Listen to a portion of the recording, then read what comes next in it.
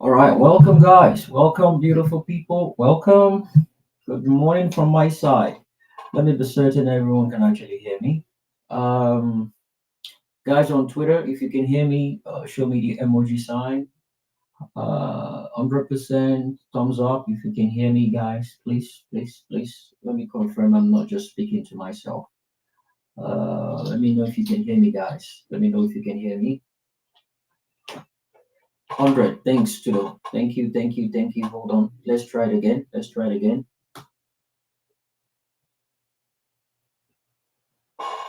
Okay, can you guys still hear me now?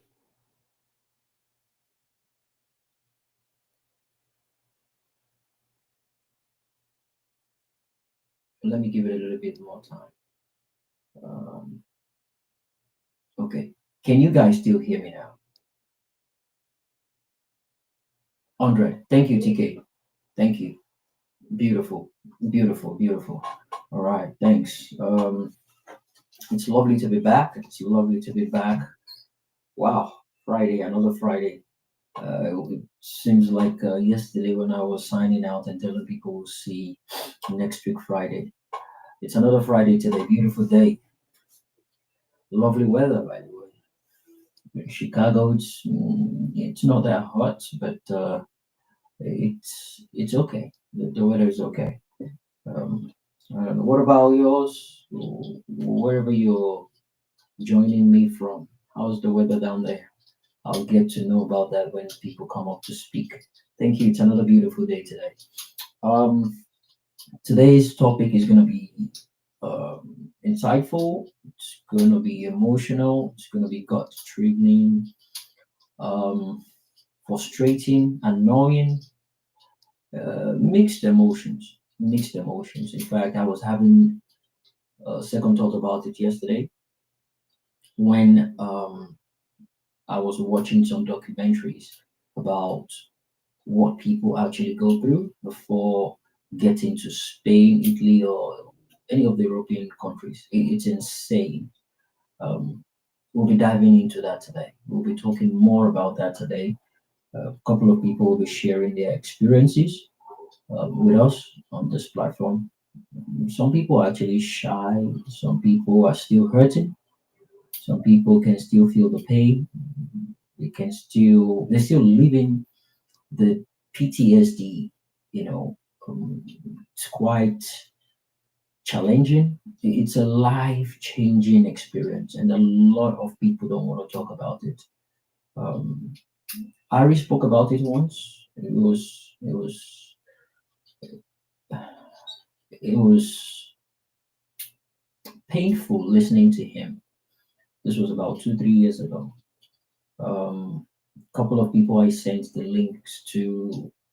They were contemplating on the topic. They weren't sure if they were going to be part of it because of the emotional um, aspect of it, and they don't want to break down listening to people's horrific experiences. But yeah, well, we have to do this. It's one of the reasons why I created this platform to talk about these difficult things.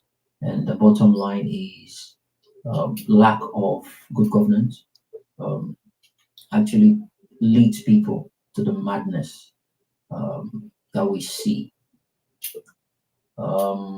Yesterday, I I did a little bit of research on my own, and I saw three different documentaries. Three. There are lots of different people sharing their experiences, having a podcast about it.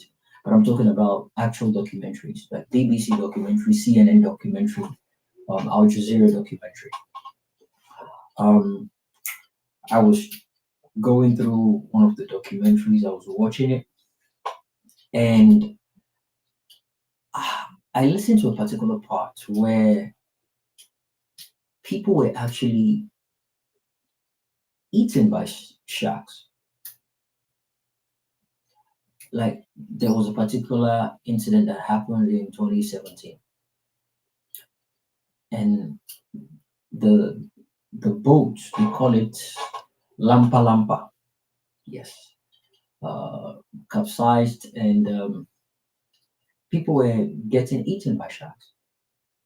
It was nasty, but they were close to the border of, I think it was Italy, so they got help, and the people, the rescue team, pulled in, tried to gather as many people as they were picking limbs, they were picking body parts. It was blurred, right, uh, for sensitive purposes, but it happened. About 20, sorry, 31 migrants um, were dead, eaten by sharks.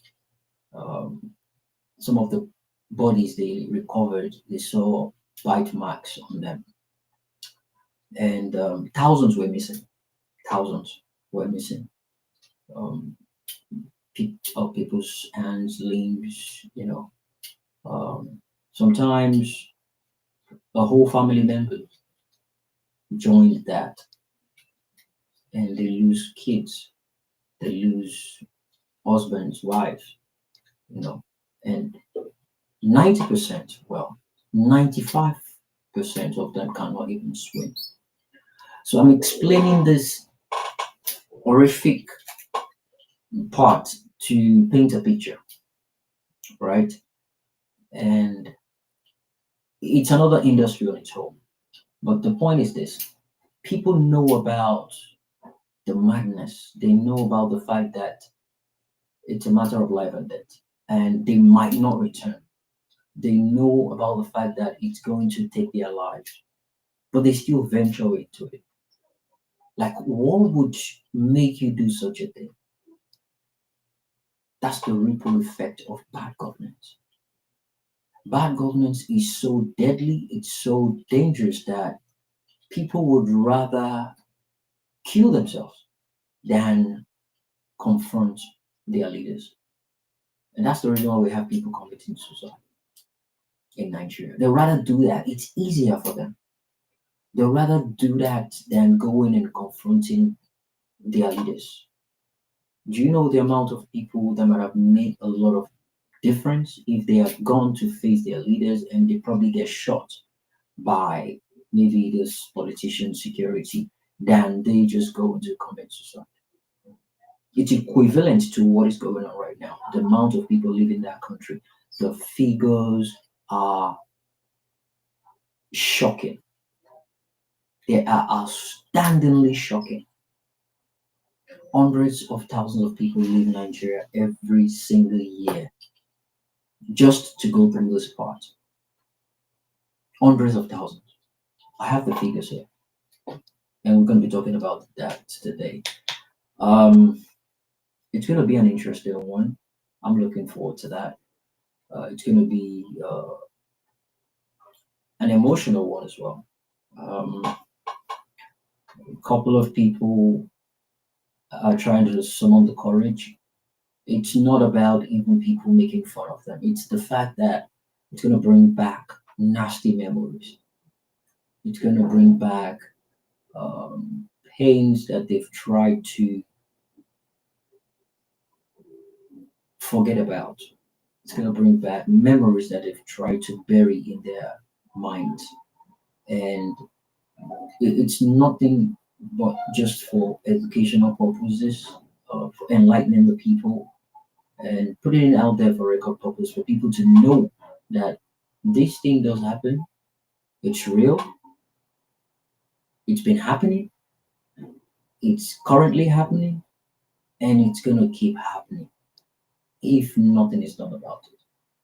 The only normal, straightforward way to stopping this or reducing it drastically is having good governance, a system that works where the people have equal opportunity and have the chance of having a better life instead of looking and desperately searching for a greener pasture that leads to the madness we're about to talk about today. So thanks, guys, for joining. Thanks for being part of this. I always say this: without you guys, there will be no off the cuff with Jimmy. It's Friday. A lot of people probably chilling out right now, meant to be uh, having fun with family, friends, clubbing, chilling, getting ready to rock their weekend on. But you've decided to come here and spend time with me. I don't take it for granted. I so much appreciate that. Thank you so much.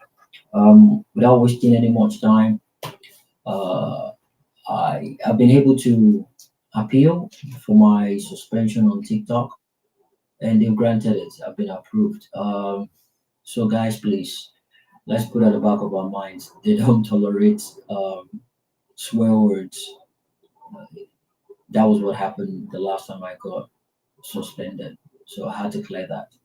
But yeah, that's it. So um, today I'm still gonna do the inspirational talk. Some people call it motivational one. I'm gonna do that. The weather is okay from my side. The time is 21 minutes past 11 a.m. Chicago Central Time. I don't know what time it is in your own location, but thanks for being part of this. Off the cuff with Jimmy today. It's going to be a fun field day. I have no single doubt in that. But before we proceed, let's just take a word from our sponsor. Stay tuned, guys. Are you ready for the rich traditional flavors of Nigerian cuisine? Obidi Foods brings the heart of Nigeria straight to your kitchen with a diverse range of authentic, high-quality ingredients. From sun-dried vegetables like bitter leaves and ukazi to richly smoked knife fish and snails.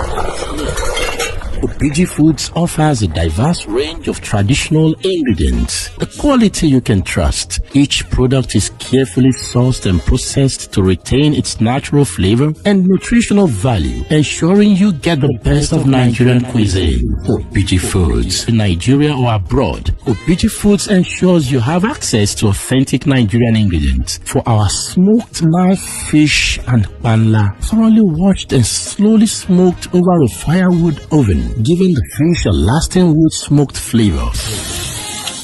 Fully fermented and sieved, resulting in fine grain. Our gari is processed from cassava grown in Obidi farms, ensuring high nutritional content. Red and bleached palm oil, organic farm-sourced, unrefined and expeller pressed. Our palm oil has zero cholesterol, no additives or preservatives, and is sustainably sourced. Dried vegetables, including bitter leaves, ukazi, or herb, all sun-dried to retain the natural color and nutrients. Spices and seasonings from Ehuru, the African nutmeg, to Cameroon pepper. Our spices are carefully sourced to enhance your cooking. Telephone +1 832 710 6747 or +234 703 062 3860. info@obidifoods.limited.com. Website www.obidifoods.com. Obidi Foods. Good delicacies beget longevity. Right. Obiji Foods, that's a message from our sponsor. Good food is what they preach all the time. And we'll do this with them every single Friday. They've been our sponsor for close to what now? 6 months? Is it up to 6 months? Thereabout. But yeah, Obiji Foods. Thanks, guys. And for people joining my platform for the first time, I've been doing this for a while now, and I dive into difficult topics, hardcore topics that people shy away from, controversial ones, gut-wrenching topics, controversial to an extent of skin-crawling conversation that a lot of people have given their own feedbacks regarding my topics. But yeah, these things need to be mentioned. But for people joining for the first time, let me just share with you what I do every Friday. In a world shaped by events and happenings, how do we keep up with the trends? How do we get a hang of facts and vices playing out around us? Join Off the Cuff with Jimmy, where unscripted, uncensored, and unforgettable controversial family and social topics are discussed by different people across the globe. Topics ranging from depression, abuse, homosexuality, marriage, sex, anxiety, drugs, suicide, mental illness, bigotry, near-death experiences, parenting, PTSD, racism, culture, rape, peer pressure, abortion, and many more. Listening on Fridays, 10 a.m. Central Time Zone via YouTube at Off the Cuff with Jimmy, TikTok at Off the Cuff with Jimmy, and X Off the Cuff Jimmy. Join us to explore today and tomorrow while shedding some outdated views from yesterday. If you want your story to be heard, contact us via WhatsApp +1773 461 7622 or X handle at Off the Cuff Jimmy. Just in my mind, Yans Jimmy.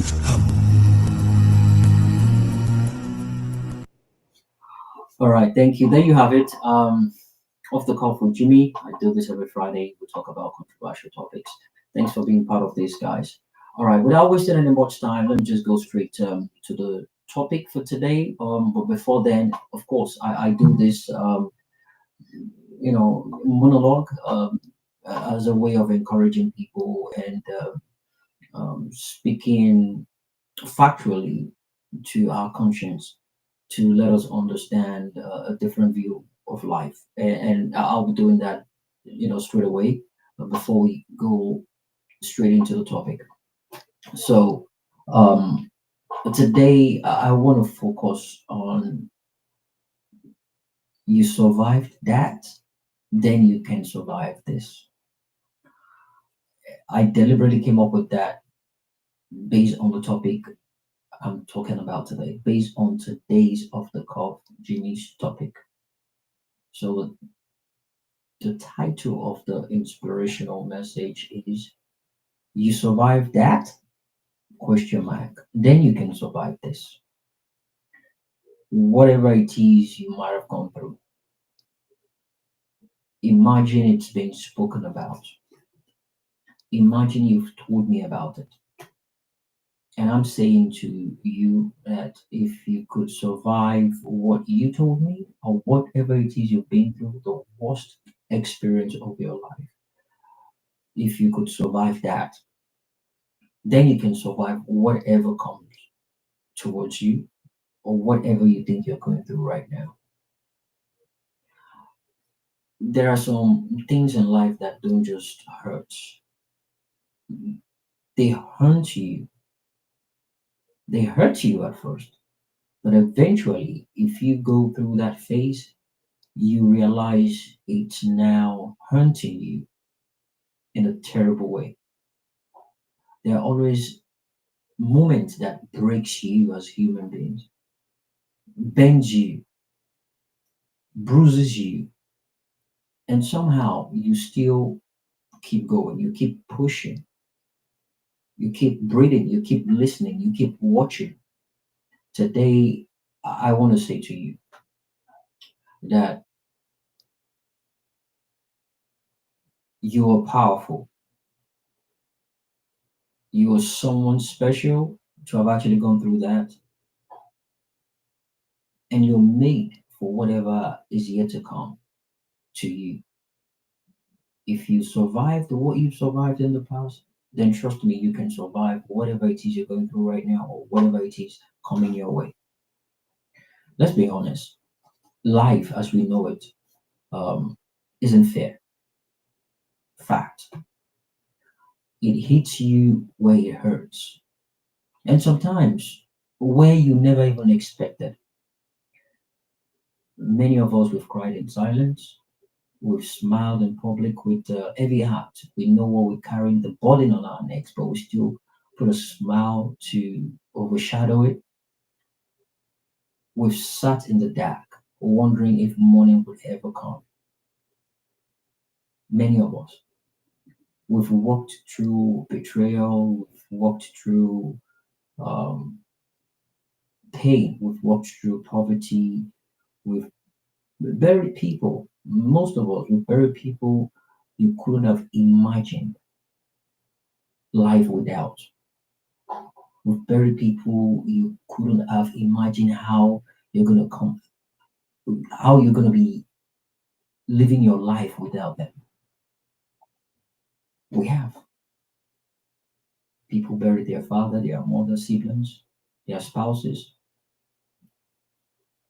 We've lost something, maybe not as much as family members. We've lost jobs, we've lost um, loved ones. Some people are most interested in pets. In some cases, you've lost yourself. We've lost ourselves in some cases, and yet we survived. We didn't just survive it. There is a reason why we survived it. Um, there's a Yoruba adage that said, "Ojú tó máa bá ní kalẹ̀ kì í tààrọ̀ ṣepin." And there's another one that says, um, "Orí tí ó ròyìn ogun kò kí ń kú." The one that would narrate a war doesn't die. You go through wars, you fight through that war, and the only reason why you survive is for you to tell that story. Barista Ayinde Sikiru Agbajola, he used it in a couple of his songs. Orí tí ó ròyìn ogun ò kí ń kú. He that is going to speak or share its experience about war doesn't die. Look back for a second. Remember that outbreak that almost broke you into pieces. The illness that actually drained you, drained people around you, drained your soul, drained your loved one's energy into looking after you. But guess what? You did, you survived. You're here, still standing, still breathing, and you're still fighting. You've survived a sleepless night that many others couldn't. Some people sleep, they couldn't wake up. You survived being misunderstood, in as much as it might sound uh, petty, but you have. And you did it gloriously. You did. You survived being overlooked. You survived. Hey, Jimmy. Hey, Joe. Welcome. Yeah. Wait, good morning, bro. I just came to tell you that there's no audio on Twitter. None? None whatsoever. I DM'd you already, and I think some other people put a comment in the comment section as well. Yeah, there's zero audio on Twitter. Oh my goodness. Can you? And that was why I asked earlier on. Can you guys hear me now? I think it should be okay. When you asked earlier, it was good. It was good. Okay. And then we didn't hear anything anymore. Oh my goodness. Crap. All right. I think it should be okay now. I'm so sorry, guys. I'm just seeing the text messages now. I can't hear anything. I've been on my network. Hey, no audio. Just oh my goodness. I'm so sorry. I couldn't multitask. Bro, we can't hear you, bro. Okay, so guys, can you hear me now? Can you hear me now? Oh boy. Okay, Nanya can confirm. Can you guys hear me? Can anybody else hear me? I want to be certain others can hear me. No wonder people have been leaving. I was wondering. Okay, let me confirm from others to be certain they can hear me. Okay, Tiki just confirm that. Oh man, I don't like when this happens. Okay, we can hear. Okay, all right, beautiful. All right, we'll stick to this then. I'm so sorry, guys. I am so sorry. So what happened was I connected the double output adapter to it, and it's not even yet time for me to do that. I was meant to do that when I keep quiet, but yeah, I'm just gonna take that. I'm gonna take that again. So people listening on other platforms, let me check that out. Okay, we have all right, Facebook, YouTube, TikTok. All right, I'm so sorry about that, guys. Welcome back. I am so sorry about that. I didn't realize it. Thanks to do for that. Apparently, a lot of people sent me messages. I wasn't checking. I was focused on viewers on the live stream. I'm deeply sorry about that. So I'm going to take that again, so from scratch. That way, people would catch up with all I've said earlier on. So today's inspirational topic, I coined it from the topic I'm actually meant to address today. And the title is You Survive That, Then You Can Survive This. Right? So, I mean, there are some things in life that don't just hurt you, they actually haunt you.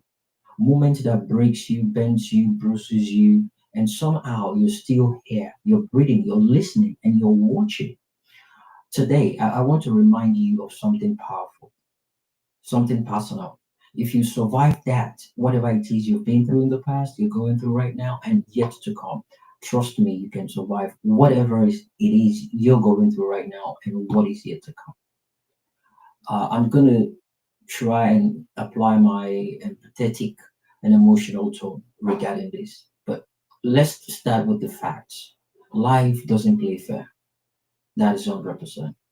It hits you where it hurts, and sometimes where you never expected. You've cried in silence, you've smiled in the public with heavy hearts, you've sat in the dark wondering if morning would ever come, counting every second. You've walked through betrayals, you've walked through backstabbing, you've tasted poverty. You know what it is to be poor, you know what it is to beg, you know what it is to crave for something. You know what it is to see people living your dream and there's nothing you can do about it. You've buried people you couldn't imagine life without. Many of us have. I have. You've lost jobs, loved ones, and even sometimes, in some cases, you've lost yourself. But yet, you survived. Now, let's look back for a second. Remember something. I've gone through heartbreak before, and I know how it feels like, especially if it's someone you love so dearly. Remember how that really breaks you as a person, as a human being. I don't know if you've actually experienced being terribly ill or someone within the family so ill that it drains the other members of the family. The moment you thought you'd never bounce back, guess what? You did. Many of us did. You are here still standing, still breathing, still fighting. You survived the sleepless night. You survived being misunderstood in as much as it might sound minor to people or petty. You survived being overlooked, underpaid, and underestimated in so many ways. You survived rumors. You survived silence. You survived neglect. You survived trauma. You survived um, pain. And that means whatever you're facing right now, you've already proven you have what it takes to survive it. Life is not linear. Healing isn't immediately. It's not constant. Sorry, it's not instant. Um, but it is constant because as long as you keep holding on to it, it will eventually happen. Constantly, right? As long as you're positive about it, you're holding on to it, and progress isn't always loud, but it's there, right? It's not loud, but it's there. But strength is silent. It's the waking up when you don't feel like it. It's the answering people when they ask you, how you doing? And you reply, I'm fine. When your soul is screaming in the background, but you tell people, oh, I'm fine, I'm okay. It's in choosing to leave when death seems easier. Again, I come this from the topic I'm about to jump into, the topic I'm about to address today. Survival is not weakness, it's your superpower, it's your will not to give up. You are not defined by your pain, you are not defined by your trauma that visited your childhood, your late childhood, earlier adulthood, or mistakes that try to ruin your adulthood, that try to ruin your life. Um, whatever it is you think you're going through today, be it depression, fear, betrayal, bills, a mountain of it, bills scaring you, divorce, grief, shame, anxiety, addiction, or just plain tiredness. I want you to know this. You are tough, but you faced something tougher. You're loud, but you've silenced something louder. You are heavy, but you've carried worse. You are scary, but you fought darker demons. You need to own that with all your chest. If you survive that, you will certainly survive this because your story isn't over, your voice isn't done, and your light is still shining. Thank you and welcome to Off the Cuff with Jimmy today. That will be the end of my inspirational or motivational talk as you guys um, may see it fit. Um, Again, I do this every Friday and I do it for the purpose of uplifting people's spirit and putting them uh, in a position of acceptance, in a position of uh, believing in themselves, encouraging them, pushing them to fight further, harder, and standing their ground. Thank you. Welcome to Off the Cuff with Jimmy. Before we jump right into the topic, people are going to be sharing their stories on my platform today. It's going to be emotional. It's going to be gut wrenching, as I mentioned earlier on. It's going to be painful. It's going to be annoying. It's going to be discouraging. It's going to be painful, controversial, but we have to talk about it. We do have to talk about these things. And I've chosen today to do that. So I implore every single one of us listening to the sound of my voice, do not see people coming here to speak about their experiences as weak people. Do not see them as desperate people. Do not see them as um, losers. Do not see them as.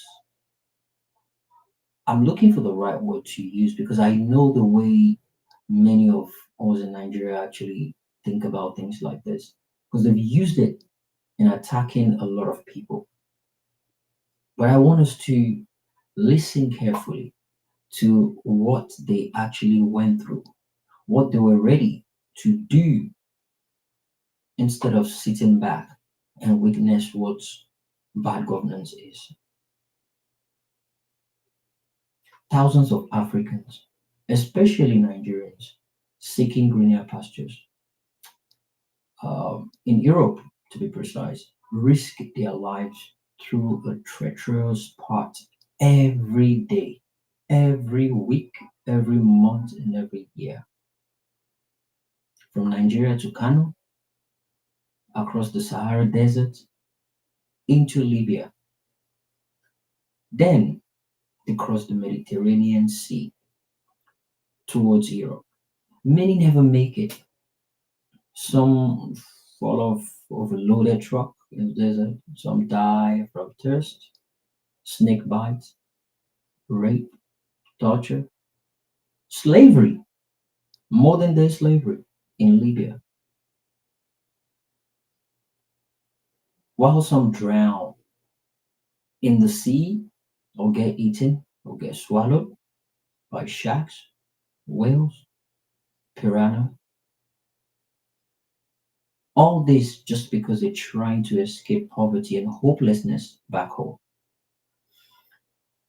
This episode today, my live stream today, is for them to share their stories. This platform will serve as their voices, and I hope it gets loud enough for people to pay close attention to what is actually going on in Africa and why the people are so desperate to risking their lives, even against all odds. We're going to talk about that today.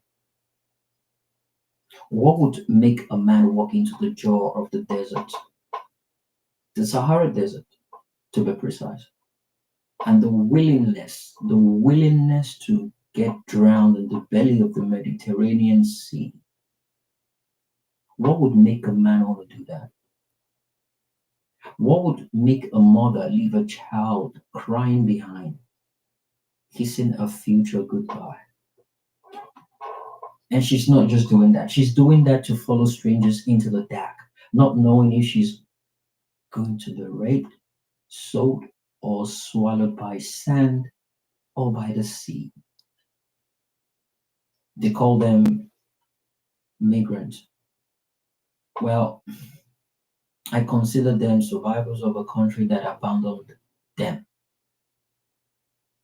These are not criminals. These are not lazy people.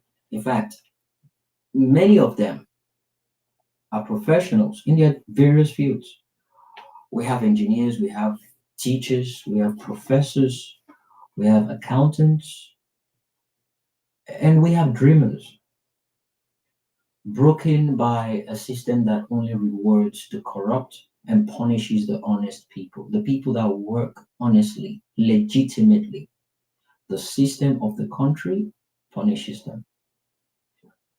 When your degree is useless, your governor is heartless, and your president is clueless, what are you going to do? What exactly are you going to do when your degree, 4 years, 5, 6, 7, 8 years degree, is useless? The number one custodian of your state, your governor, is heartless, and the number one man of the country is clueless. What do? You run. You run. And that is exactly what these people are doing. That is exactly what these people did. That is exactly what these people are about to do. When a place you call home becomes a burial ground of your own hope, when the only growth you see is on the belly, the stomach of your corrupt politician, that's the only time you see growth. You see their belly gets bigger. That is the closest you are to experiencing what they call growth. What are you going to do at that point in time? You would run. If you were in their shoes, you would run. You run from poverty that hits the soul of your country, from hunger that robs your dignity, from the land where your vote is stolen and your voice is silenced, from a place where police kill you before the desert that you're going to run through kills you. Some people do run barefooted across the desert, and the scorching, burning sand pierces through their feet. Some fall off overloaded truck. Some are eaten by snakes. Some are beaten by snakes. Two different things. Some were eaten. I'm talking about pythons, the ones that can actually swallow whole human beings, and some were beaten, died of venomous poison, and some, in some cases, raped in Libya. Others chose to silently die in the boat, a boat that was deliberately made not to float, a boat that was deliberately designed not to go that far. But because they needed to collect money, they needed to exploit the desperation of people that actually wants to leave and abandon a system that failed them. They still go ahead and put that on the sea, regardless the amount of people that are gonna die.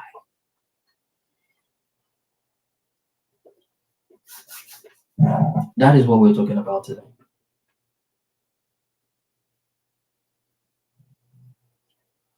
They're not running away from Nigeria because they hate Nigeria. They're running away from Nigeria because Nigeria doesn't like them. The people that are in charge of Nigeria has made the country not to like them, so they had to run for their lives. Not because they hate Nigeria, but because Nigeria stopped loving them first. So you don't have the right to mock them.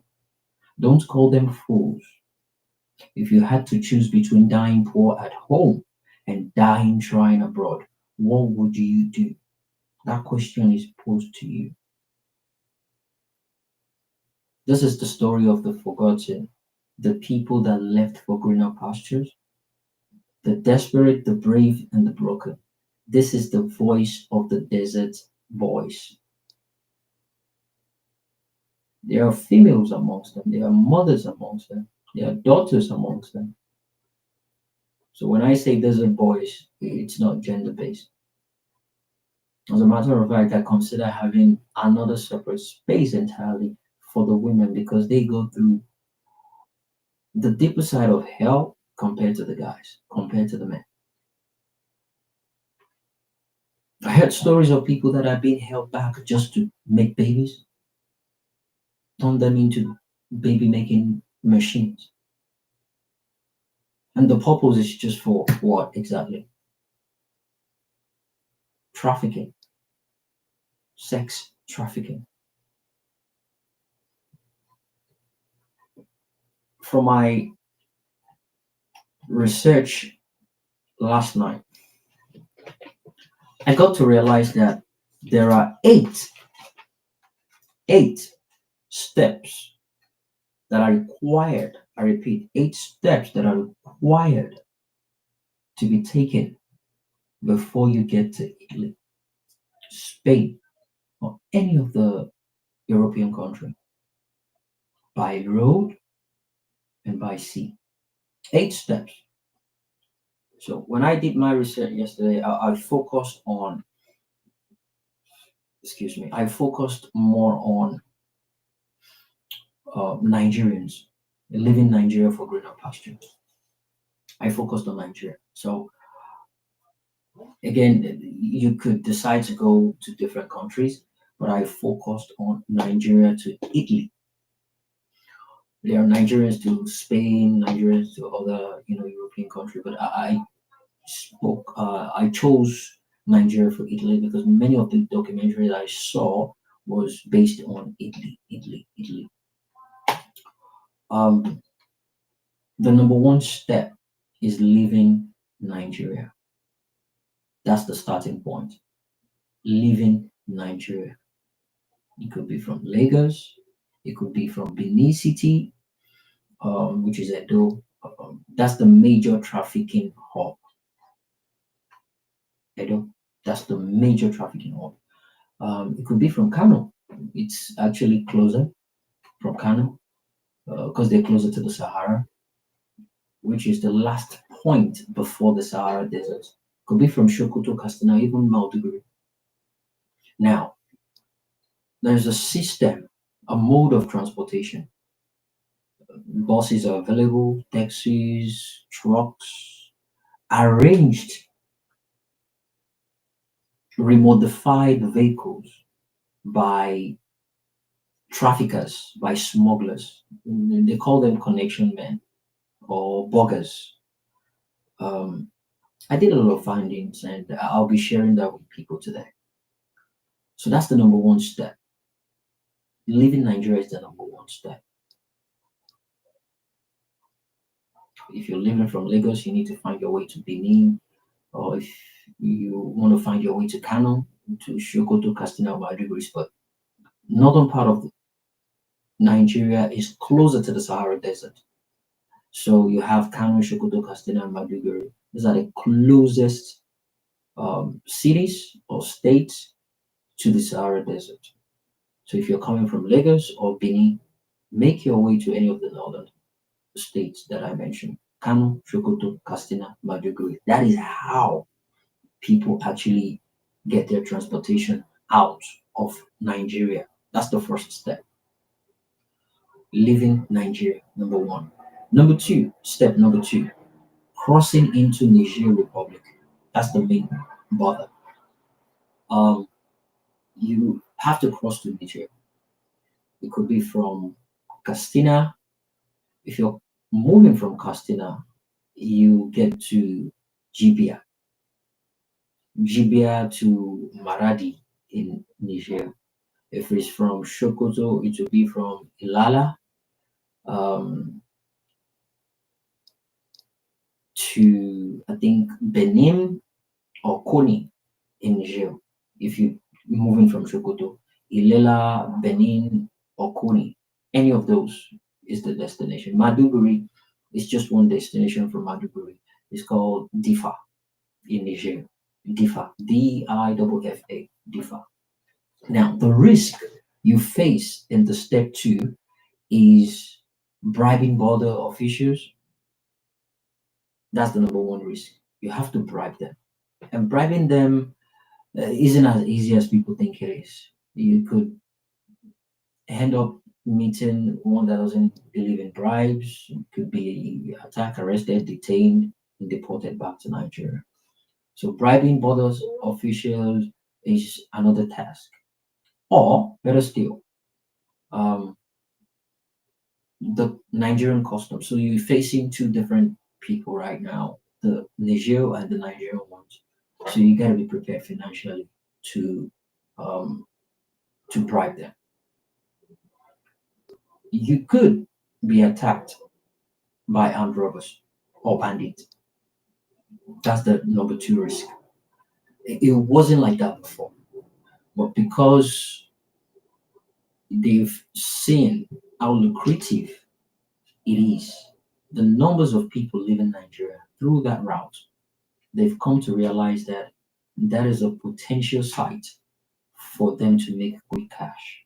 Because the people trying to leave the country, they've sold many of their properties and they're loaded with cash.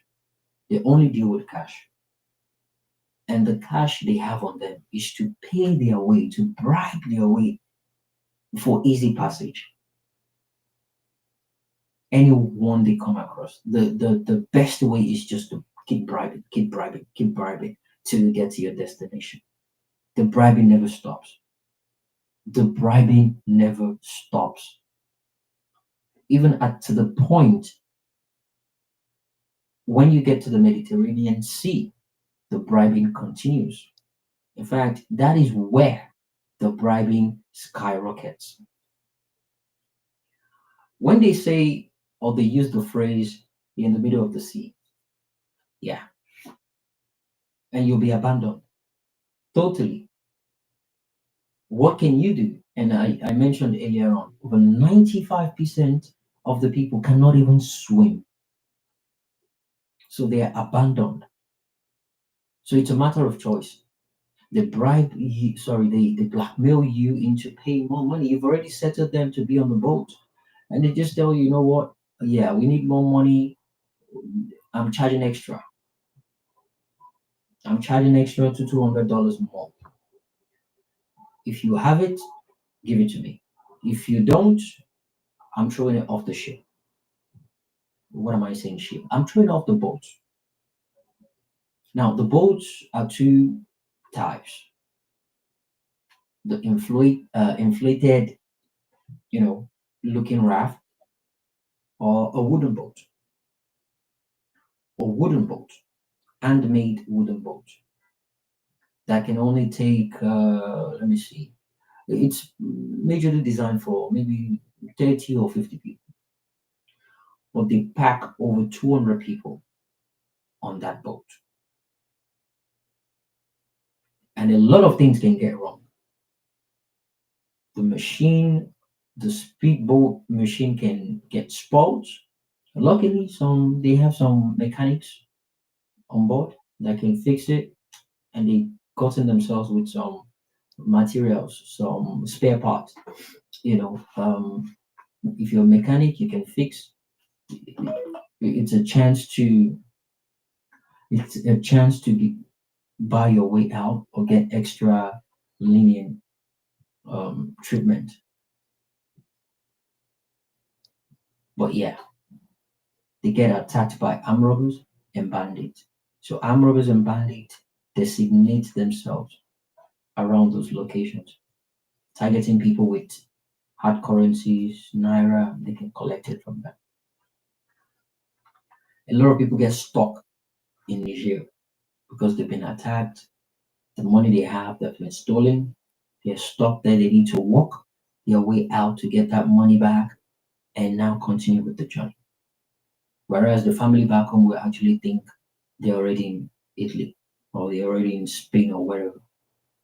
But yeah, you face armed robbers or bandits. And in some cases, the connection men, the smugglers, they can deliberately separate men and women. They don't care if you guys are married, if you're not married. No, they can deliberately do that, break people up. Men and women, they'll separate you. At that point in time, you have no choice. That's the step number two. Step number three, into Agadez. Agadez in Niger, the main smuggling hub. Agadez is the key smuggling market where migrants pay for desert passage. It's at that point you pay to cross the desert. And a lot of people at that point have this feeling of paying for their own debt because it's not guaranteed that you leave or you get through the desert. It's not. And the money varies. They can decide to push it up, bring it down for you. It's non-negotiable. They have the final say. So Agadez is the key smuggling market where migrants pay for desert passage, and the payment comes in different levels. Let me put it that way. It comes in different levels. Um, they normally go on the wagon or maybe hillocks.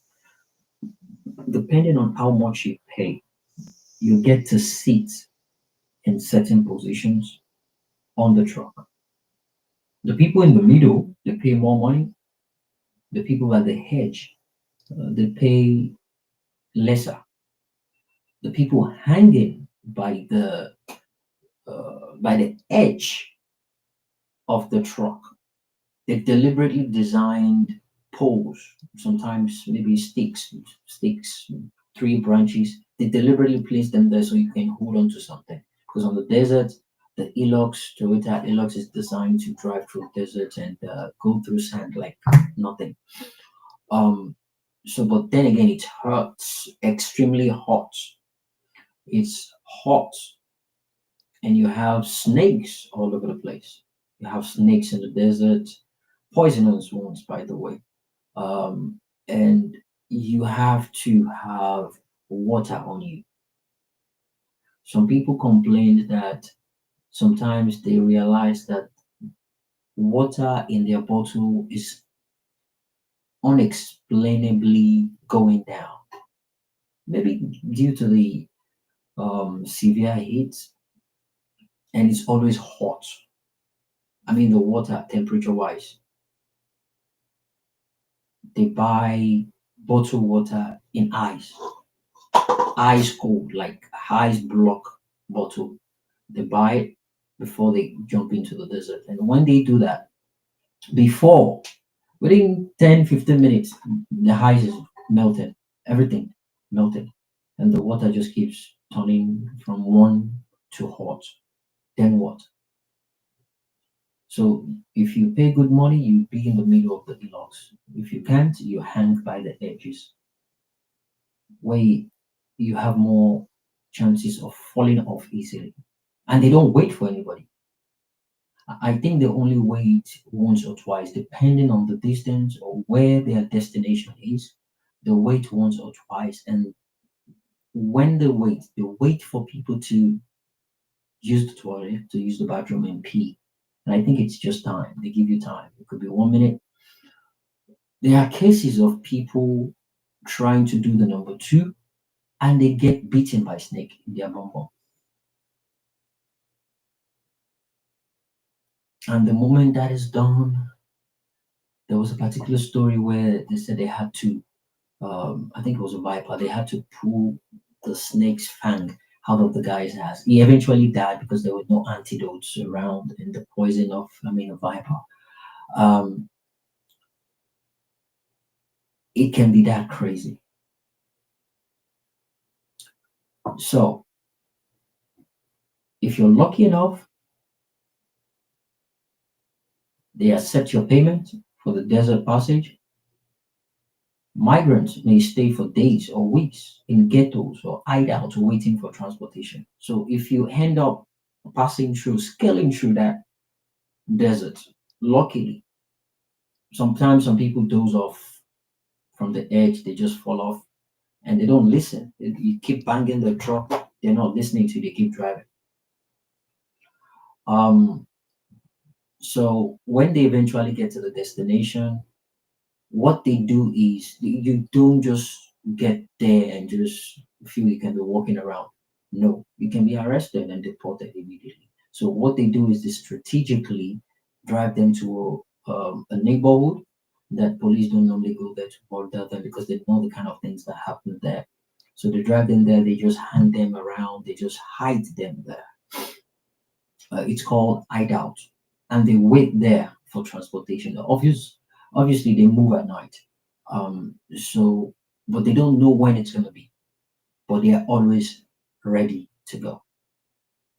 So they don't tell them, tomorrow night we are leaving, next tomorrow, day after. Nah, it can be anytime, anytime. I don't know who calls the shot or whose decision it is, anytime. I don't know if they wait for a particular window so they can, smuggle some people through. It could be a situation whereby they've paid the right people to go through those right passages. But there's always that one or guy that wants to do things accordingly, and you have to wait for that guy to probably end the shift and go home, and try to avoid that guy from seeing that. So any loophole they see, they just strike.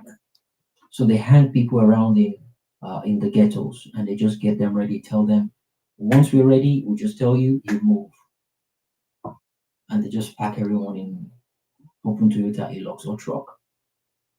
They pay the traffickers up front, of course, and for the passage to Libya.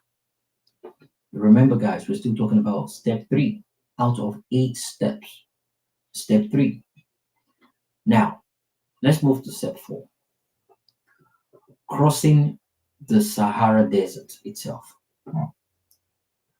What I just explained is crossing from Niger to um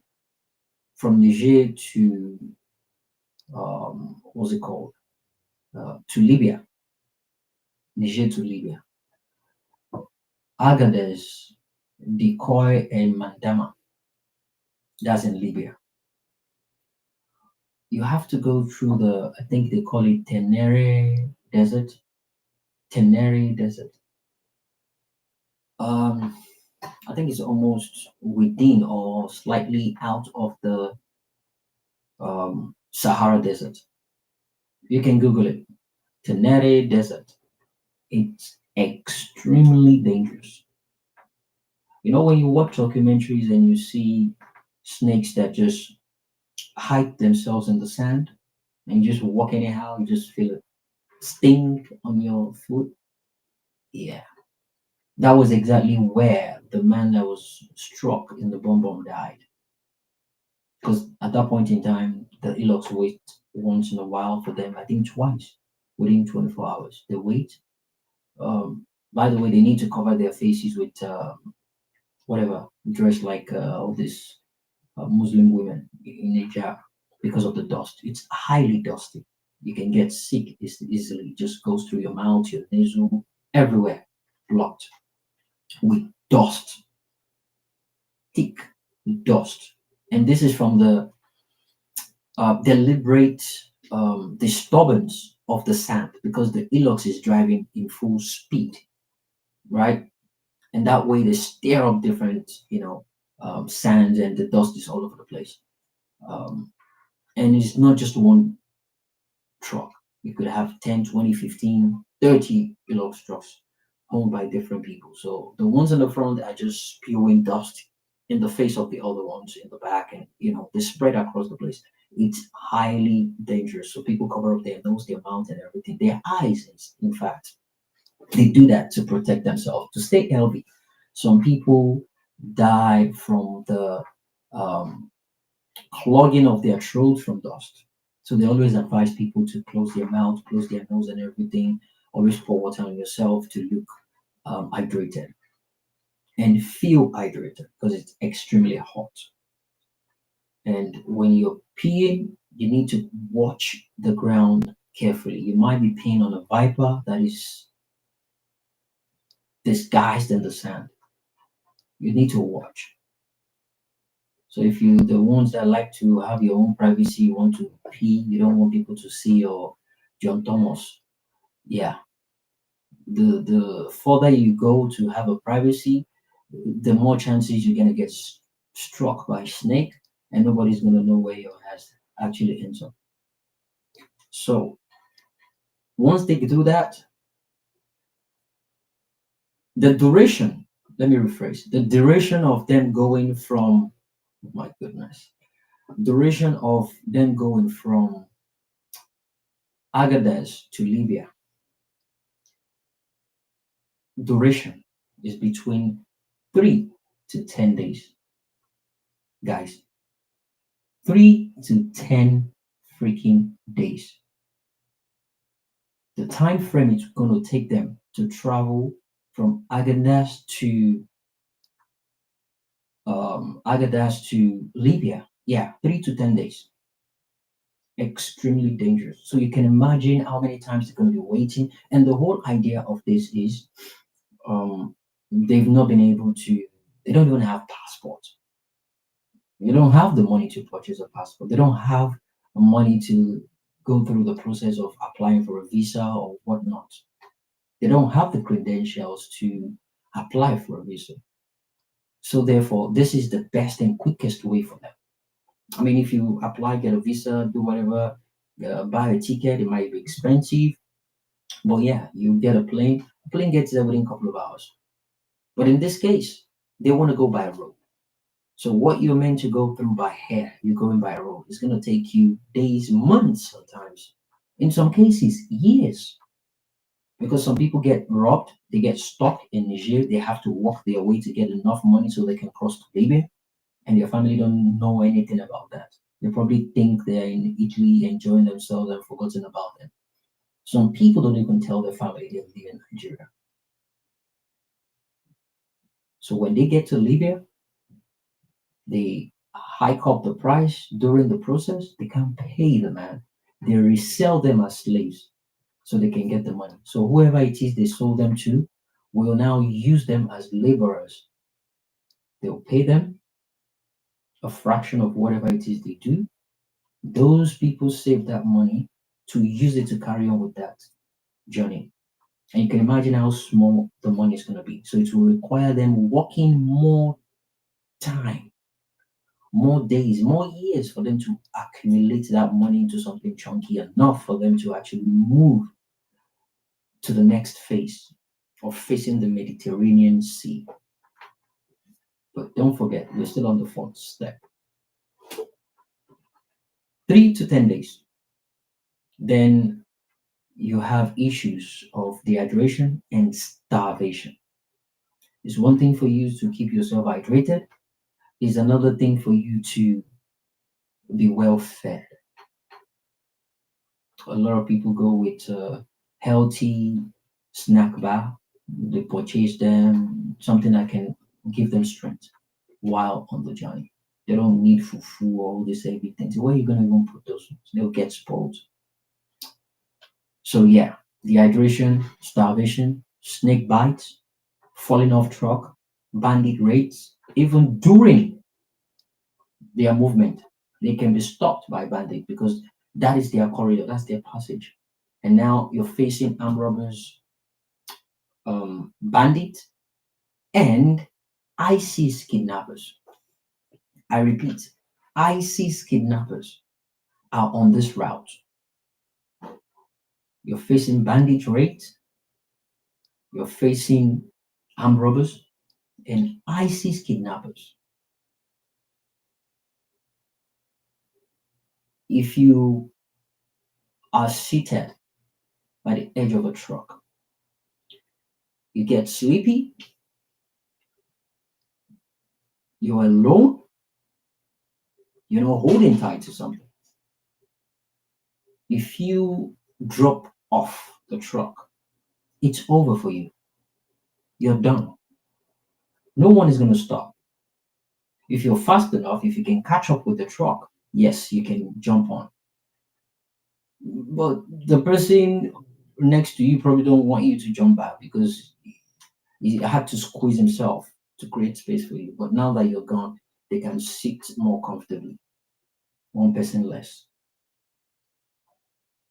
You sleep off, you doze off, you drop, that's it for you.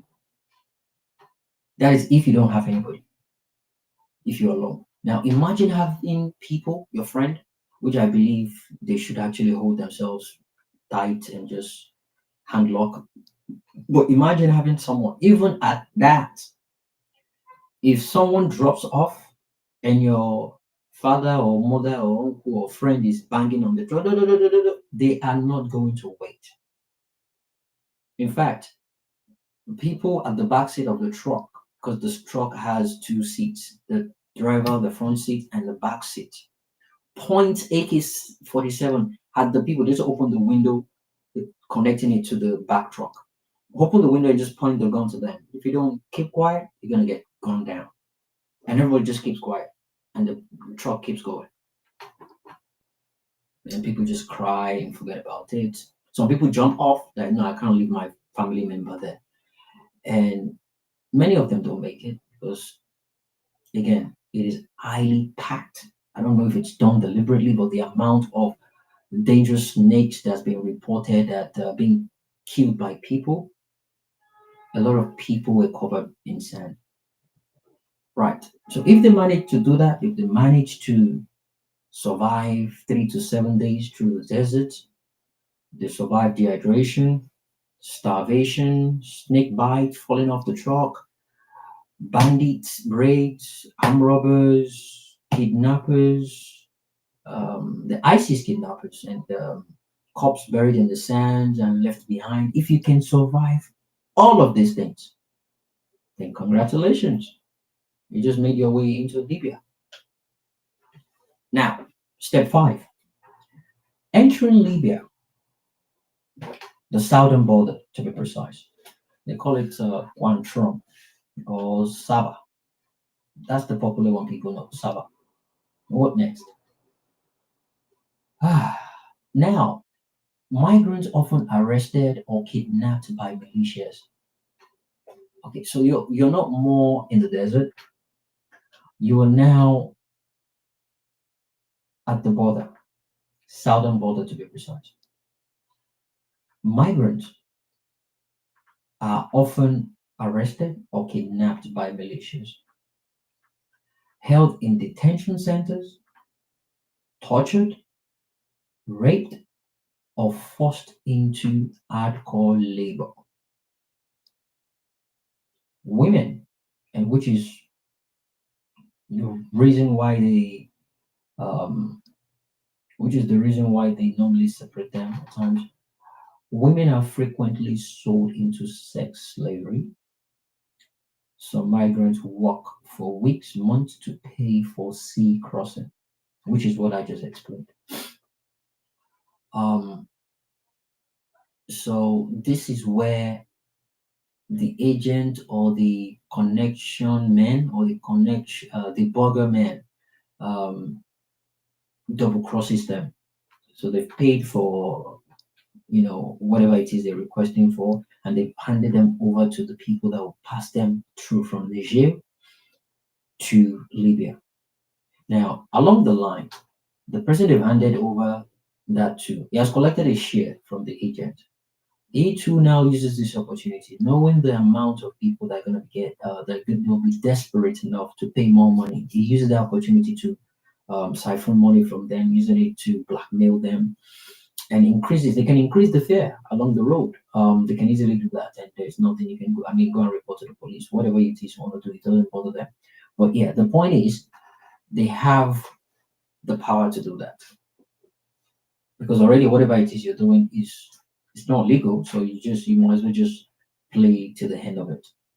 So when they get to Libya, southern border again, um, some of them are held in detention centers. They sell them to their allies there. They use them as slaves, house boys, house girls. They lock them up in the whole fort building. They clean up mess for their kids, their wives, and all that. They use them as housemaids to get away with, free cheap labor. So luckily for some people, they get to negotiate. For instance, when I say negotiation, you might say, um, you're going to be working for $20 an hour. It's just an example. $20 an hour. So fine. The allergy doesn't mind $20. But you see that $20, the allergy will be paying that $20 to another agent, not the agent that passed you to someone taking you to Libya. The moment you get to Libya, you are in the hands of another agent. So the agent in Libya can decide to sell you to an allergy at the rate of $20 per hour that you work. Allergy is okay to pay that to the agent, and you're stuck in that house or building or whatever. Now the agent can now talk to you and tell you, okay, you know what? You can stay here and I'll be paying you $1.50. Or let me wrap it up, $2. Meanwhile, he's collecting $20. So the agent offers $2 per hour. You have no choice. So now you need to work as much as you can to gather enough money. We're talking about $2,000 to $3,000. You need to gather up to about $2,000 to $3,000, which is why imagine getting $2 an hour. How many hours are you going to do to acquire $2,000? So some of them offer themselves as like sex slaves and prostitution. That way they get a chunk of accumulating more money to speed up how they can gather their money so they can leave and jump on the next step to the Mediterranean Sea. So imagine how long it's going to take them, which is why I say some people will last years in Libya before they actually end up crossing to um, Italy. I'm using Italy. Some people go to Spain and all that, other European countries. I'm using Italy today. So yeah, that's the fifth step. We still have three more steps to go. So you head in detention center, tortured, raped, or forced into labor. Um, Women are frequently sold into sex slavery. Some migrant work for weeks, months to pay for sea crossing. That's step 5. Now, step 6. Sorry, hold on, guys, 1 minute. Okay, bro. Okay, I'm just seeing the messages people sent earlier on. So, by the way, guys, you can still hear me, right? Let me be certain I'm not just talking to myself. Can I see some emojis? You can still hear me? 100 thumbs up if you guys can still hear me. I want to be certain I'm not talking to myself. Um, Guys, if you can hear me, please.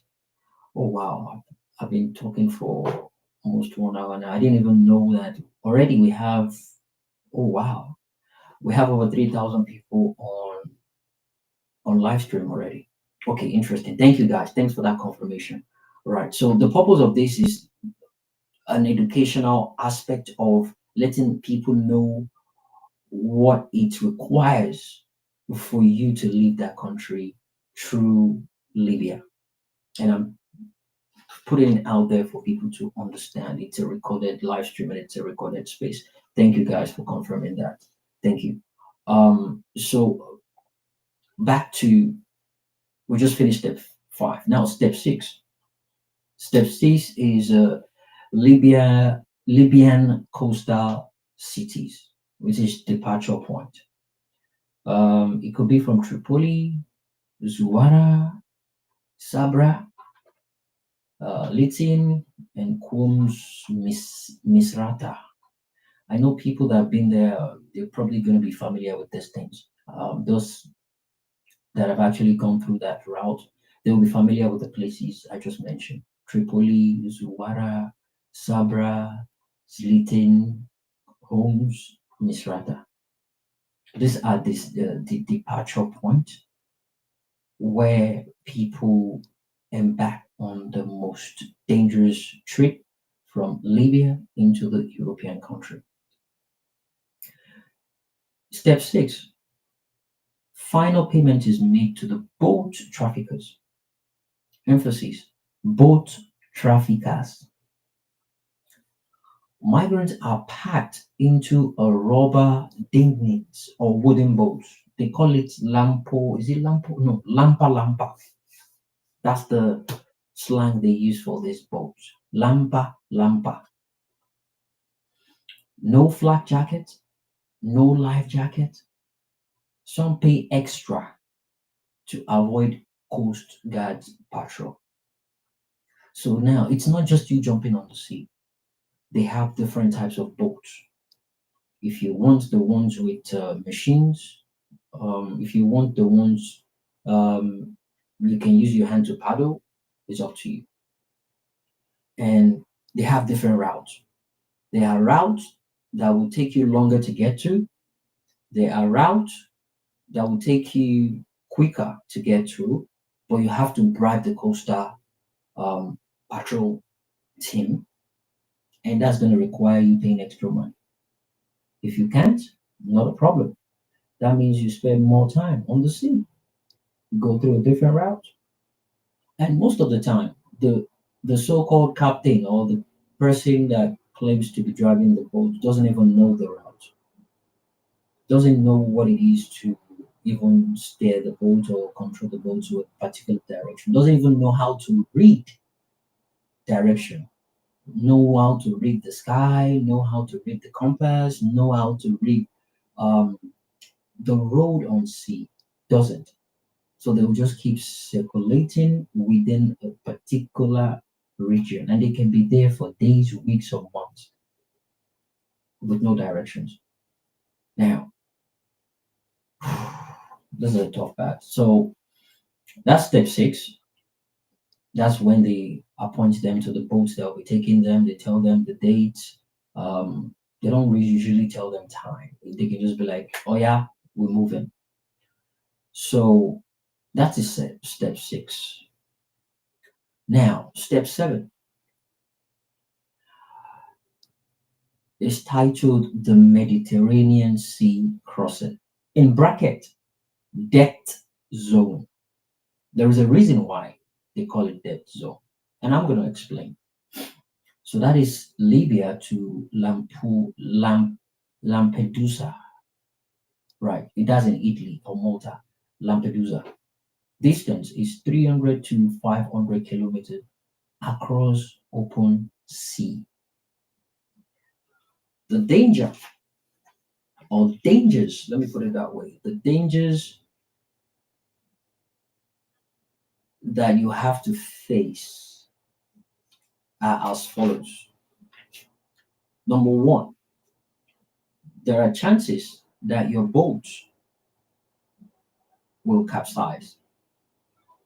And the only reason why that is going to happen is simply because it's overcrowded.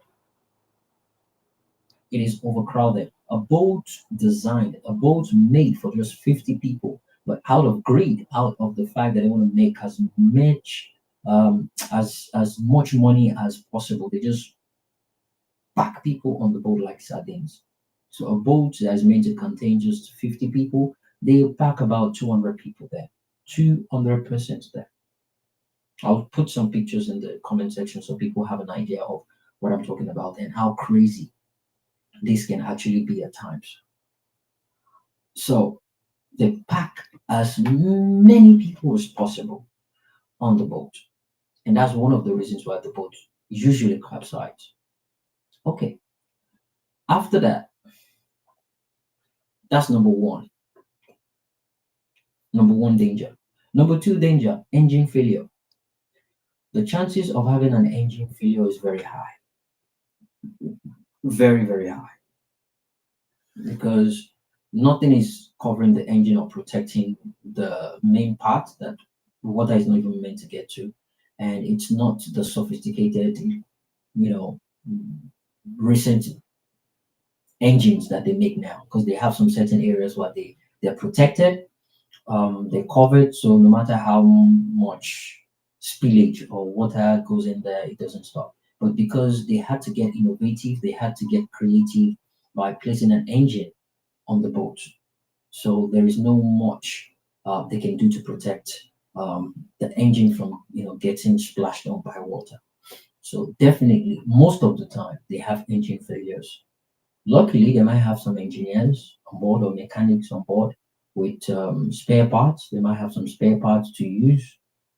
They just started coming up with that idea of having spare parts on boats, and now they put out specifications of migrants crossing. Is there any mechanic here? Is there any doctor here? Is there any? So they ask those questions. They are getting innovative. They are getting creative to make sure well, they might want to call it customer service, but these are the ways they're trying to make sure they reduce the risk of people um,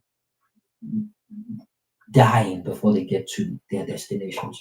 So if you're a mechanic, I think they get discounts. If you're a doctor, you get a discount to be on board. So if the boat's engine malfunctions, then you can step in, do your magic, and whatever it is they want to increase on that trip, you get a discount. Now, number three danger is drowning. Drowning, because a lot of people cannot swim. In fact, 95% of the people that go through this route cannot swim. They can't. So the danger of drowning is there, and it's legit. It's there. So if that boat capsizes, yeah, they're doomed. Now, let's say all these things didn't happen and you guys are still, feeling cool, the boat is going according to plan, and they realize, okay, everything seems cool so far. They can deliberately stop the engine and exploit the people, demand for extra pay from the people. Otherwise, they will toss you off the boat. They will toss you off the boat. Well, some people negotiate, promise, maybe because they're out of cash. Some people render themselves to be slept with, maybe at the edge of the boat, just as a way of paying for the continuation of that trip. It doesn't bother them. People are there watching them. They don't care about all those things. These are the heinous, these are the unhumane, these are the disgusting experiences that people actually go through before uh, getting into Europe, all because of seeking for a greener pasture. All because of that. All right. So if they get lucky, they don't get exploited, or they get exploited and they're able to pay the money. Now there's an intersection at which they slow down because they know there is going to be an interception by Libyan coast guards and forces them to return at gunpoint. So they slow down, they strategize. Sometimes they have affiliations with them. They're ready with their bribe money.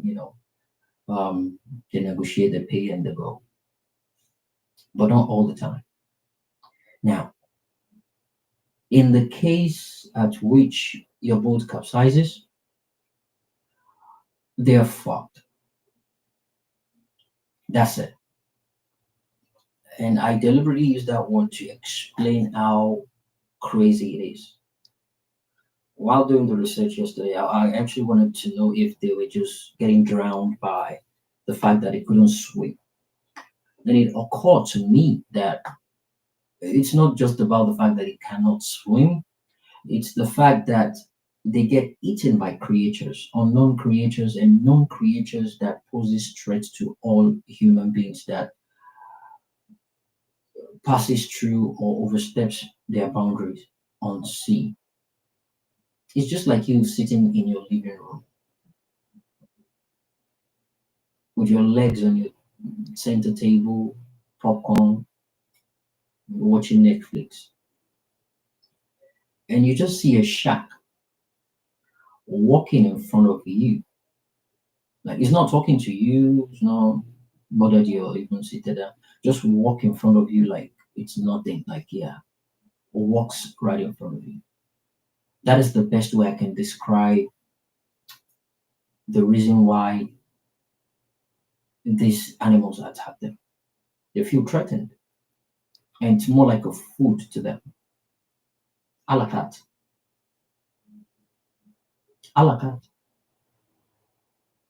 On the 17th of November 2017, migrants are eaten by sharks during rescue operation in the Mediterranean Sea after their boat sank, claiming 31 lives. Daily Mail, United Kingdom. I'm going to put the link in the Jumbotron, well, in the comment section for me. Just click on it and read that story. Let me see. Let me put it right there so people can actually see what I'm talking about. Okay. Again, I got your message. Thank you. I'll be waiting patient. Let me check the message. Let me see where I can put this so people can actually see it.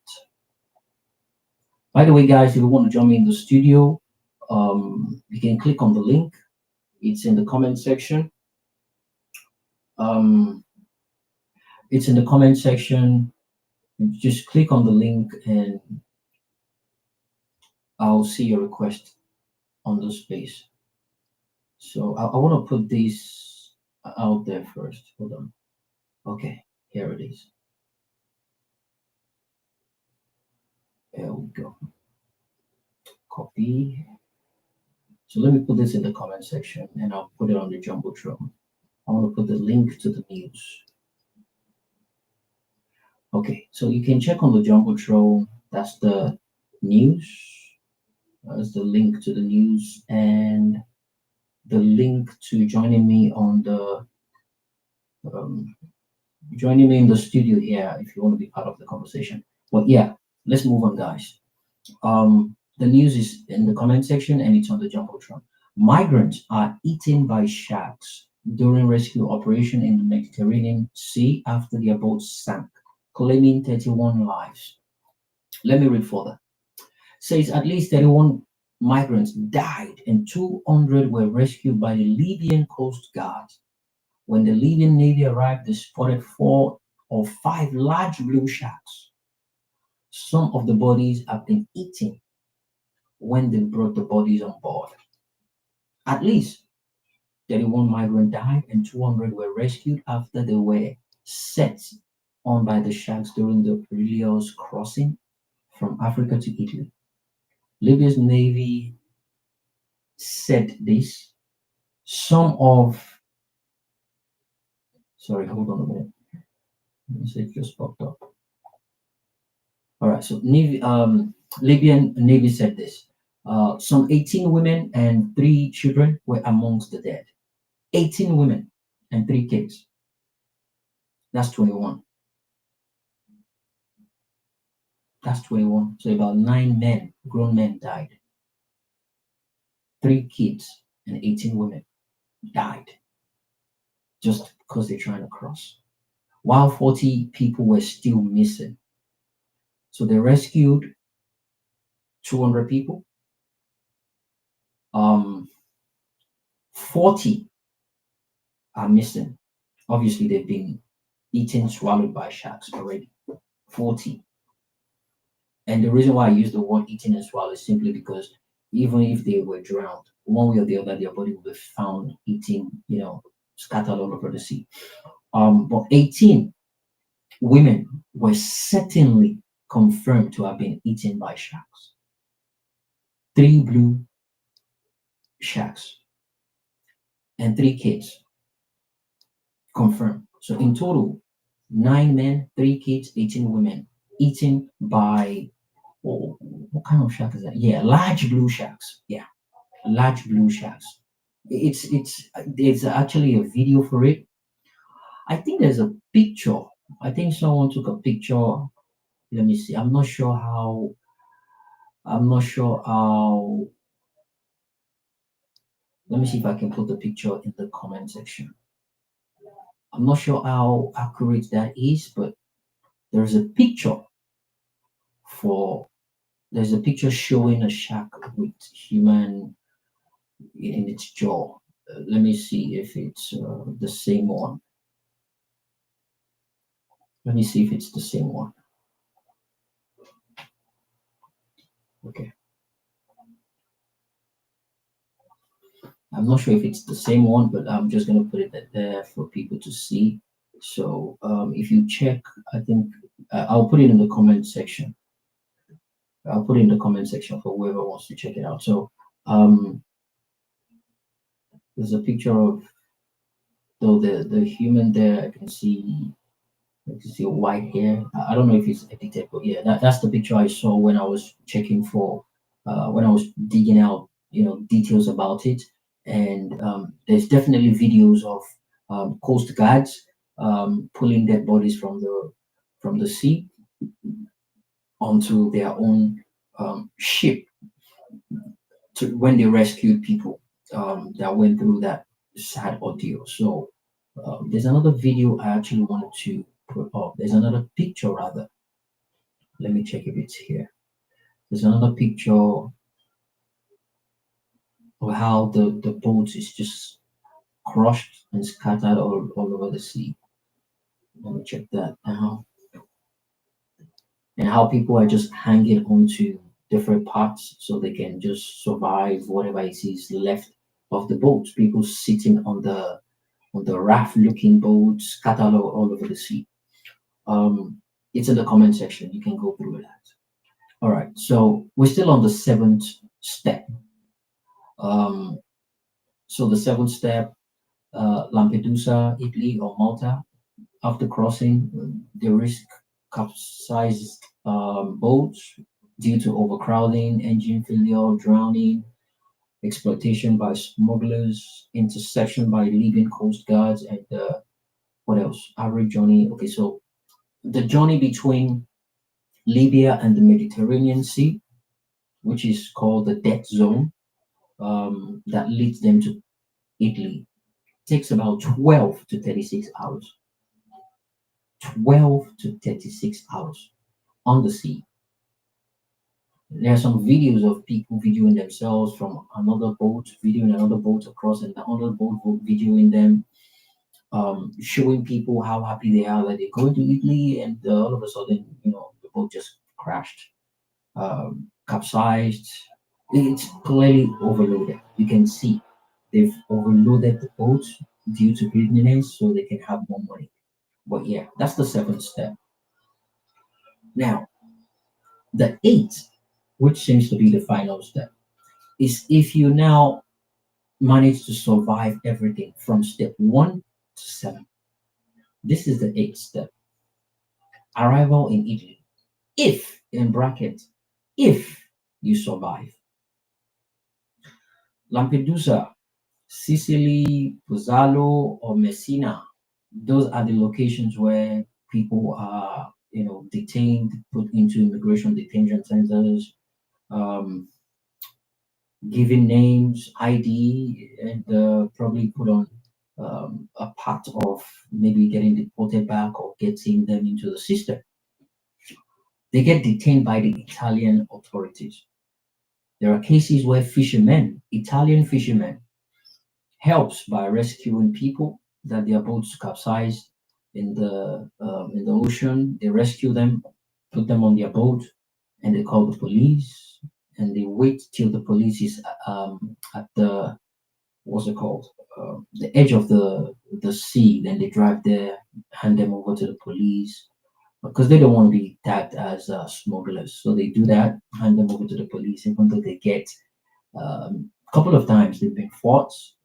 We've begged them many times to just let them go. A lot of them.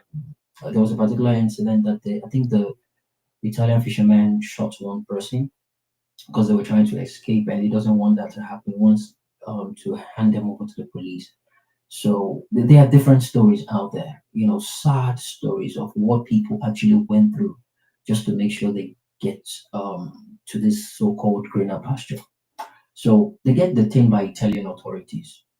They get sent to refugee camps or holding centers. They apply for asylum or risk deportation. Your case, you need to have a solid case. You get a lawyer to argue the reason why you can't go back home. It could be for political reasons, could be for economical reasons. Well, the economic part is not that serious as they don't consider it life threatening. It could be for religion reasons, could be for outbreak of war in your country, whatever it is. But it has to be very legitimate and strong. Okay, and most of the time, considering what they have actually gone through to get there, knowing that they lost family members in the sea and all that, somehow all these things are put into considerations while setting up the paperwork. Some of them just break down emotionally, explaining and sharing stories of how they lost loved ones. They don't have anything they're going back to. No one, no uncle, no auntie, no friends, no family members, husband, wife, none. Um, Kids, none. They just want to start a new life. And it will look like they've lost all those things and they're still going to be sent back. So it can be emotionally difficult to make such a decision of deporting people like that. Um, and it's been a controversy all over the place, especially within Europe. Um, but majorly, there are some situations whereby when they hand them over to the authorities, people just create chaos out of it, out of fear. They just run away.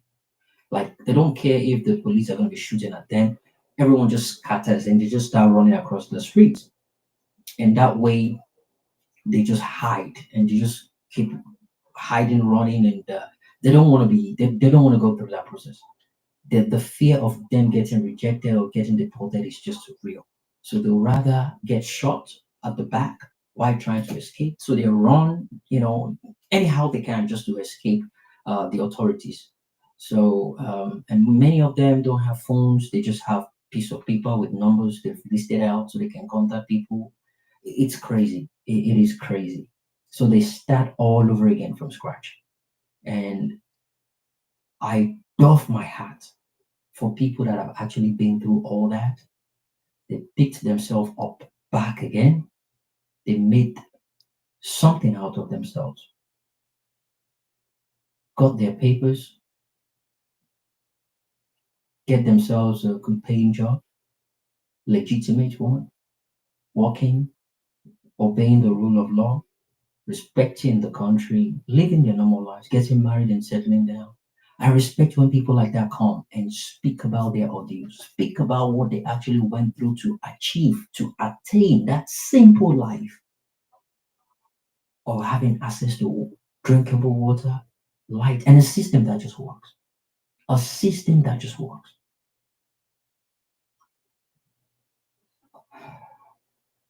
Imagine being packed into a truck with over 100 people. No food, no water, 50 degrees hot. Celsius. Some fall off the truck, as I explained earlier on. Nobody stops for you. A girl, barely 19, dies in the hands of a friend after a snake bite. Her body buried in the sand. And you know how? She went to pee with a friend. They both went to pee. and she was beaten. Obviously, they don't know the kind of snake it is, but when I dug deeper, the common known snakes in the Sahara Desert are the vipers. The vipers. They're always disguising in the sand. You don't even know when you step upon them. And they do that to wait for their prey to come. They feed on desert ants, desert spiders, and all that. The friend was beaten by a snake. Apparently, they didn't know it was a snake. It was when they jumped back on the truck. Because as I explained earlier, for people that just joining, out of the 12 to 36 hours journey, they only get to stop twice to use the bathroom, to pee and to do number two, whatever it is. I think it's 5 minutes. And they jump back on. And so it was during that time she got beaten by a snake and they went back on the truck. And it was when she started convulsing, shaking, and everything. They explained what happened.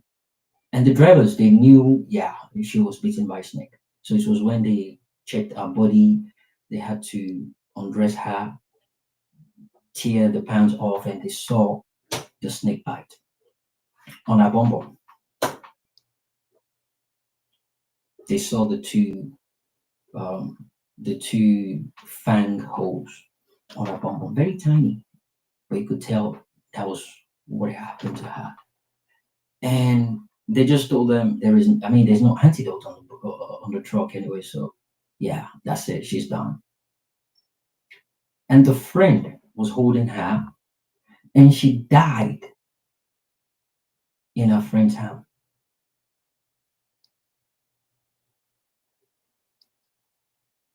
And the most painful part was that they had to pressurize the friend. That, look, number one, you are inconveniencing us with your tears. Number two, she's no more breathing. We don't know what you want to do with her body. There is no time for you to bury anybody. No one is going to give you a portion of land so you won't bury her if you get to Libya. And she's occupying space. Are you going to drop her in the desert, a lifeless body, or are you going to be dropped with her?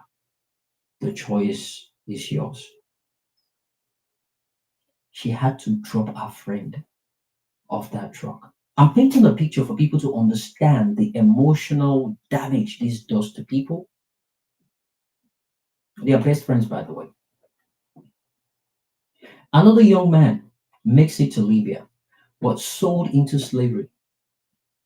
Others survived the desert only to die in the sea devoured by waves and sharks. Blue sharks. Their names fade, their dreams sink, their bones become European sea folklore. That's the price they pay to escape Nigeria. Today's program is brought to you by OBG Foods, the taste of home.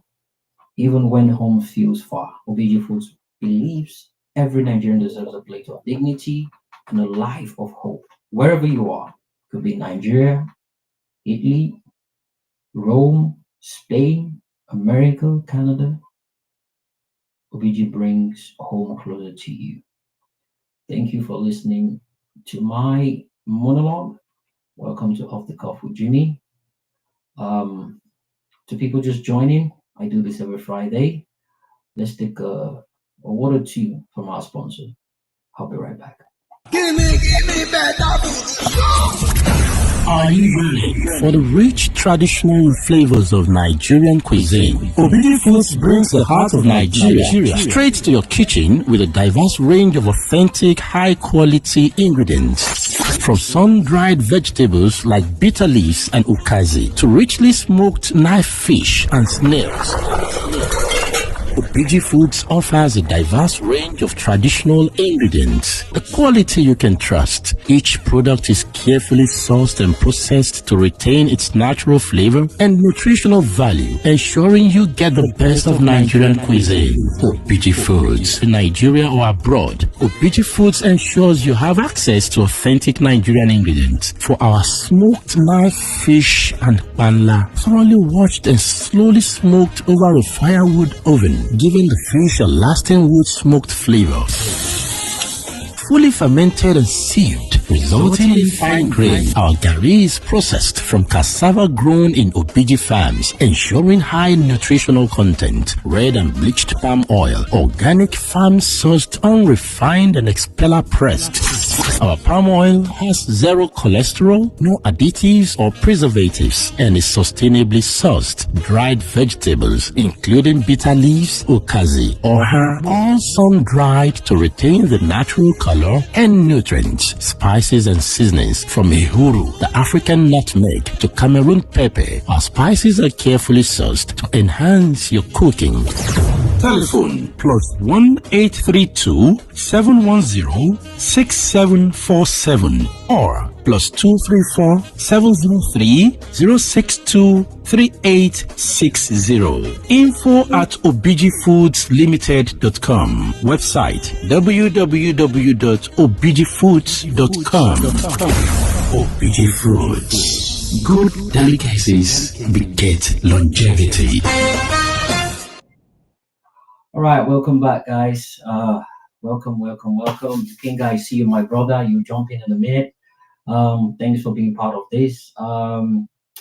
It is sad that people actually went through this ordeal before getting to greener pastures and making a personality and making a family out of that tough, hardcore decision. I have a couple of people that reached out to me that were willing to speak about this. Many of them are a little bit shy. Many of them are somehow still stuck with the PTSD. They don't want it to bring back those memories, but then again, I see it as it needs to be let out. They need to talk about it to reduce the compound hurts they feel within themselves. Um, it's a problem shared is half solved. I know there's nothing that can actually solve or undo or unsee what you've seen and you've gone through. But it's uplifts a little bit of burden from you knowing you've let something out of you. You've compiled a lot within you and you've kept it to yourself for a very long time. One of the stories I read was that someone died and people were actually considering cannibalism because everyone was hungry and the only way they could keep up with that.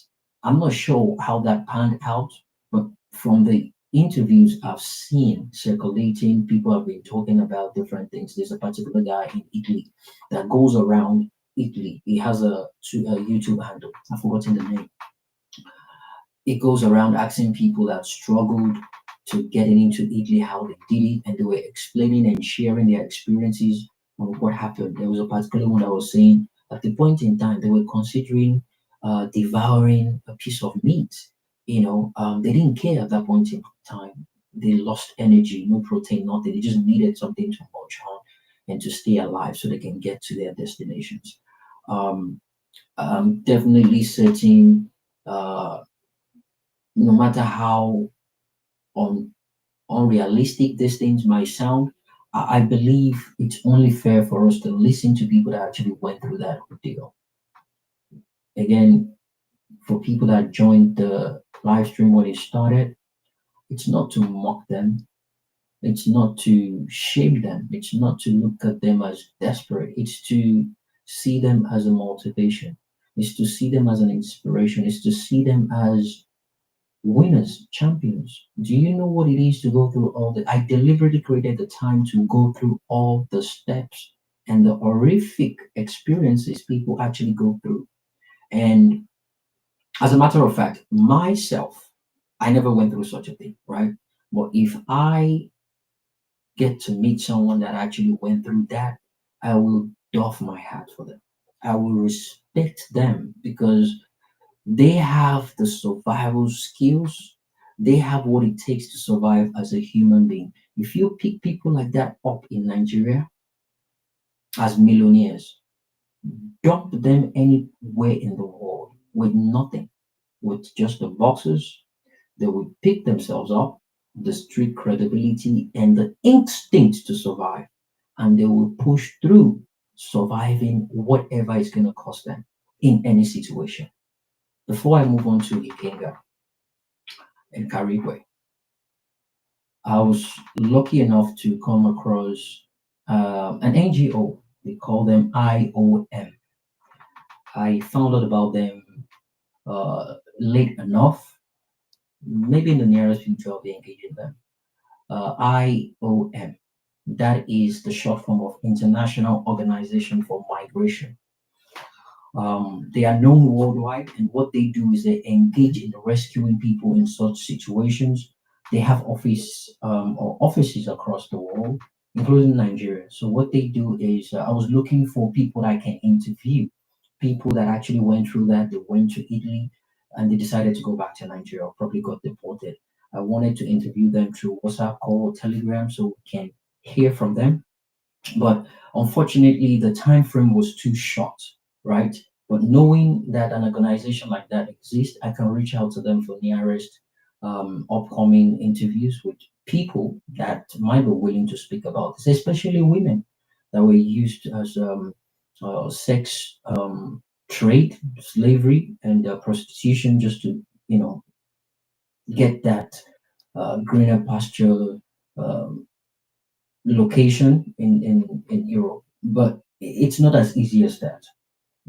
But on the website, I was able to gather some short, realistic stories. Well, they did happen. So maybe realistic is me overflogging it.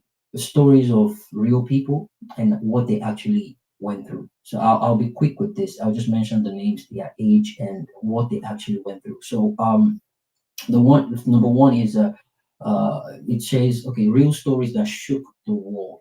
Blessing Matthew, female, 24, origin Benue State, date 2019, sold by sex traffickers in Kano to a Libyan cartel. She died of kidney failure due to dehydration in Sabha, Libya. Her last voice note: tell my mom I only wanted to help. That was it. That was the last message she sent to her mom.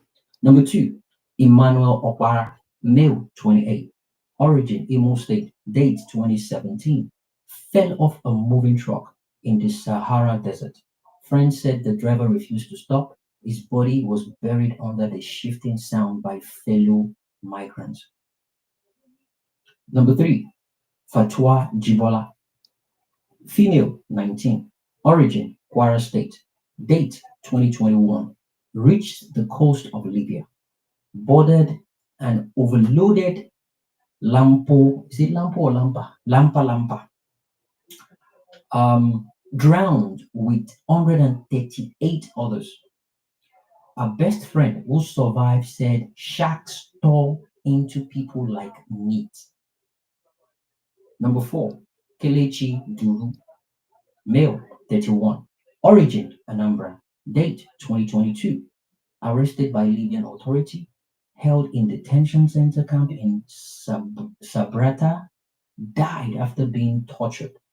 Amnesty International recorded his case. Number five, Madwa Ibrahim, male, 17, origin Castina, date 2020, survived but returned with PTSD, deep scars, and no money. Now educates youth in Chokoto on danger of illegal migration. These things are real. You can call. We have a WhatsApp number designated for this conversation right next to me here.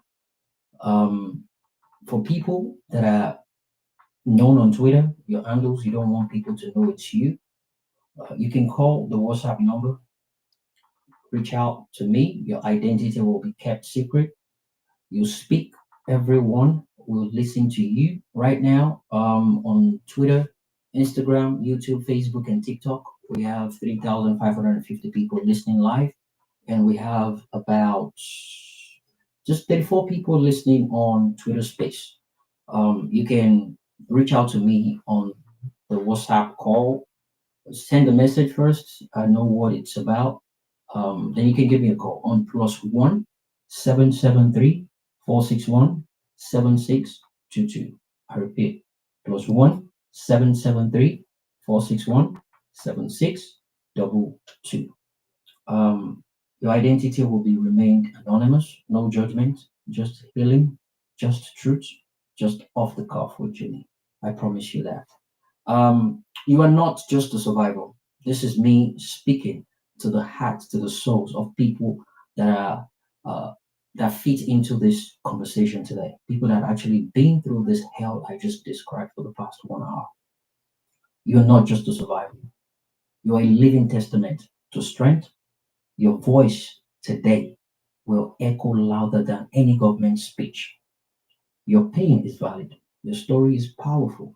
We see you, we thank you, we honor you. Off the cuff with Jimmy is your family now. You will never be alone again. And to buttress this, the purpose of this topic is not to, again, belittle anyone or ridicule anyone or shame anyone into what they've been through. It is to elaborate on the failure of our government, the consequences of bad governance, the reasons why people take these extreme measures into getting greener pastures. Unbearable poverty and hopelessness. Number one, mass unemployment and economic stagnation. It is mind blowing. Even under Tinubu's administration right now, it has skyrocketed. The level of mass unemployment and economic stagnation is unprecedented. Failed educational system, insecurity and violence, government neglect and corruption, peer pressure and false hope, broken families and abuse, desire to support family but couldn't due to bad governance, lack of legal migration opportunities. How many people has the money to actually go and apply for a passport? The cost of a passport. Then you do that, you have to gather all the documentation to get a visa that you're not even guaranteed. I shared how I tried applying for visa more than 7 times. How many people can actually withstand that? How many people can do that first, second, third time without giving up? A lot of people cannot even do that. So therefore, they go for what they think is less costly to them, but more deadly and dangerous to them. They don't care. Lack of legal migration opportunity, psychological collapse, anywhere but here. That mindset of, you know what, I don't want to be in this country. Anywhere but here. Anywhere. I will go anywhere but here. Which to me, I'm going to use as a jab to our people saying, anyone but Tinubu is still going to be Peter Obi or nothing. And that's on fact. That's the danger of you saying anywhere but here. It leads you into desperation. But when you know what you want, you know your worth, and you know what you're entitled to, you go there, you grab it, and you keep it. Finally, many people die in the desert. The people that are about to share the opportunity they had, the chances they had, they went through that, and they are alive to speak about it. Others, they drowned in the Mediterranean Sea, eaten by shark, or swallowed whole. Some sold into slavery. But these guys came out triumphant. I doff my hat to you guys one by one. We'll be having Harry here to have a conversation with us as well. His story is one that actually inspired a lot of people 2, 3 years ago when he shared it on Violent Space. But I believe a lot of people that are following Harry now or know him now, they've never heard that story. It's going to be on the platform today to share that story once again, and I'll be looking forward to that. But before then, welcome guys once again. We have Karigwe here, we have Ikenga here. Kenga is willing to share his own experience with us. Um, I don't care how long it's going to take. He has all the time. If he needs to um, cool down for a minute, we can do that. I'm here to tolerate the time. I'm here to tolerate the patience. I'm here to tolerate the delay. It's all about you guys. However, it's going to cost you to talk to us and share this information. Hopefully, people walking towards going into same route can think twice. Thank you, Genga, my dear brother. I appreciate you stepping out. It's another form of bravery for me, and it will increase the way I see and respect you because you've done what I would never have done. You've done what a lot of people don't have the balls to do, and that way I'll respect you for that. You've come out strong as a human being, as a man that you are. Thank you, my brother. How you doing today? Jump in. Oh, Jim, that's all my people.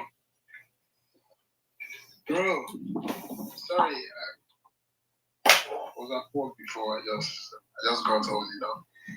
Right. Oh man, yeah, I heard you loud and clear.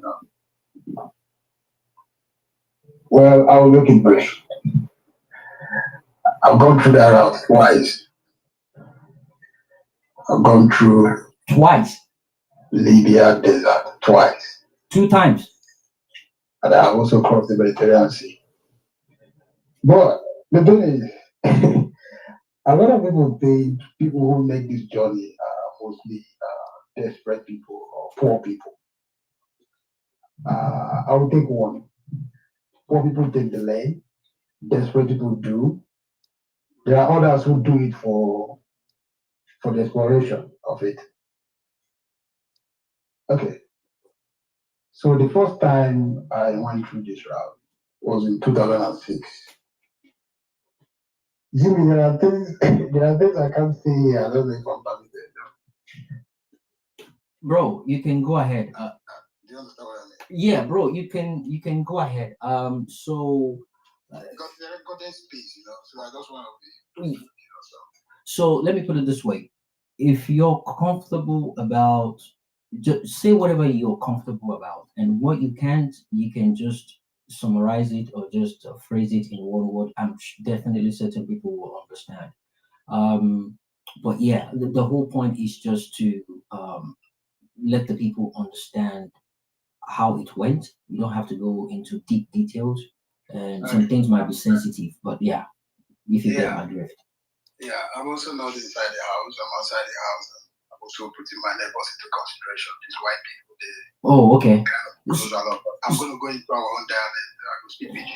Okay, all right. So if that's comfortable with you, or I can give you more time maybe when you get home. Get home. I'm busy. I just want to make sure I talk to you today because I promised. Right. Okay, please go I for really it. don't know if I'll have the time to Again. Okay. That's what I'm doing this now. All right. So the thing Let's is, go. Let's go. It's not about it. See, the first time I entered the road now, 2006. And that 2006, I don't enter road say I dey come out from Nigeria. You understand? I enter road because my business I dey go do. So that time, one of my uncle dey Libya. So that time, Gaddafi was still alive. Libya was small, things were right. So what do they go remove for that side now? Motor, they go carry come Nigeria, clean cars. It's more like business for us. So I don't really see the other part of that road when I made my own personal journey. Because people they think say once you enter that road, you must pass through desert. No. Official road they will connect you from Niger to Libya. But people will be say that they travel, no, they follow that road. Because EU get their army there and everything. So they control the road.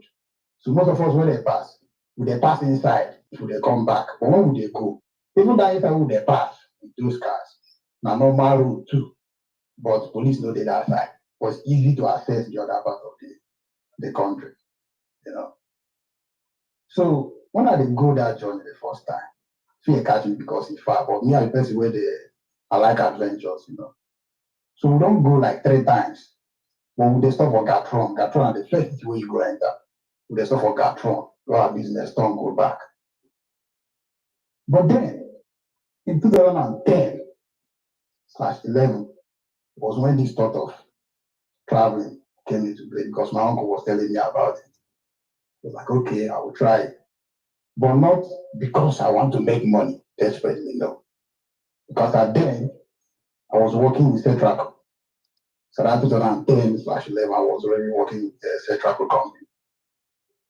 So it wasn't really for the desperation of the money. I'm this kind of person that I want to test something. So 2012 was when I left. 2012 to 13. I go to Abuja, I spoke to the guy that used to help people. I wanted to use my previous connection, but I can't because I don't want anybody to know what I'm doing. So when we got to Abuja, the guy duped me for the first time. It was not too much money. He took me about 300,000 then. So that motivated me to it's like something is in for me. I must take this journey. Jimmy, there are so many days like I feel like I need to cry anytime I remember my story on this road. I went back again, started hustling, doing my normal job. Went back to my company, they accepted me back because I quit. 2015, I got another contact from Edo State. So I moved. That contact is immediate well. When we reach Niger, because now I'm following the normal route where these people where I'm free they follow. Jimmy, you know this car where they call where they do taxi for Lagos? Where they be like Camry or something. A small car. Which one is that? You mean Korokwe? Yeah, I get one small motor like that. Just carry 2 people for back, drive on the passenger. You can't carry 3 people. Just small motor like that. Yeah, I think I know the one. That motor, so I don't forget the name of that car. That motor I moved was from night. From Niger. You go the capital city of Niger. Forgot the name. If I remember the name, I will tell you. For night, all our movement now for night. I go to jump on certain things. Inside that car, we are suffocated, but we can't talk. After that time was when I began to realize that this is more like we are heading to hellfire. How is it that we do not walk during the day? No movement was ever made during the day. So it's going to be at night because we are hiding. Everybody was hiding. Inside Niger, we never reach Libya. They don't treat you like a slave already. Inside Niger, they don't treat you like a slave already. If you reach like 200 day for room, wait 12 by 10. If you reach like 200 people, like I go sit down for ground, you sit down on top of me. That kind of thing. Now, again, for confirm, say this journey, feel like say we're not going to go back alive. But when we come finally enter desert,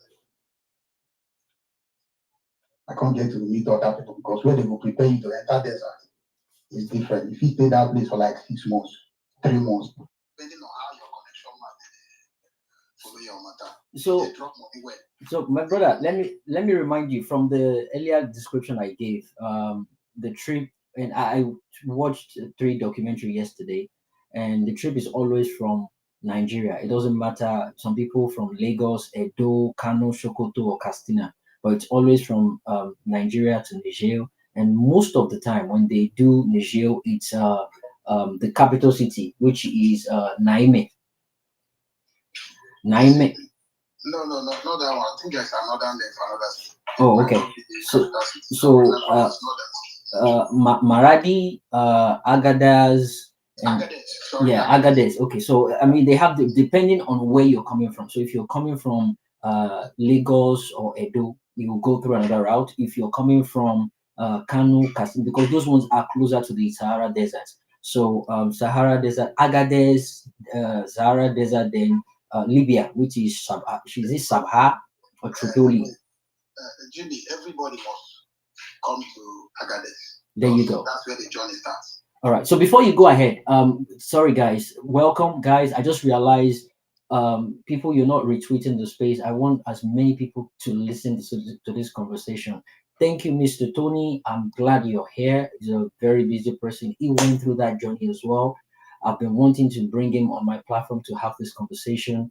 He's on transit right now, but I'm glad he's here to speak about this. So, guys, please just, I think about just 2 or 3 retweets.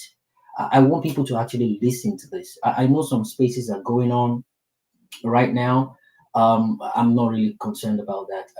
I want people to listen to this because these 2 people might not even speak about these things again. Ari will join us in a few minutes, but I want people to listen to them speak about this live. Thank you so much. If you can just like, retweet it, make comment about it, send to friends, family, let people join and listen to this important conversation because it might help save lives in Nigeria currently. Someone is planning and preparing to leave today. Someone left yesterday, day before yesterday. Someone is planning to leave tomorrow, next tomorrow. We might save lives. Thank you. Ikenga, go ahead. Sorry. Okay, so no matter where you move from, you must reach Agadez. You don't understand? You must reach Agadez. So, now Agadez, you feel stay for even 1 year. Your people go to say you don't reach where they go. Now, for Agadez, are for meet people, really talk to people because all this while when they move from inside Nigeria, if you don't meet many people, if your connection man when they carry you go, he contact or maybe he passenger and a 4 passenger, and you and those 4 passengers go to move. But for Agadez, or even from the jail, you could meet other people for a large place. But when you reach Agadez, you will still meet other people too, because Agadez be like this is business for people. And when I passed out, now I really realized that now business for some big men within Nigeria with that, and some of them within Europe. Based on saying me, nobody they carry me and they carry myself on that journey. Every money when I got pay, I don't pay. I just want to make that move. I reach like 3 months to Agadez. I never hear from my connection man. They talk to me, nothing. So she waiting.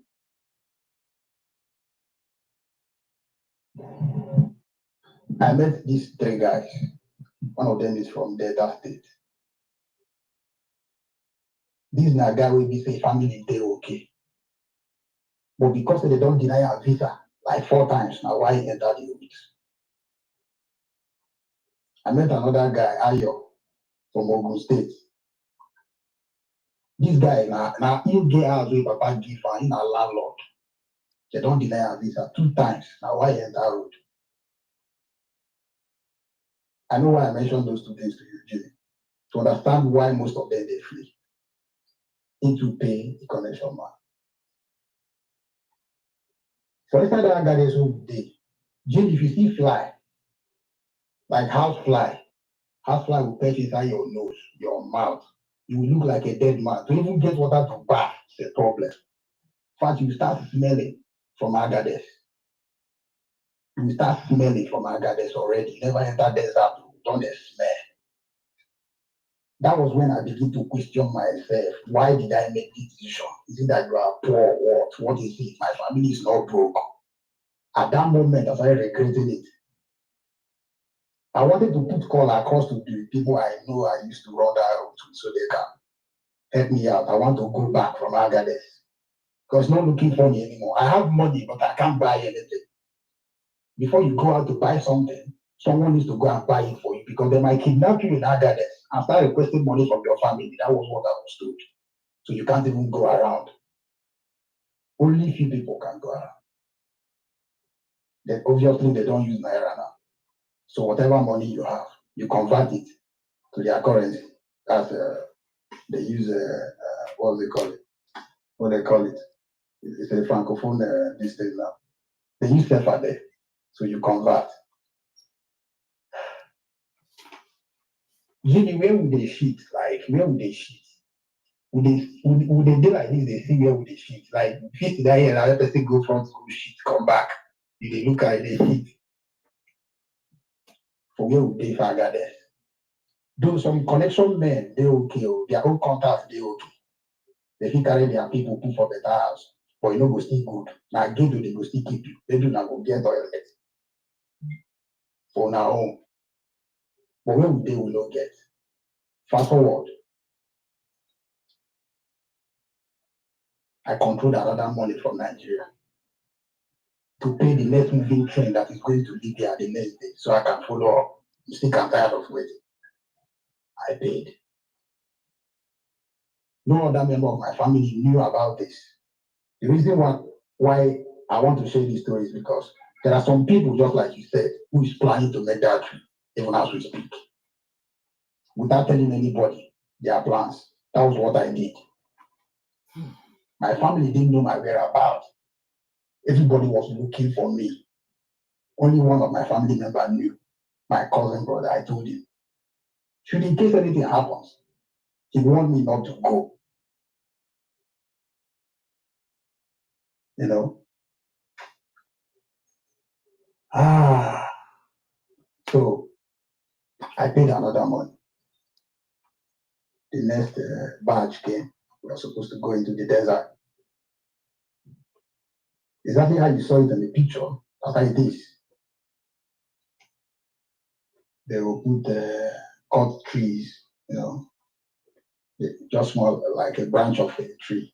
So they put it, you know how they arrange nama for inside trailer, come put wood around for this aboki. So they go do around the bus, the healers. They go package everybody. You go buy what they call to can. You see they call, and don't forget, just more like water can, because it's too hot. So they wrap it up with some bag or something. So when you put water inside, it will get hot. Everybody has to buy one. Then all our guests have to start wearing a hijab. They have to wear a hijab. You can't let your hair open in an Arab country. So you need to cover your head. Starting from Niger. So we set up to the desert. I thought the desert was supposed to be 4 days, like they said. Because when we run a desert, we normally run in three days. Because we're on a high speed and we run the usual way. So by this time, it was supposed to be more than 4 days. So I was told, pata 4 days. But I'm going to enter desert. 4 days. Never reach Libya, we still there inside desert. Water don't finish. Because we still there with it. Because some of them don't get car, all these drivers, they get connection for inside desert. Some people, they live there. You understand? They do small business, desert business. They control water, they bring water. On the 5th day, we are attacked in the desert while we are on the move. They started shooting at us. So we lost all our cans, our drones, and so many things. We lost it while we were running. I was one of the people that was shot. As I speak to you now, I have bullet in my leg. Just the bullet mark they took. They were when I came to Europe. Wow. So one of us died. Shot by who? Attacked by who? We are attacked. There are these guys, these Arab guys that robbed the desert. They robbed those drivers. Just as I explained earlier on. So I didn't hear when you said that, so I wasn't. Wow. So, we are attacked. So when they attacked us, they were shooting. They were just shooting. They just want to shoot anybody because they tried to stop the driver and he refused to stop. They were asking why. He said if he stopped, they would take the healers from him and he will be arrested and be handed over to the Niger police. And they will hand him over to the EU police. Because there is this EU military in the desert. But they are not inside desert, so they can't go in there. So they send those Arab guys, they steal from you, and then bring the driver to them. The driver is what is important to those EU police, not the travelers, the driver. Because they drive with compass in the desert. It's more like a sea, So We were shot. One of us got killed.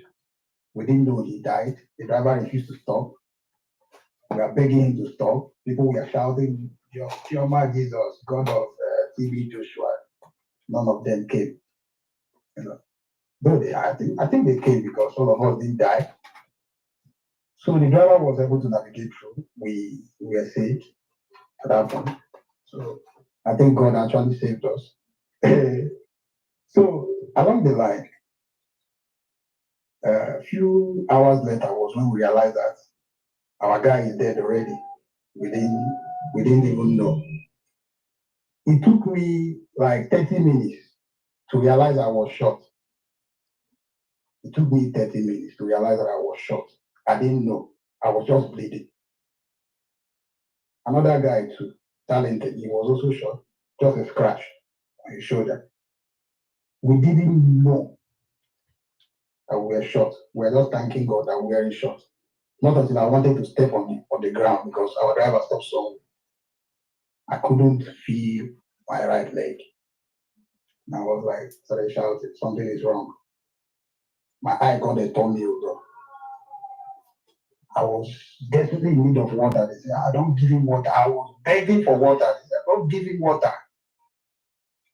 The only water we had was just one car. I asked the driver, how many days are we away from this Libya? He said, because we lost our route, we have to start again looking for the next route to take. So we didn't actually know if we are going to make it to Libya in 4 days. It's not, he has no idea. Jimmy, I bled like he goat. Everybody was taking off their clothes. I never knew I had so much blood. We are taking out their clothes to tie my leg. Couldn't walk. Libya will never reach. My leg are no get. I said I would have gone back. At some point, I told them to leave me. Because even while we were driving the next day, it was sunny. Everybody has to cover me. All the guys that were in that, they have to cover me because the guest has to be inside where the guys are. But this time, everybody has to cover me. And the dead guy, we told the driver I want to carry him to Libya and bury him there. He didn't say anything, we just put the guy inside. But along the line, we cannot continue with the dead body.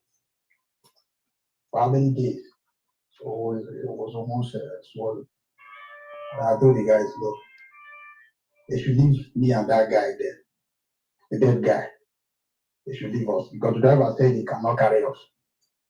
They were telling him, I'm not dead, you can't leave me. He said, no, he cannot carry us. And get to a small town. I don't know what he called it. These are just there are small villages inside that desert. Only few people live there. They red goat and sheep. So he said, when we get there, he's going to drop the sick ones and continue with the rest of us, with the rest of them. So when they got there, after we buried the guy in the desert, we were discussing on how to leave me behind. Because I'm already weak and they have no first aid, nothing to stop the bleeding. I was still bleeding, but not that much because they tied my leg.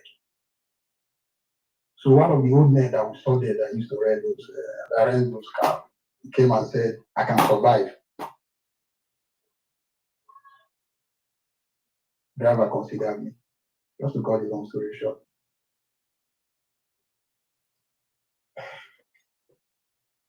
When we got to Gatron, that was the first village, the border. There's a checkpoint there. So when I came out with the other guy wounded with bullets, those guys there, they are not, it's their business. They used to task every travel.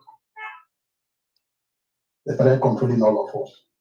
That we should take out our clothes, the men in another room, the girls in another room. You have to take off your clothes, they have to search you to see if you have money. If you have money, you have to surrender the money, submit the money to them. If they search you and get the money, they might likely shoot you.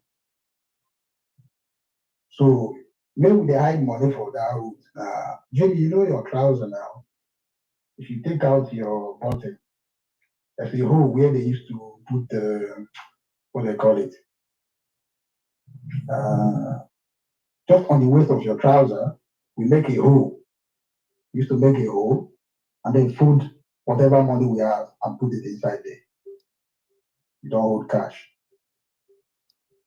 So these guys beat us for 30 minutes. They see the flog us to make sure we bring money come outside. We don't bring any money come out. They later catch one of us where they see money for the boxers. They shot that guy on his leg.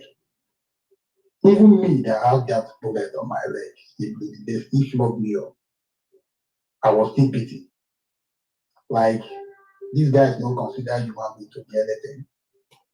They don't really care about you like that. From that Gatron, when they don't start us finish, another driver came to pick us up. Because those guys have to go back. They control another driver, they pick us up. We have to move to another ghetto in Gatron. The owner of that ghetto is from the Enugu state. It's a very bad guy in Libya. Jimmy, when we got there, we were other 3 heroes. When we got there, we were about almost 70 people. 70 to 80 people. We came inside. The moment we stepped into that guy's house, we are pushed to the backyard. Everybody has to be on a single row, 10-10. If they call your name, if you have paid, you come out. If you have not paid, you have to stay there. Because they might sell you in the next 20 minutes. I'm not telling you an Arab man is selling a black man. I'm telling you a black man is selling another black man. If you haven't paid. So, at the end of the day, it was only 4 people. Because I have my money now. I've already paid again. Those 4 people that didn't pay, it was 3 girls and a boy. They were asked to go and take their shower. There's one small room for the boys and the girls. We went in. Around 12 in the midnight, these Arab guys came. And this guy handed over these 3 girls to the guy. So those guys that came, they left with those girls. In the morning, they came back. So those girls started living differently from us. They eat well, they dress well, but we can't talk to any woman in that place. It's a rule. We can't talk to any woman. The guys do their own stuff, the girls do their own stuff.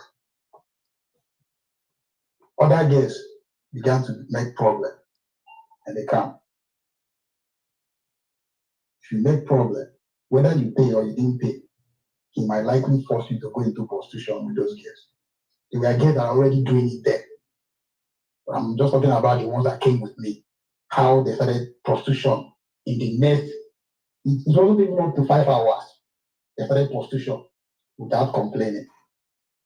And it was a planned deal. It was an eye-opener for me to actually see that most of us are not headed the same way. There are some people who actually came to Libya to prostitute. They are not even traveling to Europe. That's why they came, and they are aware of it. And those girls were happy. So the ones that were making problems, they might likely send you into prostitution to punish you, not because you want to be a prostitute. You are just a traveler, but because you disobey the rule in the house, they might force you into prostitution.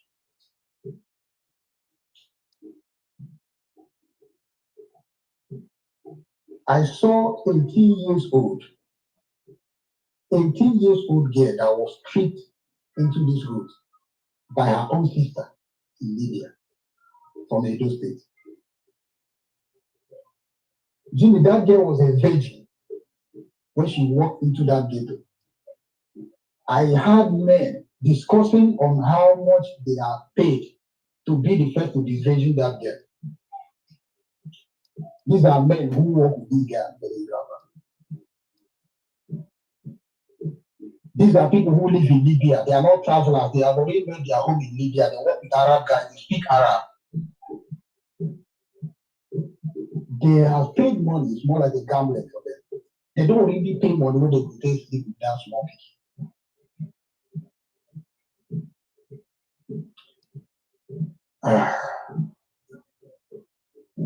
One girl go do a shower for night. One of those girls that came with us, she didn't come back. In the afternoon, those Arab guys brought this girl dead body back. We have to go and bury the girl. I'm not telling you another thing. We are still in Gatron. We have not even moved from Gatron. I've spent nothing less than 2 weeks in that house, and we have buried more than 3 girls. There is a burial ground designated for black people in Gatron, in Libya. I think we had with some other guys that were on this route. The same unit that came in, because every unit come in and then your connection man pays. The next movement you make is to move to the next city. You keep moving until you get to where you want to cross the sea. So, but while you are waiting, is because they have not made the next available connection for you to move. Most of the time, not because you haven't paid. You have paid, but they have to make the necessary arrangements so that your movement to the next city will be easy. That's why we usually delay. Jimmy, we didn't tell you we buried more than 3 years. We didn't actually know why they died. As soon as their dead bodies brought back, we must go and bury them without asking questions. So we do generalize that. Now the person where they go now, I kill them. I buy them. You understand? Now this guy house, that got wrong with this. The bullet within my leg. I know if you go meet Dr. Mede come out for Gatron. Because if they want common bullet for your leg, you have to provide some sort of what they call it? Police report. You have to bring Police reports. Yeah, police reports. I saw one incident like that. Police reports. Or better still, if they take you to Tripoli, there are other Nigerian doctors that can do that. But Tripoli is far away. And you getting to Tripoli is a very difficult thing. As a black person in Libya, you can't speak Arab. They will kidnap you. It's difficult. I had that bullet with me. It wasn't taken out. I was in pain. I still have to go and bury that body. That's why I have to bring that part of the story for you. Wow. I saw the horror. It wasn't easy. If anybody is planning any way to take that road, don't do it. It's not worth it. Jimmy moved from Gatron. That's one to the seaside. Or even I have to share this part of the story also. Before you get to Tripoli, the movement we make is not in a normal vehicle. You know these people that used to carry sand. You have to go inside. All of us will go inside the tipper. The same way they used to cover sand, they will use trampoline to cover us inside the tipper and travel at night.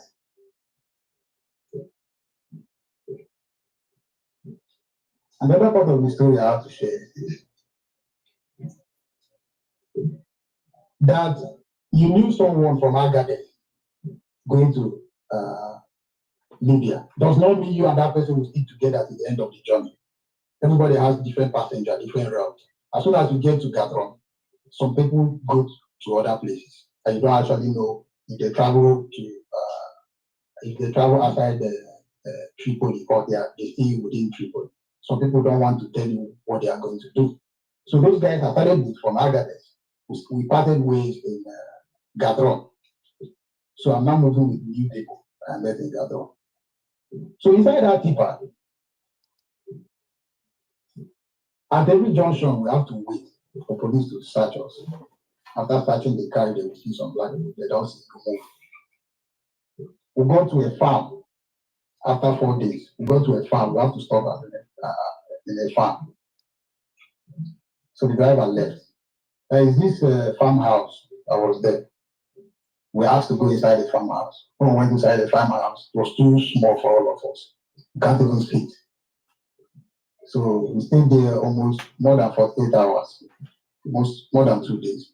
So people go outside and pee. You know Libya is a dry area. So anywhere when you pee or you pour water, the water will be there.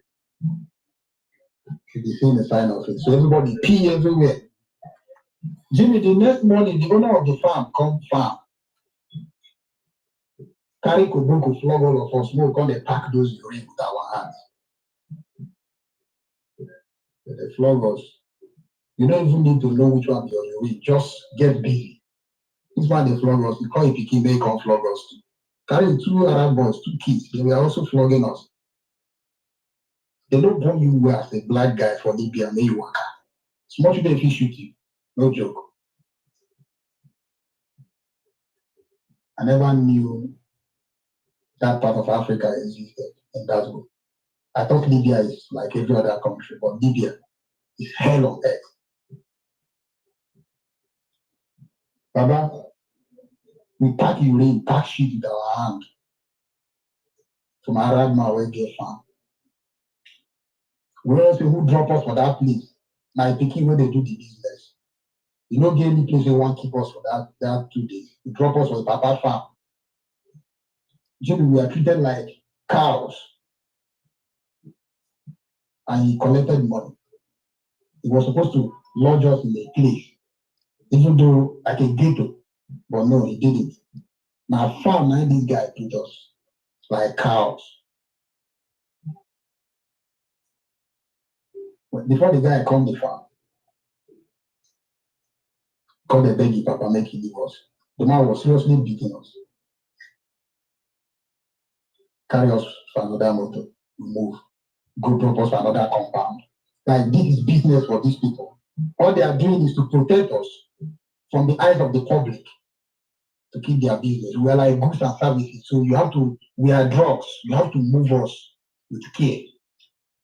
You have to move us with care. Most of the cities we pass, we don't even see how the city looks like because we are hiding, like maybe inside the booth or maybe inside the trailer covered with trampoline. So you don't actually know where you are. They stop you at a place, they ask you to come down, you come down, then you walk in. Mostly at night. Or maybe some place you get there during the daytime, you won't come out. They want you to stay till night before they will let you out. Because they don't want people to see you. You understand? So this is how we are dehumanized. We lost our dignity as a people. Anybody that passed through their route lost his dignity as a person. They won't let you have it. They won't. Some Arabu fee come here, all of us gather like this. They go point one girl, say they like, and they'll carry the girl go pension. You get right, they tell them no. You know, born you well. You don't get right. Some of our guys, they carry pension for Nyash. If they like it, they carry knock your Nyash. I want to talk every horrible part of this story so that anybody will get anywhere they plan to pass out, will say it's a no-go area for you. Fight and make Nigeria a better place. Seriously. Jimmy, when we go to the seaside, before you cross the water, you can stay there even for another 7 months because they have to watch the sea, monitor the sea, and see the wave. I say the right time. Mostly the time people cross the sea is summertime, so the sea is some sort of calm.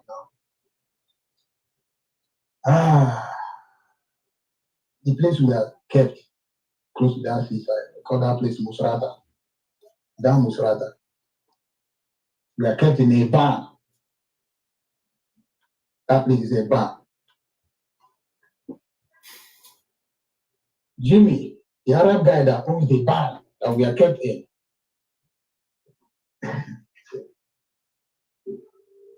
expired biscuit, because you will control money. You control like, let's say you control like 30,000, you want to convert it there. It will get to someone. The person will take his own percent. Before the money will get to you, maybe it's now 15,000. So you might spend millions on that road as well, trying to feed yourself, because you are not actually getting the value of the money you are spending. I watched poor people eat like animals at that point, because whenever you get into a ghetto, You can eat like a king because if you have money, you can always control money and eat well. But as soon as you leave that ghetto and move to a place like the seaside, you pay a big price for it.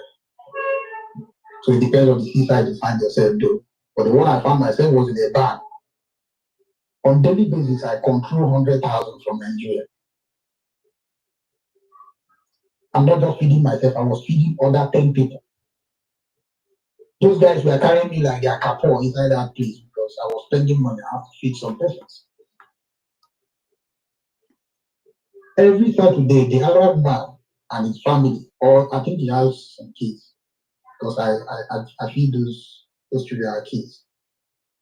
Expired biscuits, because Arab people eat biscuits a lot. These children will recruit the biscuit and the sweet inside the bar. Where would they?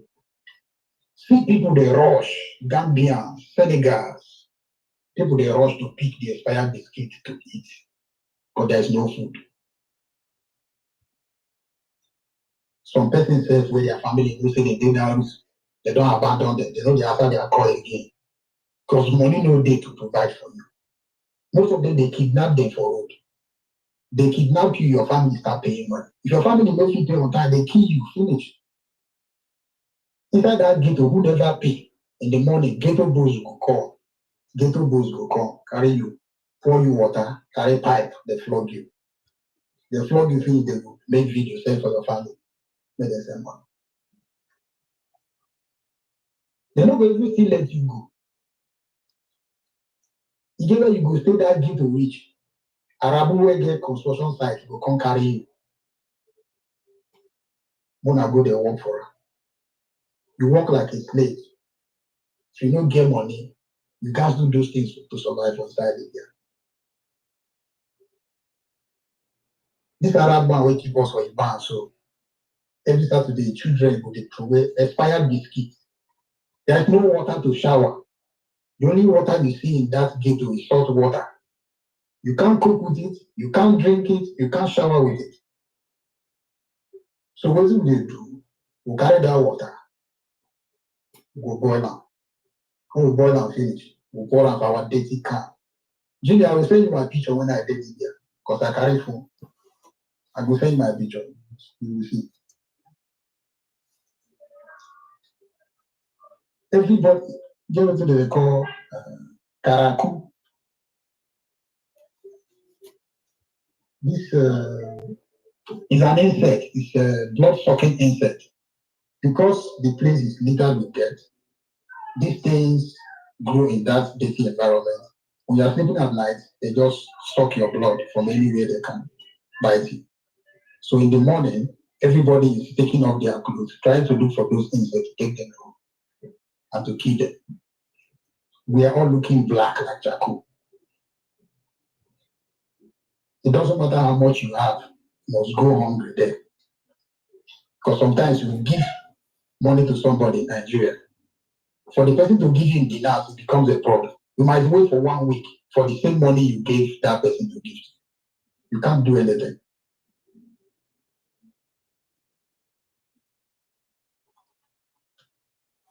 Now, before you cross the sea, they will take 2 people or 4 people, as the case may be, to go and teach them on how to drive the lapa lapa. You go and teach those people how to drive the lapa lapa. One of them will read compass. You have to read compass. You don't need to have any idea about it, but you have to know it because it's a life-saving skill you must know. So I was one of those guys that was selected. I told them I would learn how to drive. I just wanted to leave that place. That would be the solution. Because the first guys that went, they didn't do well. Because they go and test run you. If you say you can do it, they will take you to the seaside and test run you and see if you can drive.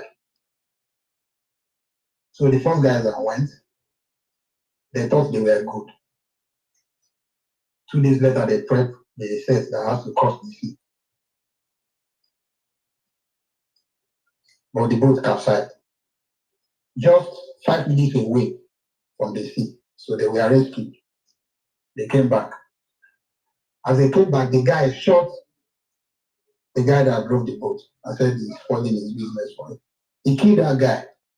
Our president shot the guy. We buried him. I said, no, I must learn how to drive this stuff. My own bag went. We learned how to drive it. I learned how to read the compass, and I learned how to drive it. They told me I didn't do well with the driving, but I did well with the compass reading. They call it lampa lampa, right? Yeah, lampa lampa. Lampa lampa. Okay, all right. Yeah, it's this what they call it.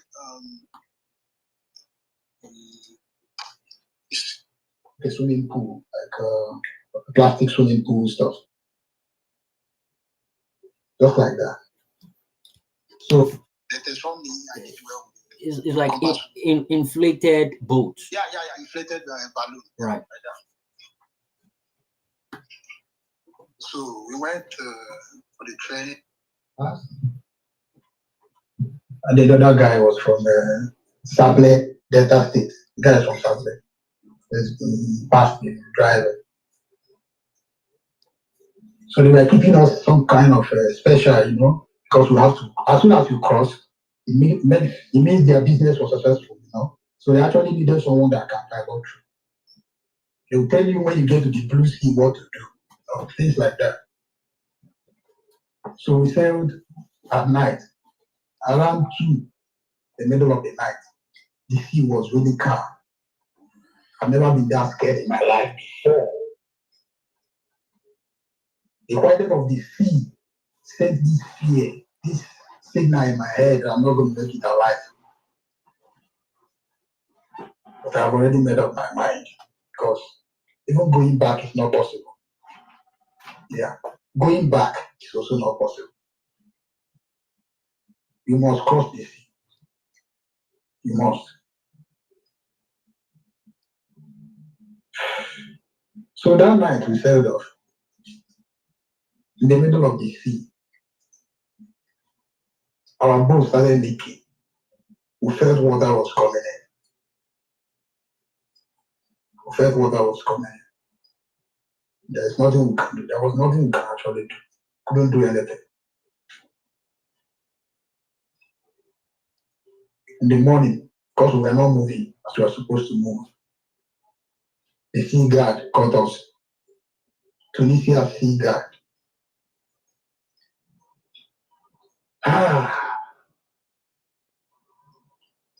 Already there's a whole lot of water inside the boat already.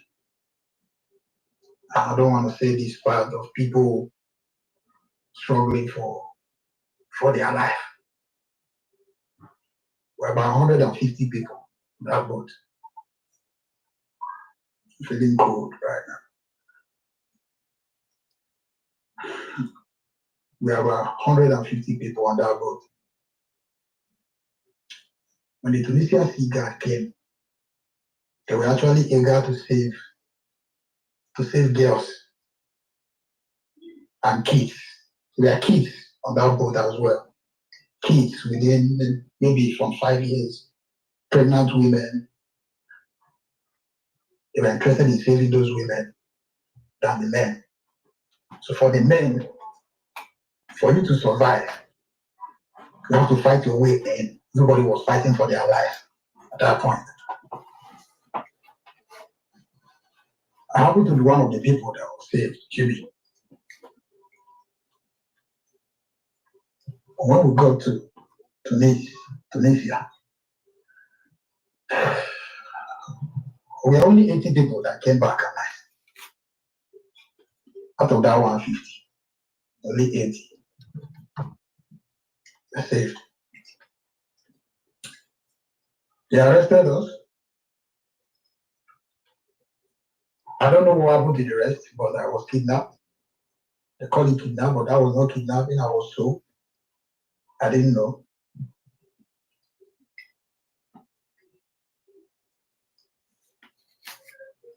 Even in Nigeria, they do Nigeria. Nigeria, they do Nigerians.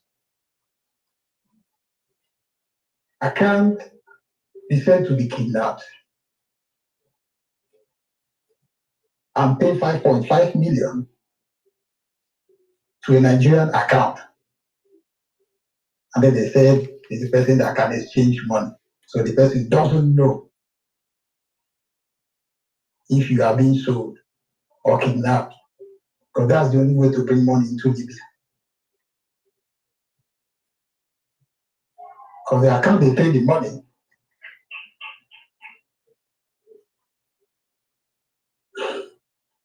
so an outside guy that received that money, I was released. I have to find my way again back to Libya. I'm just fast forwarding the story. I don't want to go into details. It was more like everything that was supposed to happen to unfortunate people on that route has to happen to me, except being dead, because I didn't die. I went back to Libya again from Tunis. It's another connection. Then I didn't have to go through the previous route. This time it was different. I was busy spending money. And at this point, my family already know what I'm into. I can't hide it anymore. It's been almost a year. Because this thing I'm saying here didn't happen between 2 weeks or 1 month. But I'm not coming back to Nigeria. I set my mind, I'm gonna do it. So I went back to Libya this time around. I wasn't part of the crew. I don't want to read the compass. I don't want to ride. The boat capsized again,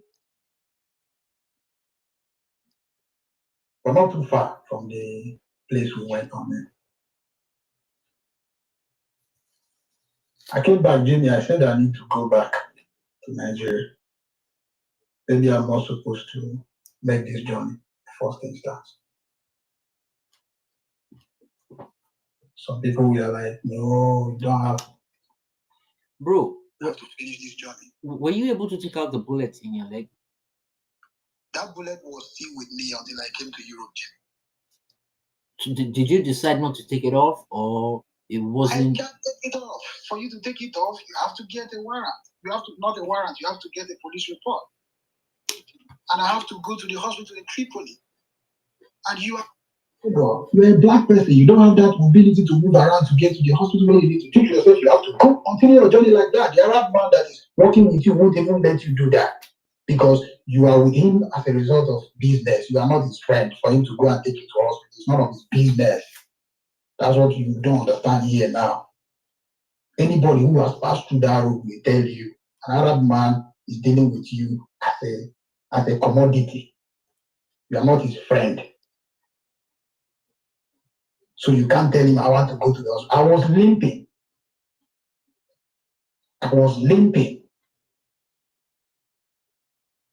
Because I know I feel this burning pain in my leg. But I still don't want to go back to Nigeria. But when I tried to go back, I felt discouraged because everything I did didn't work out.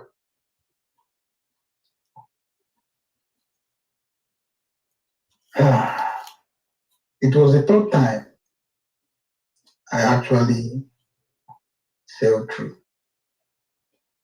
Got to the Blue Sea. We saw the rescue ship. It came, gave us life jackets. Everybody was happy. We were transferred into a bigger ship. The rescue ship is very massive. So from that rescue ship, you have to ride on the sea to Italy or to Germany. Depends on the rescue ship or the coast of the sea where you found yourself at that point. So the rescue ship that took me was headed to Germany. But Germany don't take in migrants directly. They either take you to Spain, or they take you to France, or they take you to Italy. Sweden can also rescue a migrant as well. But Germany mostly don't take in migrants from the sea. So they either take you to another rescue ship because there are a lot of sheep on the sea. So they can either transfer you to Spanish ship, or they transfer you to Italian ship, or Norway, all those kind of rescue ship. They are there. But Germany mostly, but the ship that rescued us was German rescue. So we stayed 2 days with them. They were not headed to the land.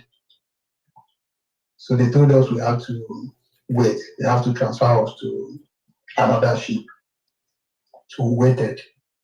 After 2 days, they headed towards, I don't know the part of the sea they went to, where they met the other rescue ship. It was Italian rescue ship. They took us. So we rode on the sea for 4 days before we could get to Italy. So the place we got to was Lampedusa in Sicily, Italy. So when we reached there, most of the people that was coming out, they already had people waiting for them. Jimmy, I'm going somewhere with this story. That's why I'm not actually giving everything in details. There were Nigerian people waiting by the corner to receive some persons without allowing those people to go through the normal documentation process. Because the purpose of them coming in the first place was for them to smuggle them into the country and for them to start using those people. So most people went on that journey because we are coming to Europe for prostitution, mostly our girls. So as soon as they get to Lampedusa, the person who paid for them to come to Europe is already waiting by the corner to receive them and take them in. While most of those girls were lied to that they were coming to Europe to work, they already have a job for them to do, maybe in a restaurant or something, but they were lied to. And most of them jumped through the fence. And the white guys are not even going to chase you or something. You can just move by the corner and then pretend as if you're already in it, and you jump through the one fence and then you go into the city. So Jimmy, that was where the whole thing started. You have to go through the process, you have to do all that stuff and all the stuff. But the thing is this: what I learned when I came to Europe was that it wasn't worth it. It wasn't worth it. It never worth it for me. In as much as my life is maybe on the high side now, maybe I'm doing well for myself, maybe I've done a whole lot that maybe Nigeria wouldn't have allowed me to achieve in a way. I could look back to those things and say, yes, I did something. But was that trip worth it for me? It doesn't really worth it, Jimmy. When I look at my scars, I look at where I am, I look at what I'm doing to achieve anything, I still think that journey is not worth it. I got a number of calls from people back home. I visited Nigeria like twice since I came to Europe. People have approached me in so many places, help me, I want to travel, I want to pass through this road. And I said, no. The first time I went to Nigeria was in 2020. I said, look, no, you don't do this. Because I did it and survived doesn't mean you will survive it. The person I discussed this thing with, Jimmy, went on that journey and didn't make it to Libya. He died in Sahara Desert. He was buried in the desert, and an empty casket was buried in their father's house because they can't bring him back. His father's house. It's a journey of life and death. And I don't think anybody should want to take that lane. I don't know what they are promising you. I don't know the life you want to live. But honestly, if you don't have money to go through the normal route, to maybe apply for a visa, because of this same thing, I've made sure that 3 desperate people I know that are my friends are in Europe today. I paid for their visa because of the scar I have. I know they won't listen. I know they will do it. I don't know the message Jimmy is trying to pass across to anybody listening. I'm not a good storyteller, I just did my best. But I feel the point anybody would like to hear, that anyone is trying to make on this topic, won't be anything more than discouraging anybody who wants to take that route. I don't care who's telling you that it's rosy over here. I don't know who's telling you that, but it's not rosy. It's not rosy on that route. People die even before getting to Libya. So don't think the sea is the greatest danger. No, it's not the sea. In fact, it's even better on the sea than in the desert. When we had no water to drink, we drank our urine. The most important thing to anybody on the route is water, not food. Nobody will say he's so hungry, but you see water. You see water, you need water. And these are things that kill people in the desert. Lack of water. You carry gari without sugar and granite. You get where you go reach, you no go want soak that gari again. You want save your water. Because Jimmy, I hear when you say some people say the person die for road, they want eat their body because they're hungry. I don't want to say anybody's story in a lie, yo. But I feel the most important thing that route is water. So just imagine it for a moment that you are looking for water. Even a prisoner can get water. But in the desert, if you don't have water, if the driver leaves you, Jimmy, in the desert, we have to stay in group. Because if you leave that group and say you want to go and urinate like maybe just a minute walk, so nobody will see your penis, or as again, nobody will see your toto, you want to go piss for corner. If you turn around, then you don't see us again, no. You don't lost for desert. People, they lost for desert. Because the more you move, the breeze in the desert will close your footstep. You won't find your way back to the car or to the group. So whatever we do in group. And that's our journey. Whatever you do in group. You want to eat, we eat in group. You cannot say you want to move from here to here because you don't want people to see you. No. That's how dangerous desert is. You can fall off the moving kilos and the driver will not stop. You feel for common main driver no really care. We're on the move. You feel the sick, may they drop you, saying you stay there, die. Because they don't want to continue the journey with you. Kidnappers even carry you inside the desert, you never reach Libya. If you can't reach Libya, your life will be like, say, now one spoon remain. If they just drink that one spoon, now you're gone. People were dehumanized in so many ways.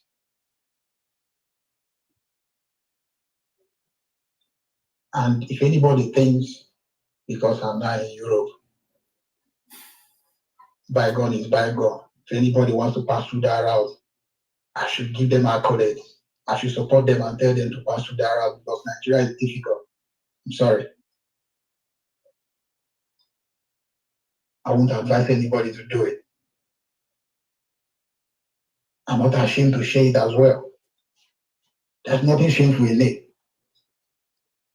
There's nothing shameful in it. There are people who are even willing to do it as we speak. There's no shame in it.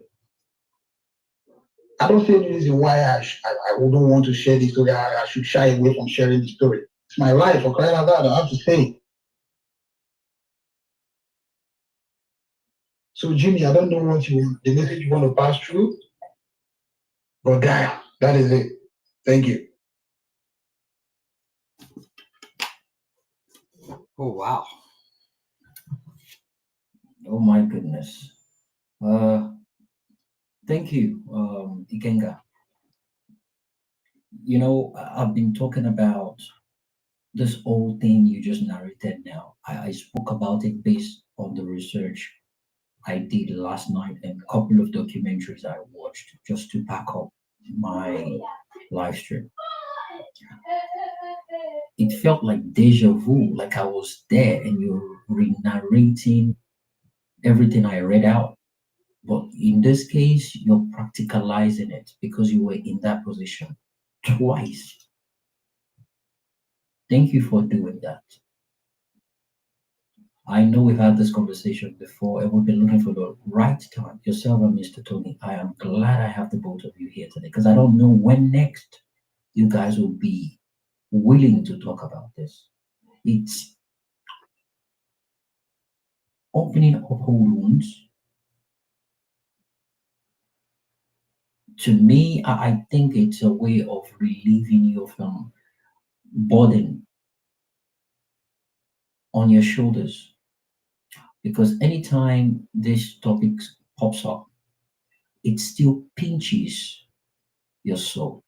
You still have that feeling, you still have that remembrance of what you went through. Again, most of the things I said, you were not even here when I said it.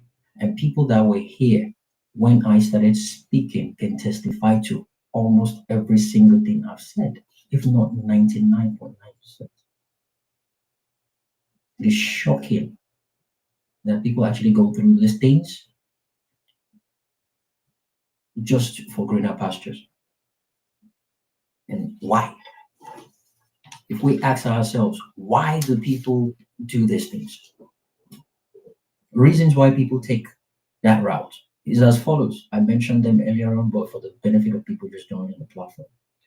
Unbearable poverty, hopelessness, mass unemployment and economic stagnation, failed educational system, insecurity and violence, government neglect and corruption, peer pressure and false hope, broken families and abuse, desire to support the family, lack of legal migration opportunities, psychological collapse of the mindset of anywhere but here.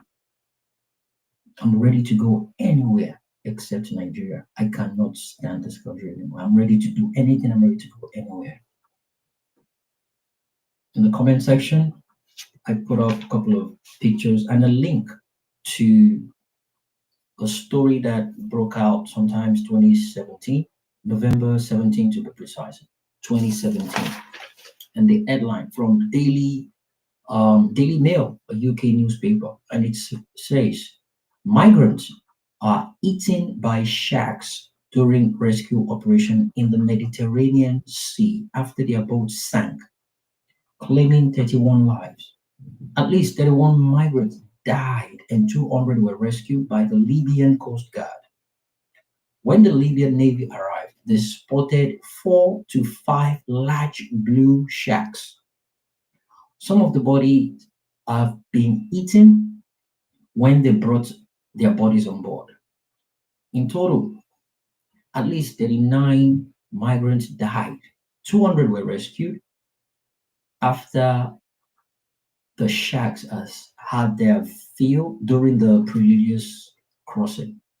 18 women, 3 children, and 9 men were eaten by sharks.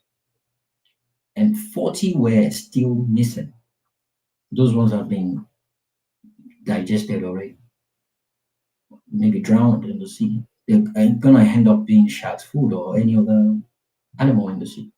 Yeah, but Jimmy, sorry to bother in there. Go ahead. Most of the times when people die in the sea, depends on the part of the sea where their boat got Capsized. Yeah, if you die within the African coast of the Libyan coast of the sea, it's most likely that your body will be washed out to the shore. That's correct. That's correct. Absolutely. Because I attended the sea 3 times, so right. I'm conversant with it. So sometimes when we come by the sea bank, right, you see dead body. We see some swollen dead body. Right, you're absolutely correct. You're correct. I'm actually seeing a picture of what you're describing right now. But it's in somewhere in Africa. So most of the time, when their boat capsize, before they go too far, they just get washed back by the seashore. But yeah, and most of them are not just people who their boat capsized. Most of them are just people who died in the camp where they were kept, and they were thrown into the sea. Wow. Because they don't have things to bury them. And most of the times, it's the Arab guys who take you by the riverside and shoot you. So all the people by the river bank or by the river shore, we are not actually those victims of the capsized boat. Most of them are people who were victim of one thing or the other. They just shoot them. If you disturb too much and you challenge an Arab guy, because they all have AK-47 hanging by their shoulder, you are just like a cow. They have to, head us. They can just shoot you outside, and they correct you like first time, second time they will shoot you. That's when you will see that Nigerians are really obedient people. Not just Nigerians, Senegals, Gambians. You see people from what's this country? Bangladesh. See people from Bangladesh. And while crossing the sea, those guys have to paint themselves black because they used to kidnap people on top of the sea as well.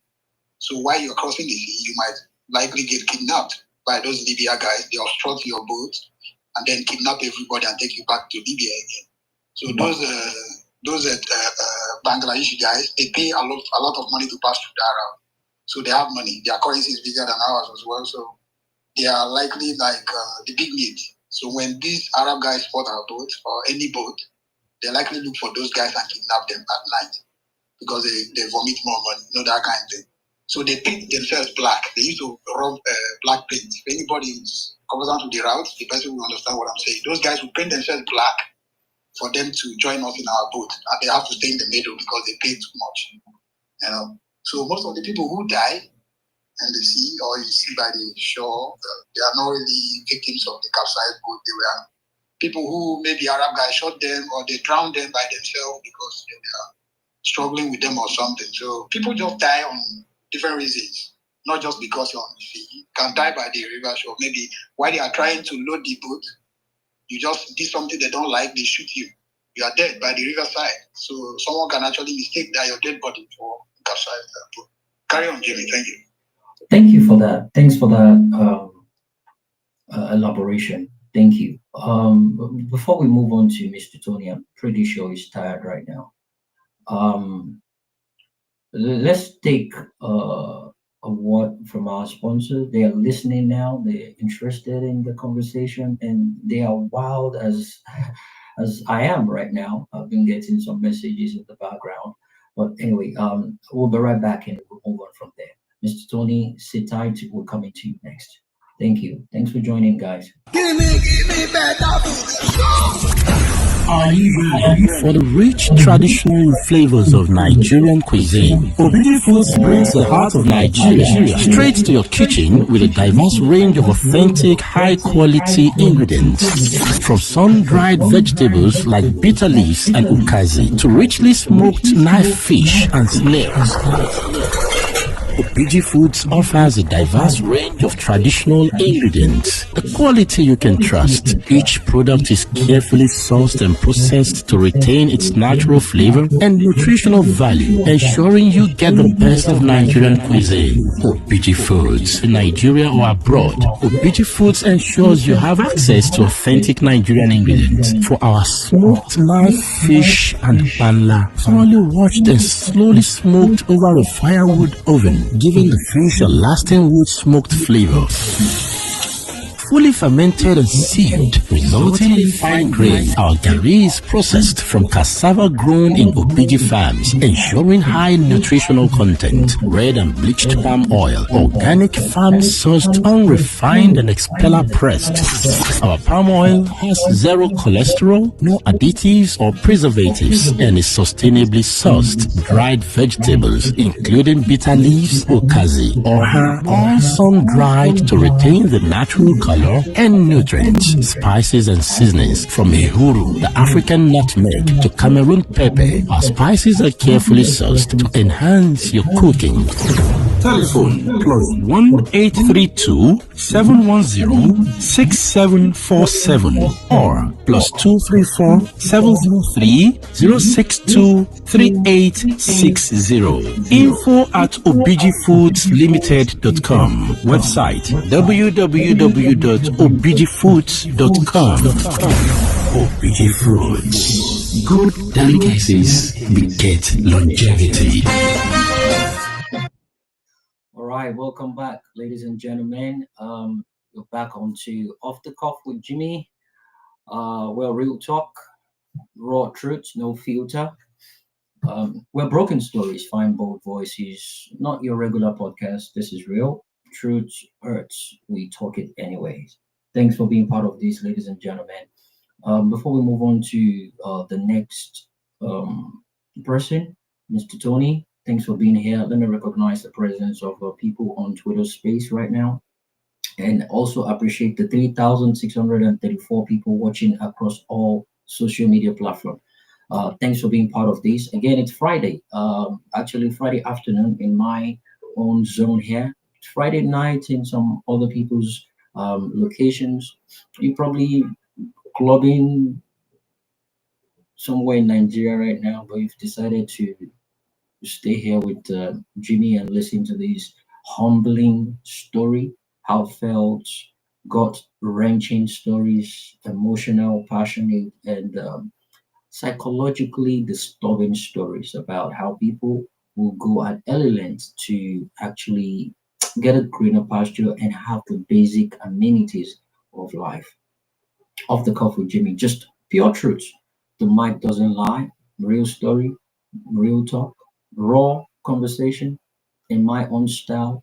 Speak what they won't speak on other platforms. No scripts, just pure live story coming from the real people, coming from people that actually went through that um, disastrous ordeal. I mentioned a couple of real life stories that I shared with people briefly. I'm going to go through that again, just five of them, just to give the people an idea of what had happened to a lot of people.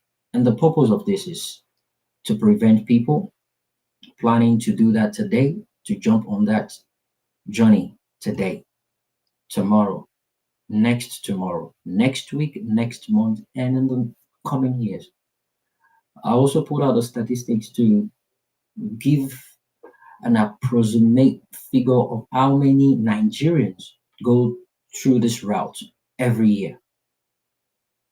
It's in the hundreds of thousands of Nigerians every day, every week, every month, yearly. And I also did statistics on how many actually make it down to their destinations. Very few, very few. Well, way more than the amount of people that dies, but the record of people that died during this journey is shocking. It is absolutely stunning. These are real stories that shook the world. Number one, Blessing Matthews, female, 24, origin, Benue State, date, 2019, sold by traffickers in Kano to a Libyan cartel. She died of kidney failure due to dehydration in Sabah, Libya. A last voice note to her mother. She said, "Tell my mom I only wanted to help." Sad face. Number two, Emmanuel Opara, male, 28 years old. Origin, Imo State. Date, 2017. Fell off a moving truck in the Sahara Desert. Friend says the driver refused to stop. His body was buried under a shifting sand by fellow migrants. Number three, Fatwa Jibola, female, 19 years old. Origin, Kwara State. Date, 2021. Reached the coast guard of Libya, boarded an overloaded Lampa Lampa, is it Lampa they call it? Yeah, Lampa Lampa, the inflated boat Ikenga spoke about, drowned with 138 others. Our best friend who survived said shark tore into people like meat. She saw that happening live. Number 4, Kelechi Duru, male, 31, origin, Anambra, date, 2022. All the names I've mentioned, you can Google them out. These are real life stories and it's out there. I got many of these stories from the IOM while doing my research last night. IOM stands for International Organization for Migration. They have offices across the globe. They have in Nigeria. It was too late for me to get hold of them. The intention was to reach out to them and get as many people as possible willing to share their stories, not to shame them, not to belittle them, but to let them speak and educate the people on why they shouldn't jump on that journey today, tomorrow, or whatever it is they're planning to move out of the country. Through this route is as deadly as it gets. And that's the reason why we're doing this. And in the nearest future, I'm looking at concentrating. I'll probably reach out to them to have access to real people that went through that ordeal. This time around, women, girls, possible kids that are now grown, whatever it is they've got to share with us. I'm ready to jump on that conversation so people can actually learn the other side of life when it comes to this kind of conversations. Let me wrap up with this. Kelechi Duru, um, male, 31, origin, Anambra, date 2022, arrested by Libyan authority, held in the detention camp in Sabrata, died after being tortured.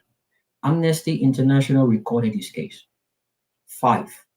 Amadou Ibrahim, male, 17, origin, Castina, date 2020. He survived the journey. He went and he got back. Survived, but returned with PTSD, deep scars, no money. Now he educates youth in Sokoto on the danger of illegal migration. This is why we're here today, ladies and gentlemen. And I'm glad to have Mr. Tony Ikenga. In the next couple of minutes, we should have Ari here to share his story. It was a pace setter of this particular story 2, 3 years ago, I think, on Violence Pace. A lot of people that knows Ari now probably didn't know that about him.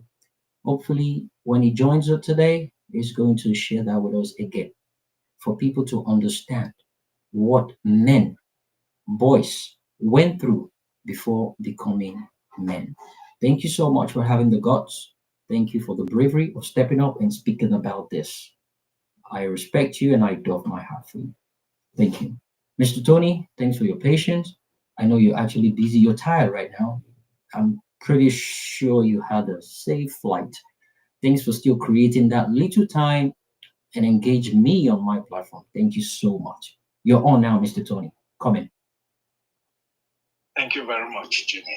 Microphone check. Please confirm that you can hear me. Crystal, loud and clear. Thank you very much. I must admit, I'm a mess right now, emotionally. After hearing that beautiful submission you gave and listening to Ikenga, I saw a picture of myself in so many situations there that both of you spoke about. One thing I can tell you for sure, Ikenga did not go into details of some of the horrible things he experienced in order to save some people some kind of PTSD this year. And I'm going to do exactly the same thing. The reason is because what you experience and what you go through that route, later in life, you only learn to live with it. You'll never, ever get over it. There's just no way. Too many horrible things happen there along that route.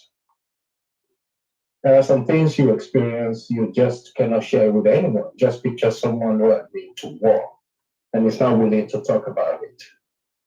That's the best way I can describe it. I've never been to war, but I can imagine the trauma they take with them. My story started in 1990 precisely June 4th, a couple of days before my 22nd birthday. Started in Mokola, took a long ride to Kano, crossed over, got to Agadez basically, and then start from there. In Agadez, I sat there at the central bus stop, sort of more or less like a pack, where everyone coming from different parts of Niger, they were meeting them, and that's the starting point basically.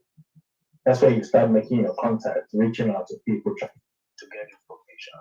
Mr. Tony, sorry, before you go ahead, let me confirm everyone on the Twitter space can hear you. I'm certain people on the live stream can hear you, but let me confirm. I've been getting some messages. So guys on Twitter space, if you can hear him, please show me 100 emoji, thumbs up.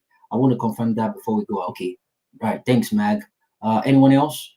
If you can hear Mr. Tony crystal clear, brilliant. All right, thank you so much, guys. Thanks. Mr. Tony, go ahead. All right, thank you. So everything started at Agadez, which happened to be the central point where all the individuals basically going in different directions in Niger, they meet. And right at the park there, I was there for actually a month. I left with a good friend of mine back there, Femi Lubarode. I remember his name very well. We were in Agadez at the park there for almost a month. While we were trying to find our feet, make the right contacts, and figure out exactly how to move. Suddenly, this young man showed up, a Tuareg. It was much later we got to know that he was just released from prison a few days before, but there was a story behind it. The reason I'm bringing this up is because throughout that route, I almost lost my life 5 times, and this is one of the episodes, so I just want to bring that up. So, you might hear my voice shake a bit sometimes, so please pardon me. Because this is the first time I'm going into real details, and the reason I'm doing it is because I want to discourage anyone thinking of taking that route not to ever dream of it, no matter how bad the country is. It's much better fighting for a better Nigeria than going through that route. Okay. Anyway. So this Tuareg guy was able to convince us that he could get us to the southernmost village in Algeria. It was Janet, spelled with a D, D-J-A-N-E-T. You can Google that. So he took a couple of us, I think we're about 10, took us to his safe house. But what we didn't know was that he negotiated with the driver to actually drop us off halfway and give the driver half of the money. So, long story short, we figured that out at some point, and we went after the Buzu guy in a huge marketplace. You can imagine the kind of scuffle that happens there. The guy was driving his truck, his Hilux truck, driving gently through the city. And I was already packed with adrenaline. I just didn't care. I jumped on the guy right on the side and pinned his neck back to the seat and forced him to stop the car right there, moving car. That journey and the desert brings up the best, the worst, and all the emotions in your state. That's another way I can put it. Anyway, I did things I never thought I could mention. I jumped on this guy. Long story short, we were able to recover some money from him, and we continued. So, but before we continued, the guy pulled a gun. Fortunately, I was just the one next to him when he pulled that gun, and he was just about to shoot Femi, who was standing opposite him, having a serious argument with him. So, in a way, I just happened to be in the way, and I was able to force the gun out of his hands. So, anyway, I didn't shoot him. But because of this scuffle right there, the cops came along, they arrested him, took all of us to the station, anyway, all the protocol. But we couldn't wait for the court date. We had to move, we're running out of fund, of course. So we made a different connection and moved on to Janet. Janet was the next location. A long ride to Janet on an open Hilux truck, yes. And that was the first situation where someone fell off the truck that we were on. And Jimmy, like you rightly said earlier, the truck did not stop. That's the first person we lost out we were there.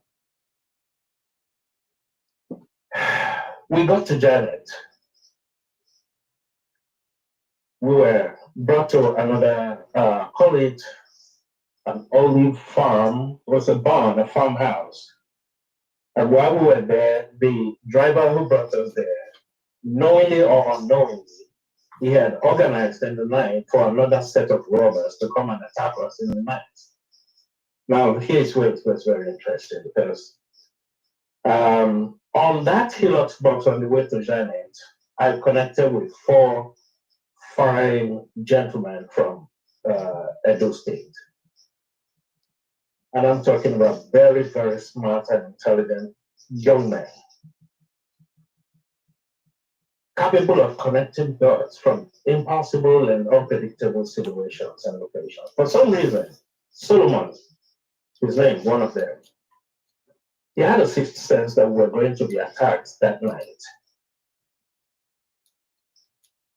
So we then decided to position ourselves at strategic angles and watch out what was going to happen. Eventually, yes, it did happen. We were not sleeping. They came in, they were 3, one of them with AK-47. Let me spare you that story, but anyway, we survived that situation and we got out of there. It was a mess. There was a scuffle, no casualties, but a lot of crazy stuff happened there. But then we moved on. We moved on into the city again in Janet and trying to figure out how to get out of Janet. We made contact again anyways. And from Janet, we had to walk, climb the Ahaga Mountain. You can Google the Ahaga Mountain there. It's very close to Janet. When I say close, still about 150 kilometers away from me, anyway, the base of the mountain. So we climbed the mountain. We made contact in Janet, moved on, got to the mountain, and started climbing. Now remember, I don't know if I mentioned it earlier, I was just, this regular gym bag, with the handle that you carry. Not like the regular backpack that folks carry these days. That was what I had made back then. But I put it on my back, similar to a backpack. And we were climbing. We got to a point, I hinged up my body to kind of like reach out to a boulder further up with my right hand. And I couldn't reach out to it. And my bag was pulling me back. But for whatever reason, which I still cannot explain until today, I reached out with my left hand and I was able to catch that specific boulder that my hand couldn't catch. My right hand couldn't reach. And someone fell. I don't know if I should say this part of the story. Yeah, you think I mentioned it, something similar to that. So let me go ahead. Someone fell from that mountain. Fell real bad. But we were already 1.5 days away from Janet, and we still had 1.5 days at least to walk to get to Gat, which was one of the southernmost villages in Libya. So there was nothing we could do. We climbed back down. There was this young man, a heavily built guy, who fell down. And there was nothing you could do for him, right in the middle of the desert there. No hospital nearby. There's no 911 you can call for any emergency services or support. And the guy was breathing shallow, like something like he was having difficulties breathing all the way down. So there was this Malian guy who could speak this Tuareg language, and it was translating for us what the Tuareg, our guide, was saying. That all we could do is either we leave this guy here to die by himself, or he would do him the mercy and help him out. I'm sure you know what I mean. Well, long story short, the guy passed out there, and we buried him there with sand and stones before we continued.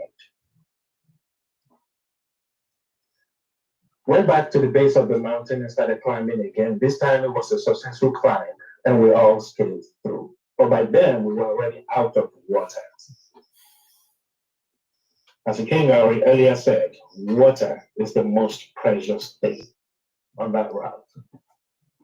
And Jimmy, we came across a small pool or pond of water, similar to that water, that picture that I believe Malam Jabir posted on X. It looked like the color of cement. You could see maggots swimming in it, but trust me, we drank it. We drank that water because that was the only means, the only possibility to get some form of hydration, get some water. Well, long story short, survived that portion. Here's this other thing that happened again in the desert. The very guide who assisted the guy that fell down, he had already organized for us to be rocked again. We didn't know what was happening. But we can imagine that in the night, the king can testify to this. When you are sitting on the white sand with the full moon, you can see everyone next to you. And this guy asked us to sit right on top of the white sand that, he said there were patrol, custom officers or immigration officers, whatever, moving around, and we have to stay safe and stay away from them. But the best thing they could do was to ask us to sit right in the open. Immediately, Solomon thought, no, this was wrong. Something was not right here. I hope we don't have under 18s here. Well, anyway, so immediately Solomon came up with the thought that, look, this looks fishy again. And of course, I already trusted the guy that, yes, this guy, he can easily sense trouble and knows how to navigate easily. So we positioned ourselves as strategic angles, all of us, 4 of us. I had the responsibility to stay beside the Buzu man, called him Buzu the Tuareg. And my responsibility was, at any sign of something fishy going on, my responsibility was to take him out. And trust me, ladies and gentlemen, I didn't think for a second that I could not do it. I was ready to. I was ready to win because it was all about survival. It's either you or me. I pray no one gets in that kind of situation because when you're there, you don't think about it twice. You just go for it. Yes, you go for it. Remembering that scenario right now, thinking about it, it's shaking me on the inside, but that's how close it was. Anyway, we survived that situation. We moved on, got to Gat. And in Gat, as we got there, of course, there were the border patrol. They took us in. And of course, questioning, and they let us through because there was nothing to do in Gat anyway. So,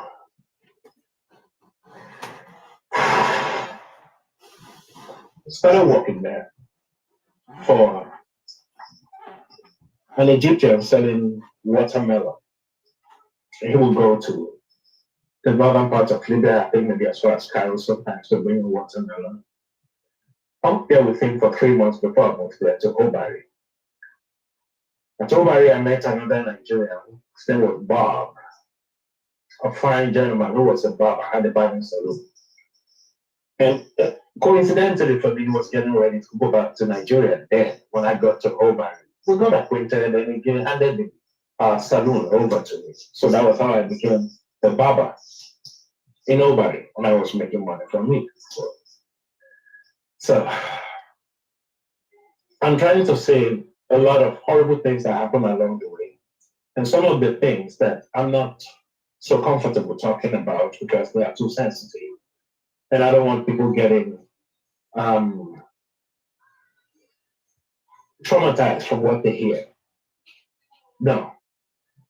But the bottom line is that it's not worth it. It's not worth it.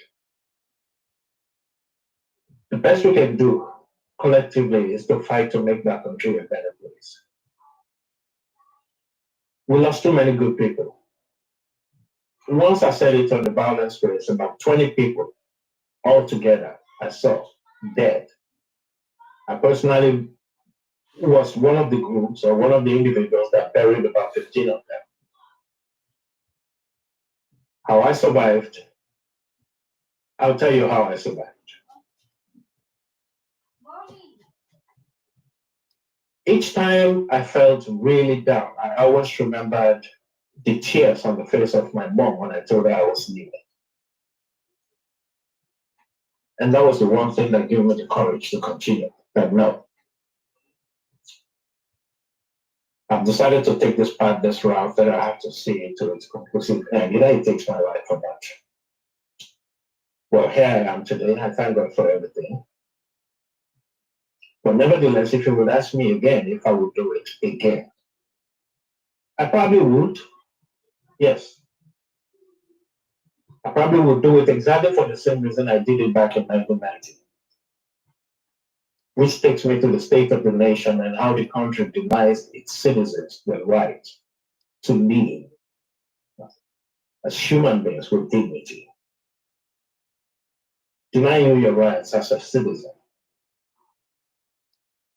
when the means and the resources are there to take care of everyone, or at least provide the opportunity for everyone to pursue their dreams in dignity. That was my reason for leaving.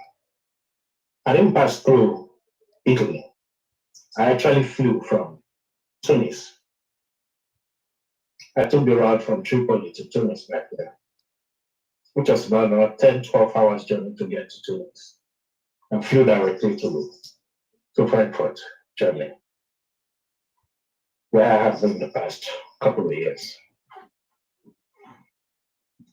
I think the whole thing is better divided into 3 chapters: why, when, surviving, and integrating in Europe.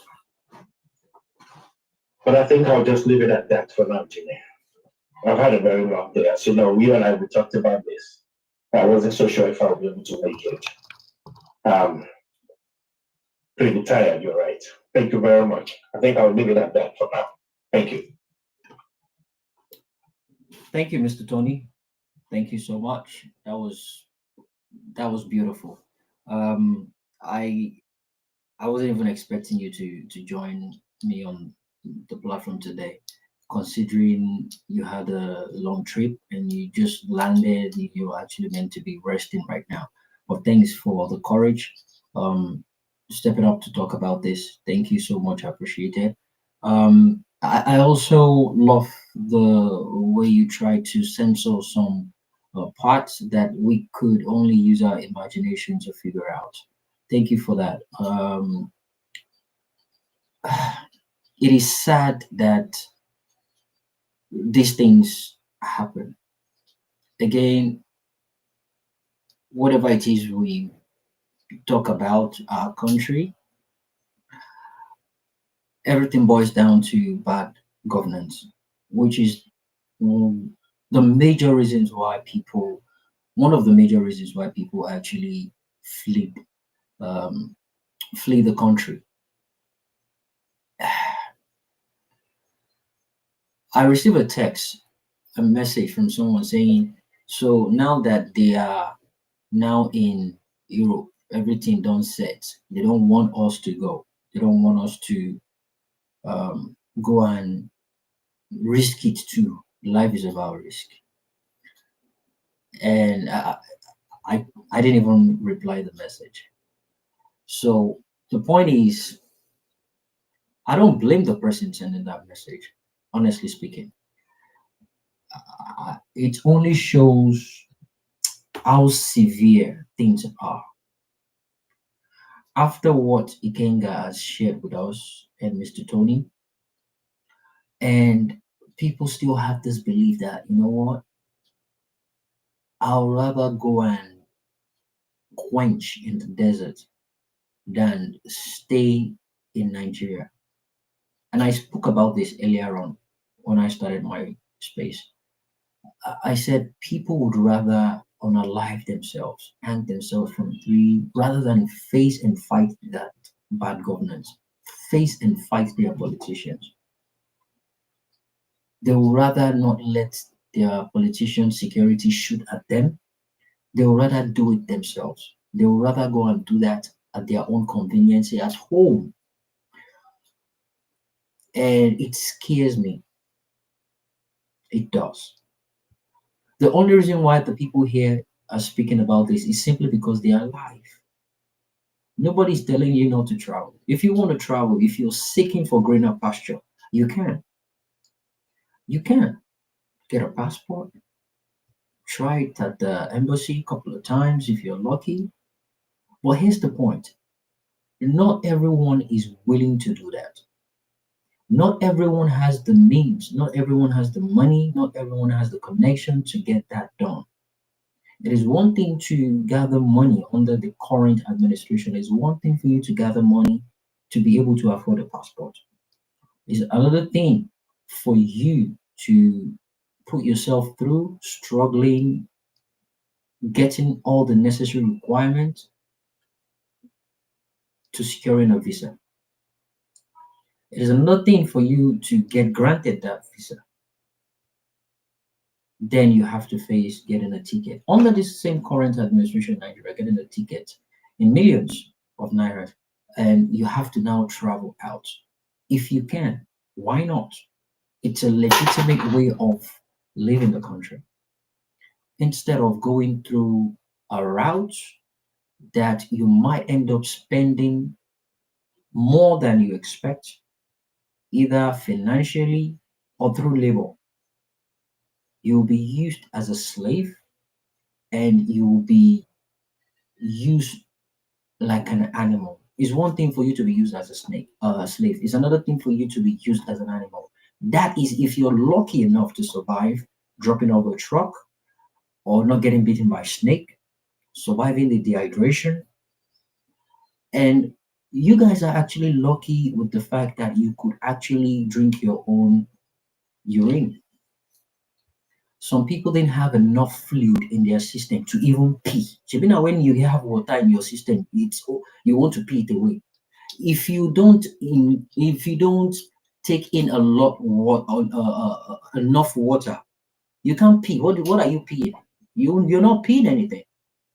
So what you're doing is recycling. And for you to recycle anything, something needs to go through your system first.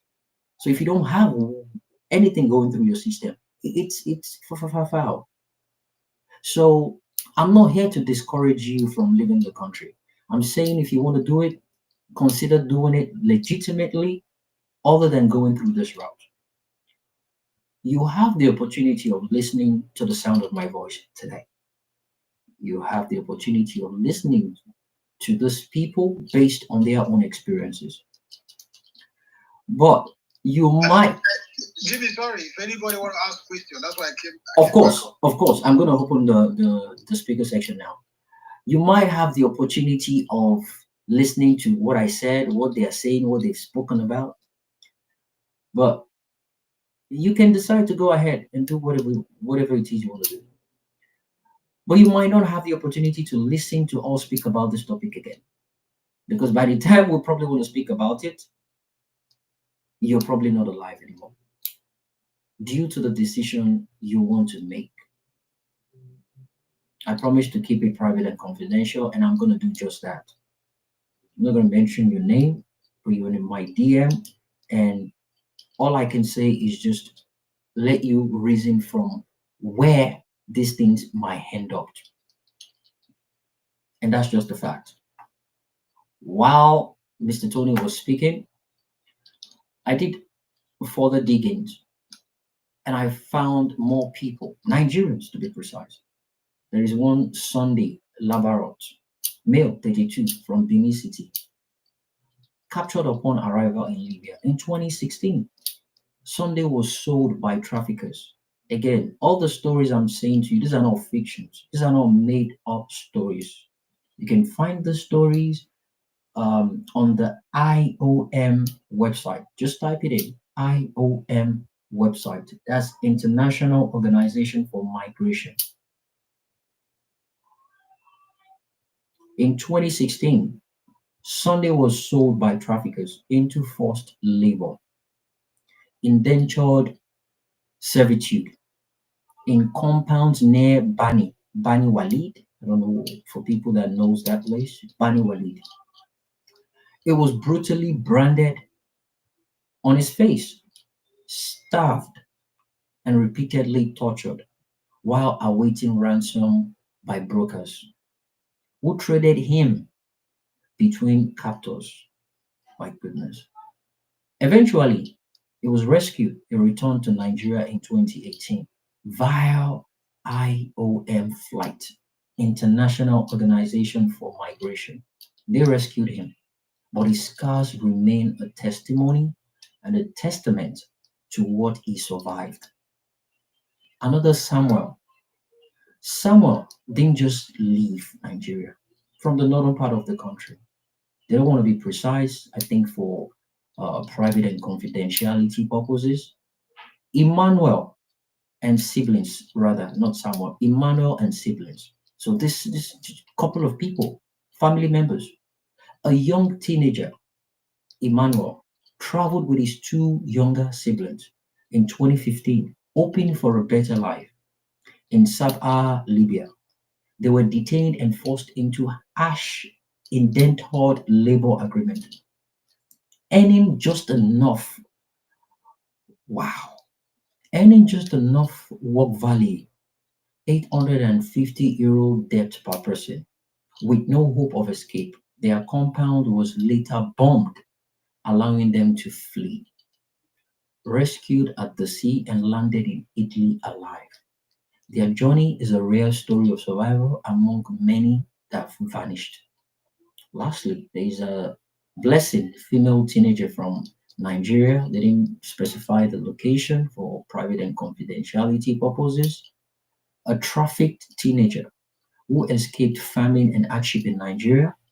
She was lured via smuggler network into Libya and onward towards Europe. En route to Italy, Blessing faced sexual exploitation, detention, chemical burns, extreme starvation, nearly drowning, and systematic abuse, though she eventually arrived in Italy. The psychological toll continues on her, and the story illustrates the vulnerability of young Nigerian women in migration circles.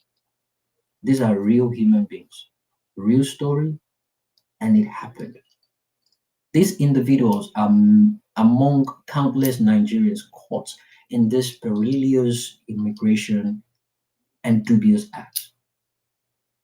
By the end of 2023, International Organization for Migration recorded 3,129 deaths and disappearances in the central Mediterranean Sea route alone.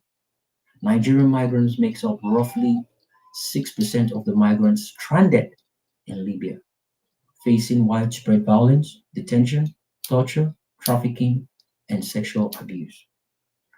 Why are these stories being shared? The humanized statistics. These are names, not numbers, each with hopes, families, and dreams. Highlight patterns. Nigerians, especially youth and women, face specific threat, trafficking, forced labor, sexual exploitation, starvation, and torture.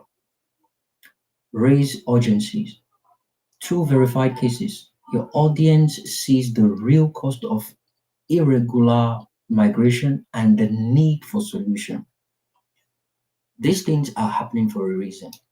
Bad governance, poor governance, poor governance, unbearable poverty and hopelessness, mass unemployment and economic stagnation, failed educational system, insecurity and violence, banditry, herdsmen, peer pressure, broken family and abuse, desire to support the family. being the breadwinner of the family, lack of legal migration, which was, getting the passport and going to embassies to acquire a visa. And lastly, psychological collapse. Anywhere. I want to go anywhere except Nigeria. And that's where we are today. Thank you, ladies and gentlemen, for paying close attention. Thanks for people listening, and over 3,000 people listening across all social media platforms on live stream. Thanks to the people on Twitter Space as well, over 62 people right now. Very limited amount of people actually sharing or retweeting this. The purpose of sharing and retweeting, send to family members, friends, foes. You'd never know. Anyone trying to embark on this journey, anyone that had tried embarking on the journey a few days ago, yesterday, planning on doing so today, tomorrow, next week, next month, and next year. Let them listen to this. I'm glad it's recorded. Share with them. You never know. Many people don't even mention it. They just act codedly, but they have it at the back of their minds. Share with family friends. You never know who you're gonna be helping with this. The whole point is to save a life. Thank you so much. Let me open up the speaker section now. Guys, if you have any questions for Genga and Mr. Tony, please go ahead. We're still patiently waiting for Ari to come and share his own story. After then, it can now be free for all. But for now, there's another gentleman in the speaker section that actually wants to speak. Whenever you feel comfortable, confident enough, please come up and you have the platform to hear your mind. So let's keep it moving, guys. Thanks again for joining off the cuff with Jimmy. I do this every Friday. I deal with the controversial, deep, gut wrenching, difficult topics that people shy away from, or people don't have the stomach to withstand.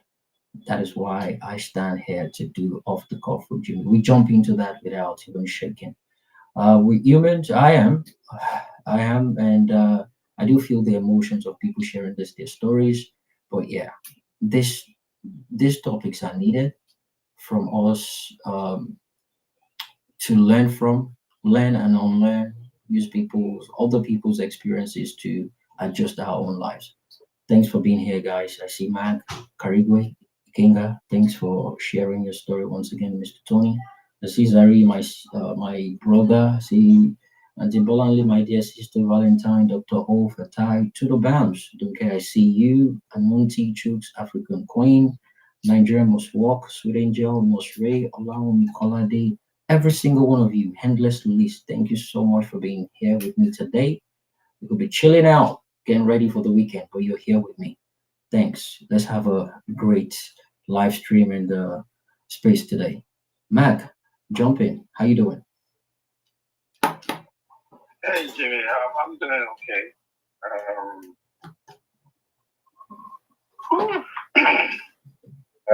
First, I just wanna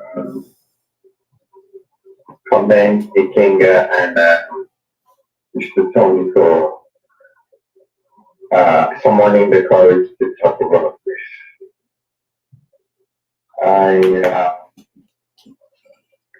It's not been easy.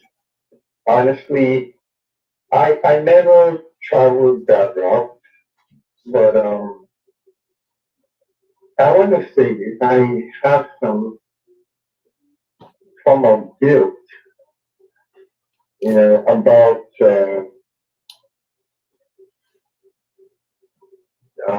helping somebody else, and later found out that that was investment there, and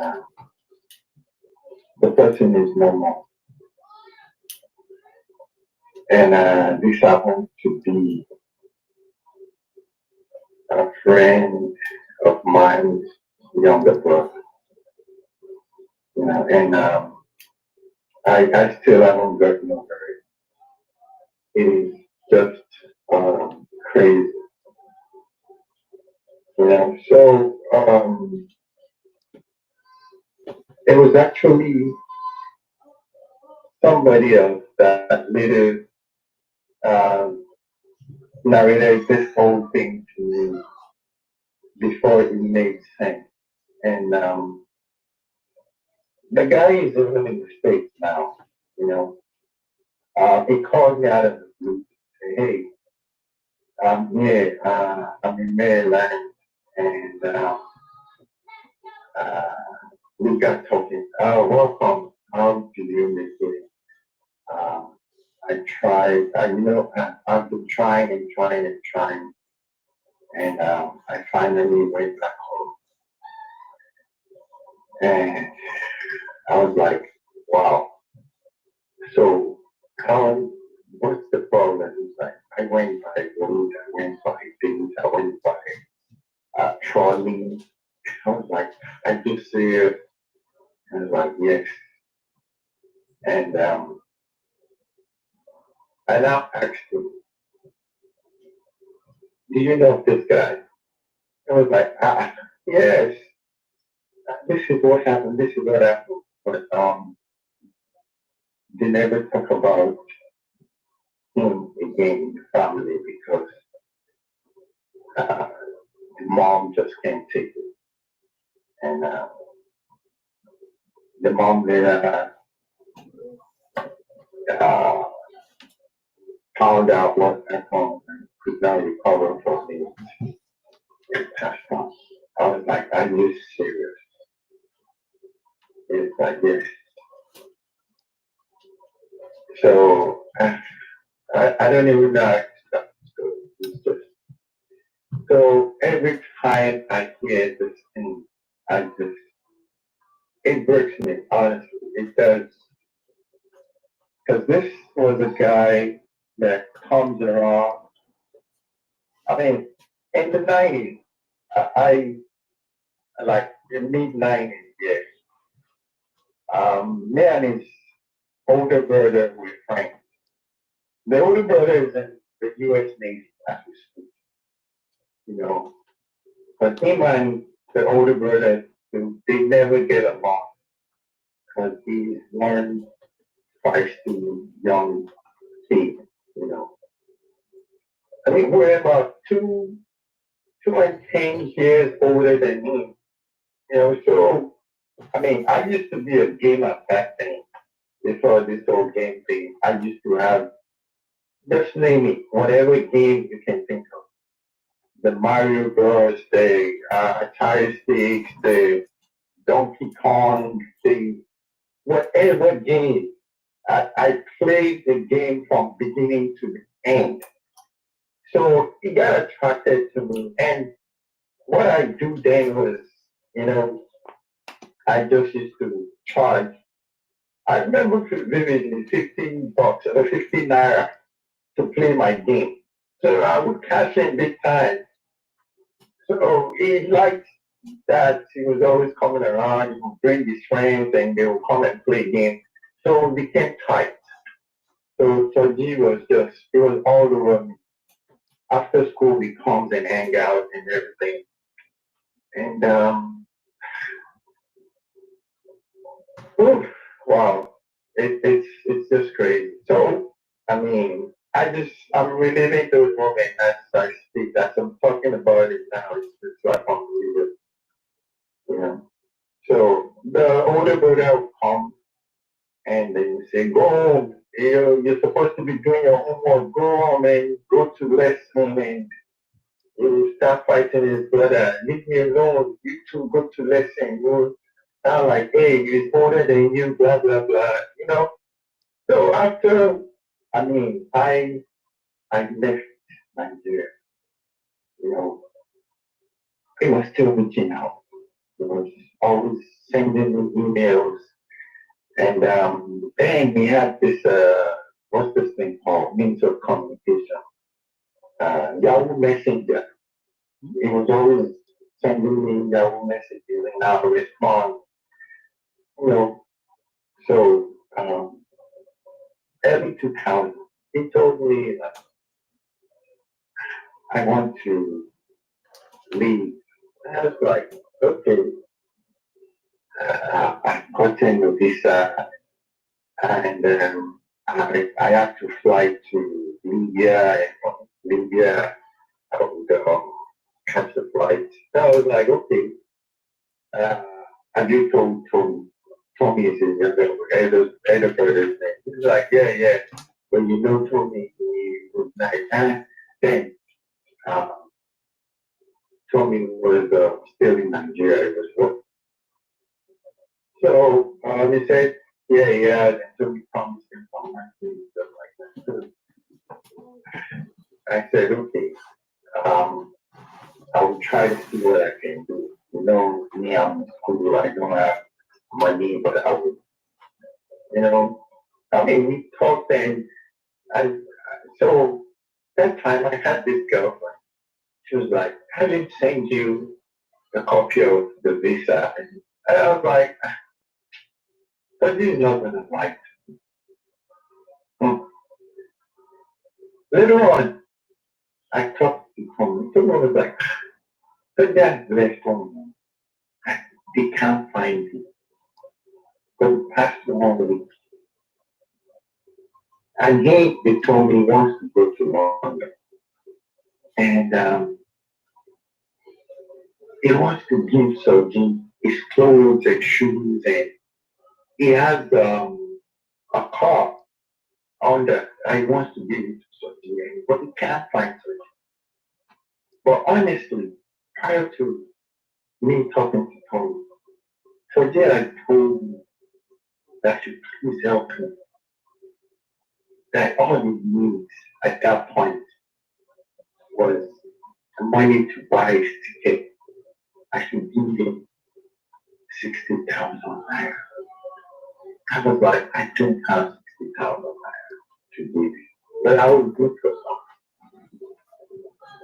So then it was what's this thing called? Western Union.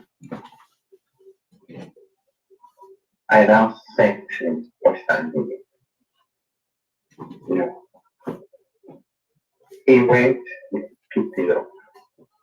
He told me, no, don't send it to the Kenya branch. Because there's this lady that works with our husband, then I used to. So he said, no, send it to me in Kano. And he gave me the first bank office, the address in Kano. I was like, Kano. So okay. So I sent it.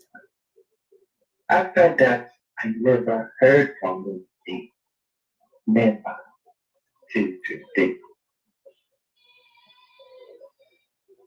Only for this guy that came to start narrating that story to me, that he was part of that trip, that they were all together. And you know what's so funny again?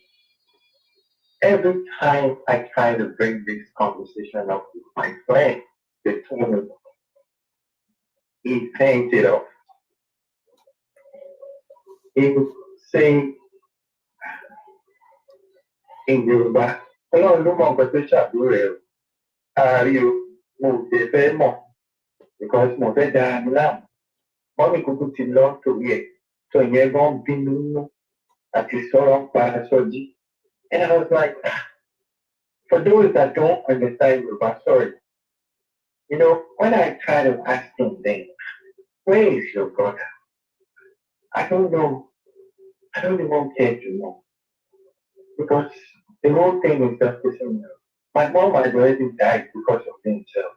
So why do I care? That is what the elder brother tells me.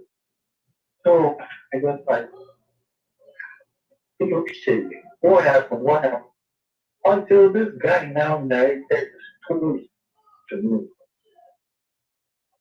that there were seven of them. I was like, I used to. He said, I am one of them. I saw so much. I was with him. We fought from Niger. We went through the desert. He was not, I just opened my mouth. I said, so are you telling me? He said, I am not feeling. He said, look, but it fell. And when it fell, he was screaming, he was crying, he was yelling. The sun got into his eyes.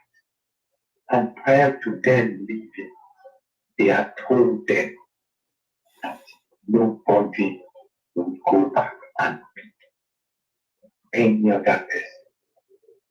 It is forward ever. I was like, are you telling me? He said, he could not meet. That is not he had. He had to date a lady, and that lady had to protect him and brought him back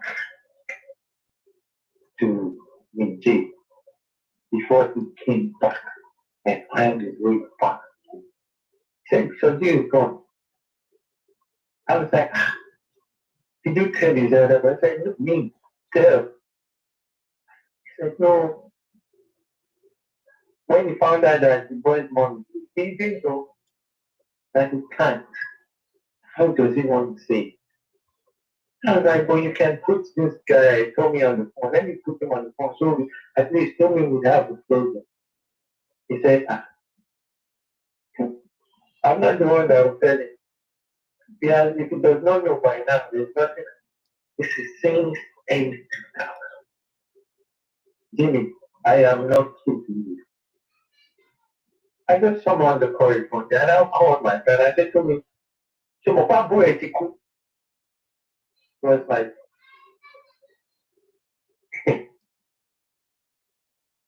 that he knows that he dreamt about it,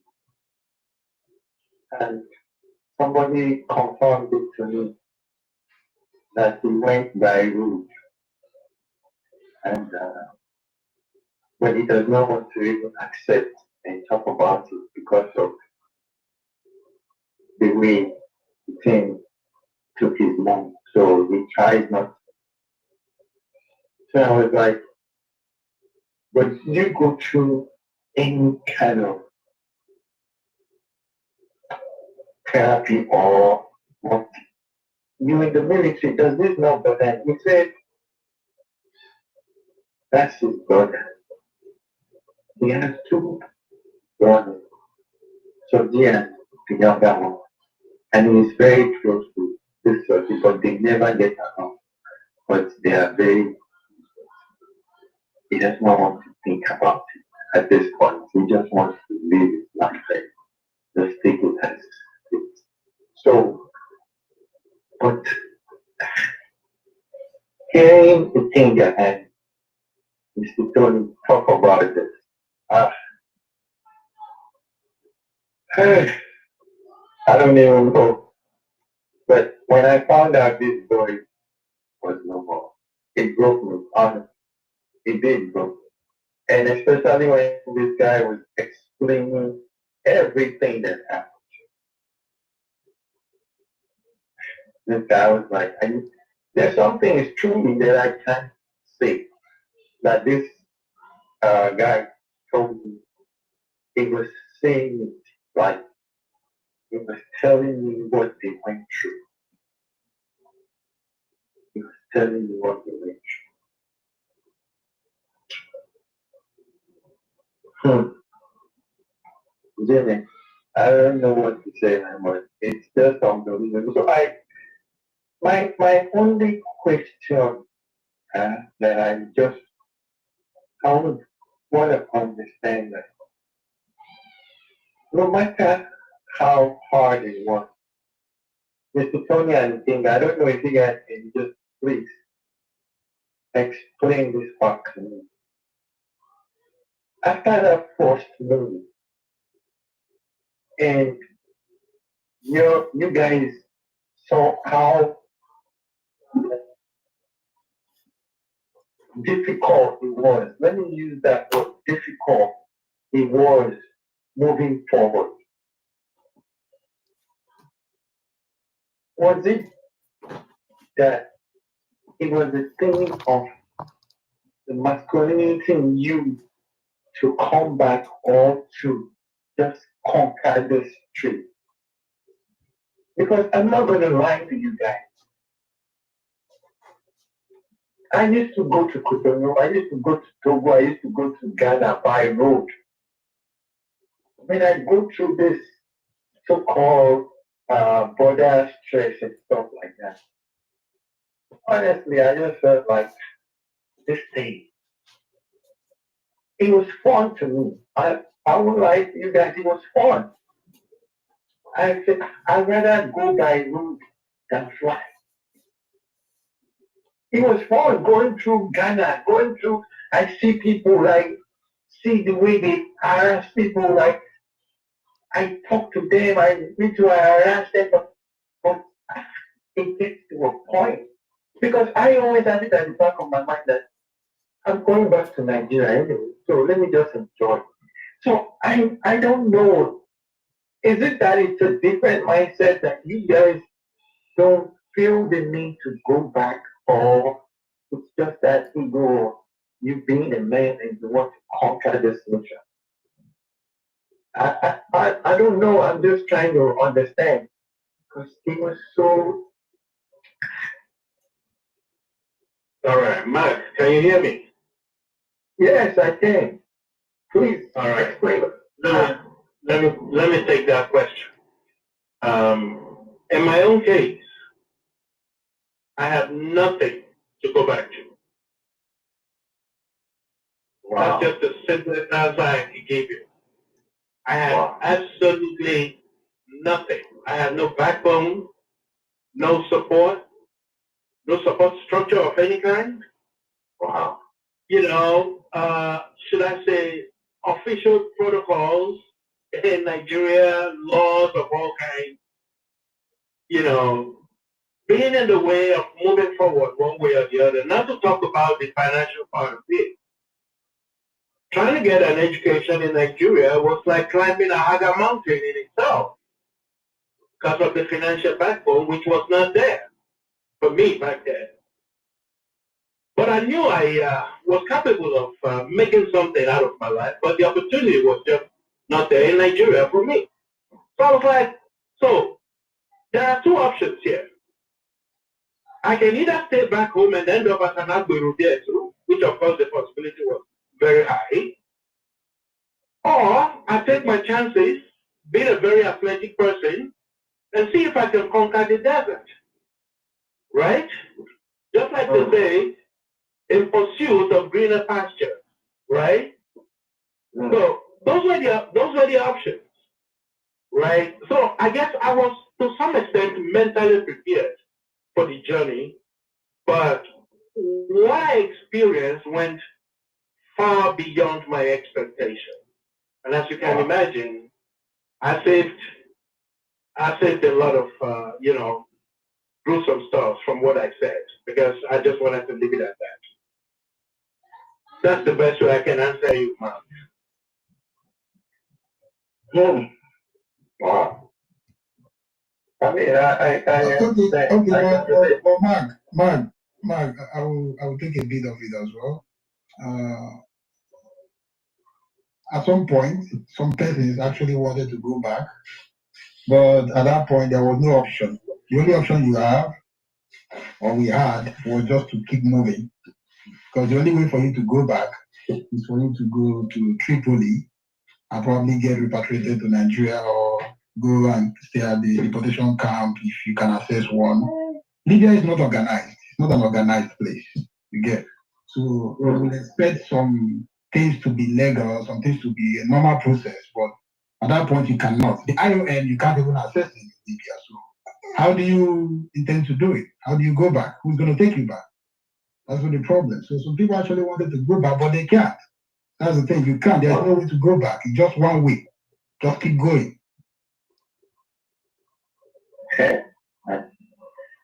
I mean, I don't know, man. This is. One of us got a call from the family to come back. We are still at that from there. To come back home, they were willing to pay. They were willing to send in some other family members who actually live in Libya at that point in time to help him so he could come back to Nigeria. But he doesn't want to go back. That was his own personality. He said he's not going back. There's nothing to go for. Same thing Mr. Tony said. So for me, different case altogether. But people we offer that opportunity, they have the opportunity to go back, but they actually doesn't want to go back to Nigeria. That's the honest truth. Some persons doesn't want to go back to Nigeria. They don't want to go back to Nigeria. They just want to make sure if he's dead, they are willing to die for it. It was worth dying for them. So Wow. All right. Thank you, Mac. The short story you just shared now, in as much as it wasn't you, it was touching, and listening to that, I can only imagine, because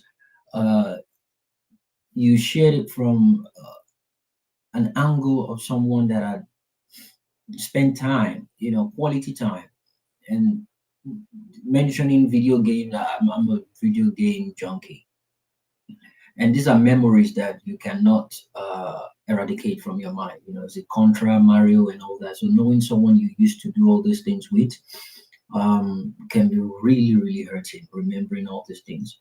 But yeah, the question you asked, both of them. I tried to talk to Tommy about this, but I just can't move forward with this conversation because he dismisses it. So here's the thing. This was years ago.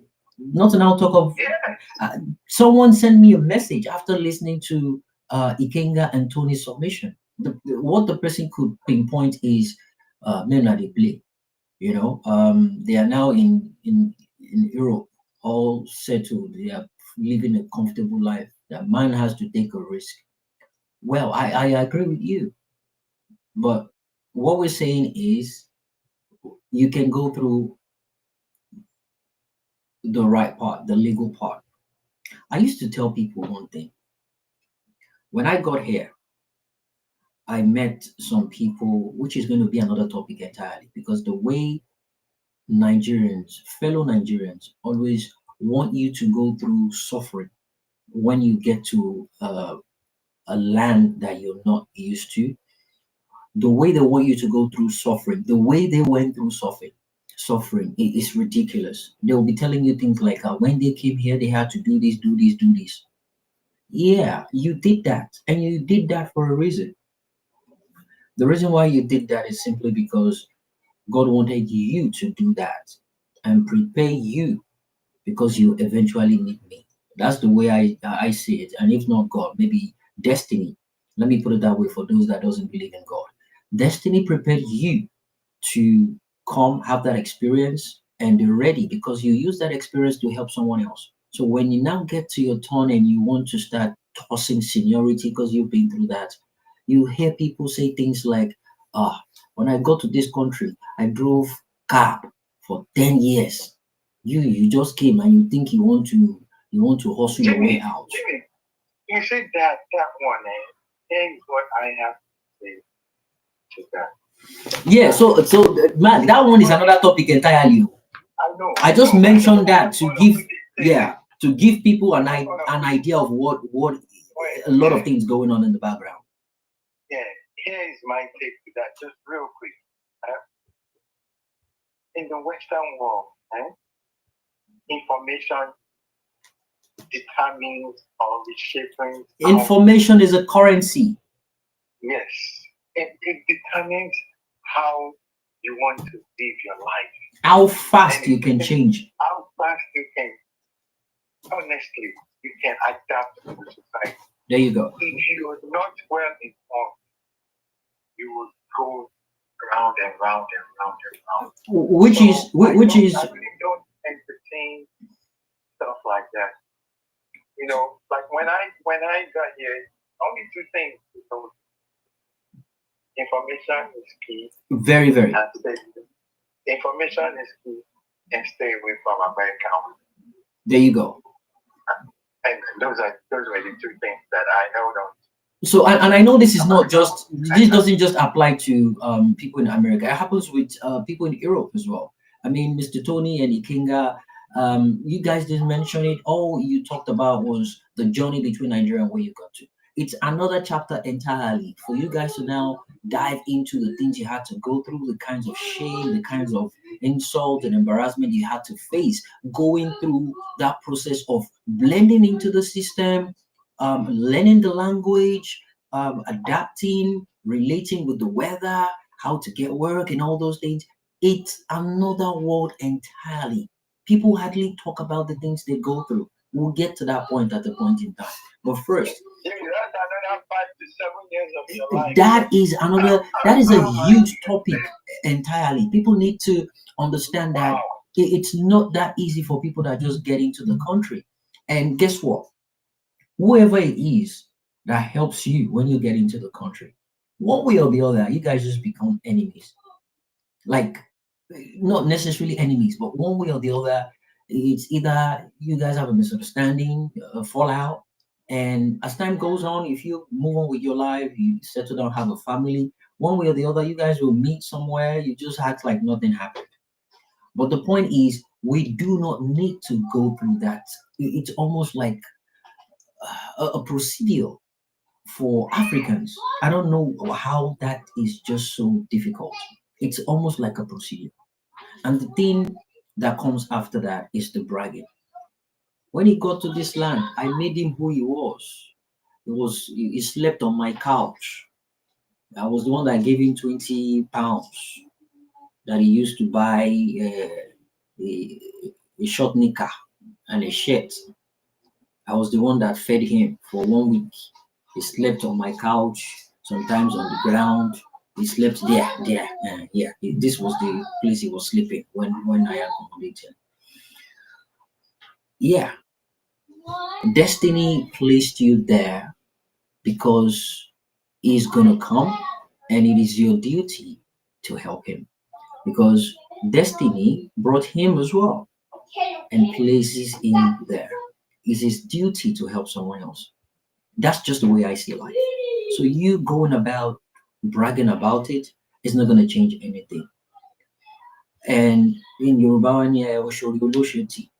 a lot of people emphasize on this point to change the topic entirely, especially when they are siphoning you, when they are treating you with so much disrespect, because they know you don't understand the system.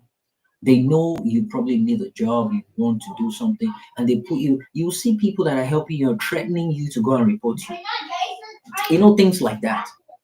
It is, and when you do whatever you want to do, you hustle, you work, you gather one or two things, they won't give you your money. Go and report to police, whoever you want to report to, because they know you're not even probably meant to be working. These are things that happen within their society, and they are the enemies of themselves. It is ridiculous. But again, that is a different topic entirely. Because I knew when they were saying their stories, I knew at the back of my mind that this is just the first phase. They've not spoken on how they actually blended into the system, how they get to settle down, how they went through the procedure, the process, and everything. That is another topic entirely. I hope we get to that at a point in time.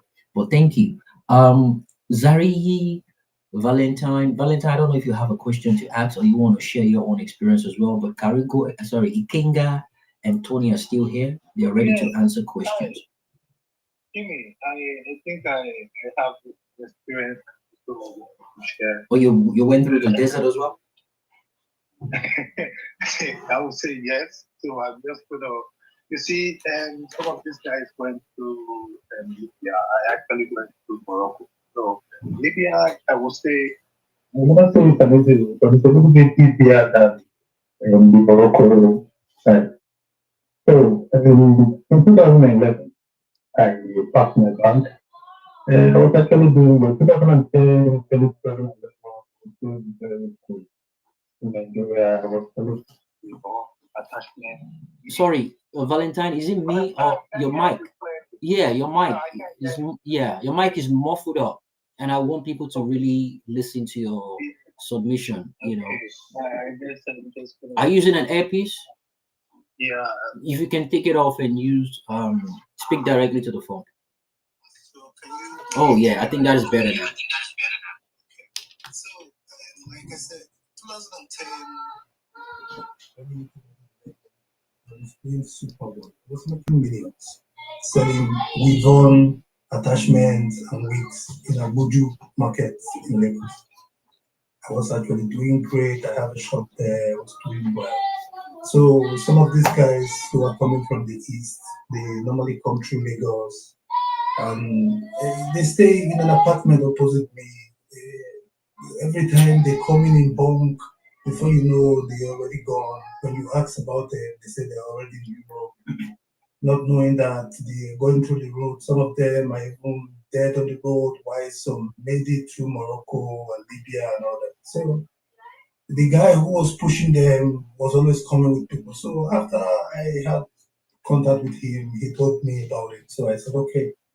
So in 2011 March, I decided to sell everything I have in the shop, my weave-ons, carton of weave-ons, attachment, everything. Then I packed my bag. I said I was going to Europe. So he, after paying him too much money, he made a passport. He said he's going to do the visa and everything, not knowing we are going through the route. So we woke up one morning, pack our bags. Crossing the Nigeria border was the easiest thing. You know, when you get to Sokoto, you just give them money, you cross into Niger, very easy, very sharp. It was fast.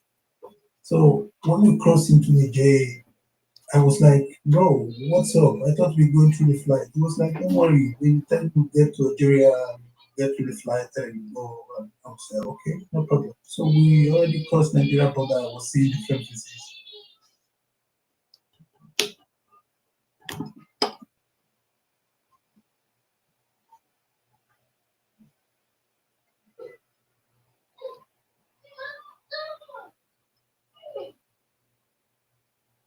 Mm.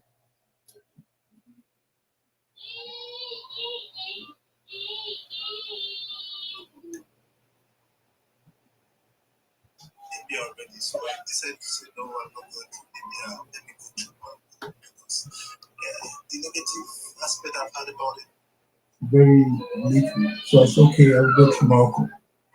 So at the end of the day, let's just fast forward. I was pushed from there to Algeria after spending about 3 months in Aden. When I got to Algeria, it was a different thing entirely. Between the border between Algeria and Morocco, there's always a group of people, Nigerians actually. It's like a tenor, it's just like a president. They make election, and anybody who's the president will rule for 1 year. If his tenure finish, the Yoruba comes in. After the Yoruba finish, the Igbo comes in. After the Igbo for 1 year, then you go to Benin. I think this was the three people that was really. So when you get to the place, you are going to pay before you cross.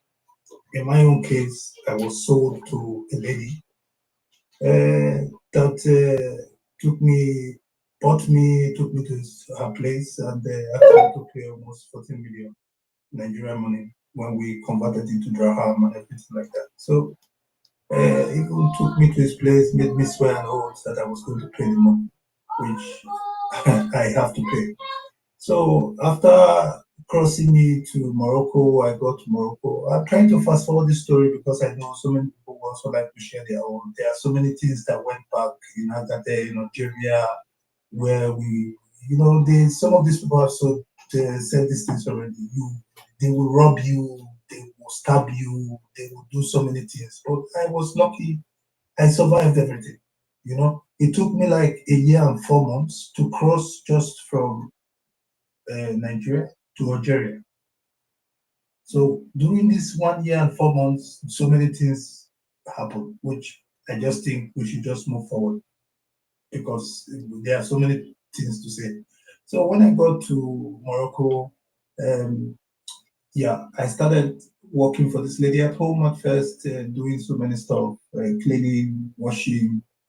Then at the end of the day, I was pushed to the streets to start begging. In Morocco then, during 2012, 2013, it's just traffic. Wow. To beg for money?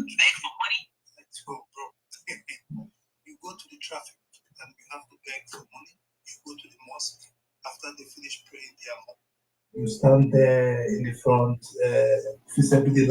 you have to beg them. See, the life is, you see, that's why I say those people that went through Libya, I think Libya is a little bit easier because you just get to Libya. If you have lucky, you get through the Lampa Lampa or the boat, you just cross to Libya from Libya to Italy. But in Morocco, it's not like that.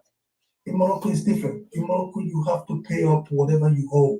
Since you swear with the juju they take you to, it's not even the juju that if you play with it, you will survive it. Because we've seen people rotting because you refuse to pay that money. You will rot it from your head to your toe. Your skin will start rotting. You will die. People went through hell. So people can no longer pay this money because you see, ladies, it's very difficult for ladies. Ladies, they don't know how to go to the street and beg to hustle for all these things. So they do prostitution. They get this little money they have, 20, 30 dirhams. Before you could pay up 14, 20 million, it's very difficult. So most of them went through hell and they lost their life through this process. You see? But the most important thing in Morocco is this. When you are in Morocco, you can see Spain, you can see Europe. The only thing dividing Morocco and Europe is a barbed wire where you can see people walking in Europe while you are in Morocco. So but you crossing from this place to the other place is like hell. It's like you seeing an hellfire. So it's very, very complicated. So I will go back to how I started paying up my bills. So we go to the street, beg every day to get money. Then the little you have, you settle. I will tell you some people who we are not paying madam, who have already paid their madam or paid their people they owe. Even some of them begged money and built houses in Nigeria. That was how it is in Morocco then.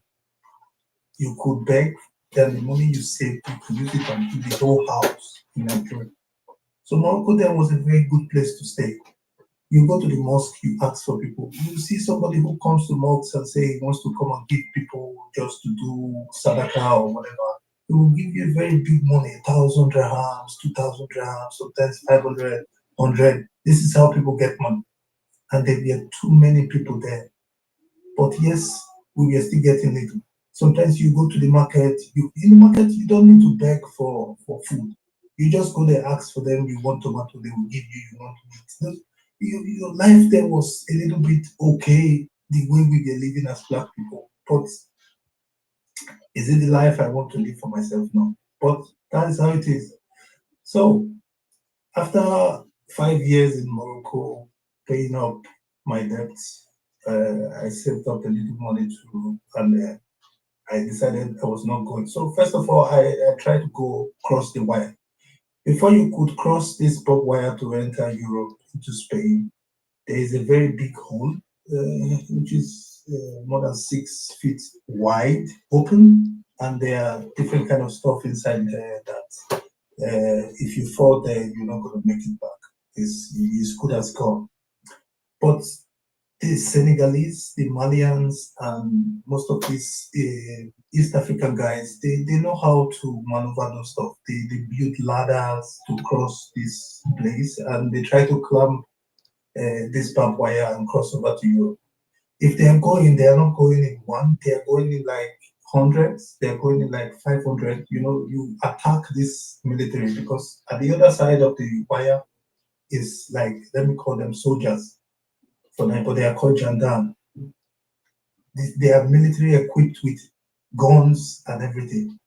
But you see, once they see people coming in hundreds, 500, some of them run away because most of them they will be at about 5, 6, and when you see about 500 people coming, they run. So most of the time, 100 people will make it to cross, but they will still deport many of them back. But yeah, some of them still make it. So the possibility that you have a chance to make it is always there. So that's how it is. So when I saw that so many people were losing their life through controlling wires and getting injury that cannot be treated, that's why when you're calling this non-governmental organization IMO, I was laughing because you see those people, they were coming to where we were living inside the forest. we were thinking that we are helping. They will come sometimes, give you water, give you bread to eat, but they will go back and give information to this military people where exactly our location is. At midnight, they will come raid us. They will take us back from the water side or from the border side back to down between the border between Morocco and Algeria again. From there, it will take you like 4 to 5 days before you can get back again to the border side where you want to try again to cross for the next day. So in Morocco, is two parts. There's a place where you can cross through the wire, and there's a place where you can swim for about 30 to 40 minutes if you are fast in swimming. Then you can also cross into Europe. So Morocco is these are two different places. One side is called Nano, while the other side is called Tanja. So these are two different places. Yeah, it's either you are going through the wire side or you want to go through the water side to see if you can swim across. If you can also buy lampa and you want to go through the water side, if you are fast enough before the military will come out because you cross, then you are lucky. So it's very, very. And through this water side, sometimes you still see hundreds of people still go there, dive into the water. Some of them will cross, get into Europe, while some will be deported back again. That's how it is. So the life in Morocco is just, it's either you survive through the side or you survive through the other side. And the third part is you paying a very large sum of money and you will get into the same lampa that will cross you again from Morocco to Almeria, which is about 2 days in the water journey. Some people go there lost. I've heard of a story where some guys went into the water and they couldn't, instead of them going forward to Almeria, they went backward and went back to Tunisia or something like that. While some of them, you can no longer even find them in the water, they are dead, they are gone. So my options were, I don't know what to do. So because I was getting little money, I was saving after paying up the lady that I was serving as a slave to. I sent up the money. I said, no, I'm gonna go through the lamp and just go that because the two parts, either going through the wire or going through the water side, is very risky. You know, they catch you, they beat you, they break your bones. I've seen so many people, even someone I was sleeping with in the same bed, could not make it because he was caught, his leg. You see, I'm just saying this thing now because it's been very long. I have moved to Europe and things have changed since then. I've forgotten a little bit, but everything stuck with me forever because even my ex even registered me in the therapy that I've gone through so many therapy just because of these things. Because sometimes I cannot sleep. I sleep at night and I keep dreaming about these things. I wake up at night, sometimes I can't sleep because those things flash through my memories and I see them clearly. You know, I see these guys because we are together. We moved together from Nigeria and most of them could not make it to you because you see people die in your face. You see people care, you know, you bury them with your hands. This life was, that's why when the boy who was saying he, because some of them are Europe, I just laughed, you know, because he really did not know what some of us went through. And if he really wants to do it, I'm not going to say he should not. He should try his best and see for himself how the journey is. So that's it. So by the grace of God,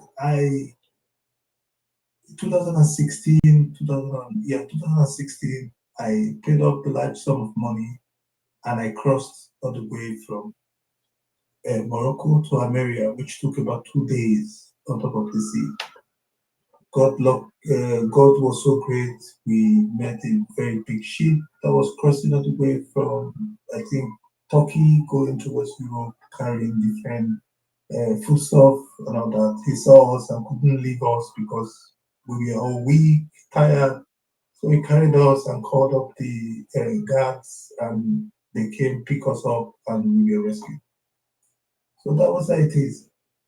The good story now is that what will I say, got to Europe, uh, yeah, free education. I was able to graduate as an electrical engineer.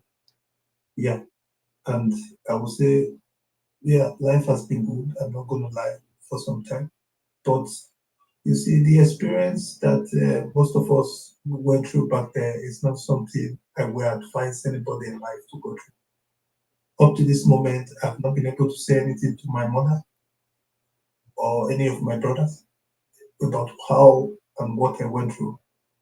But I give glory to God that I made it out. We left Nigeria at about 21 of us that left.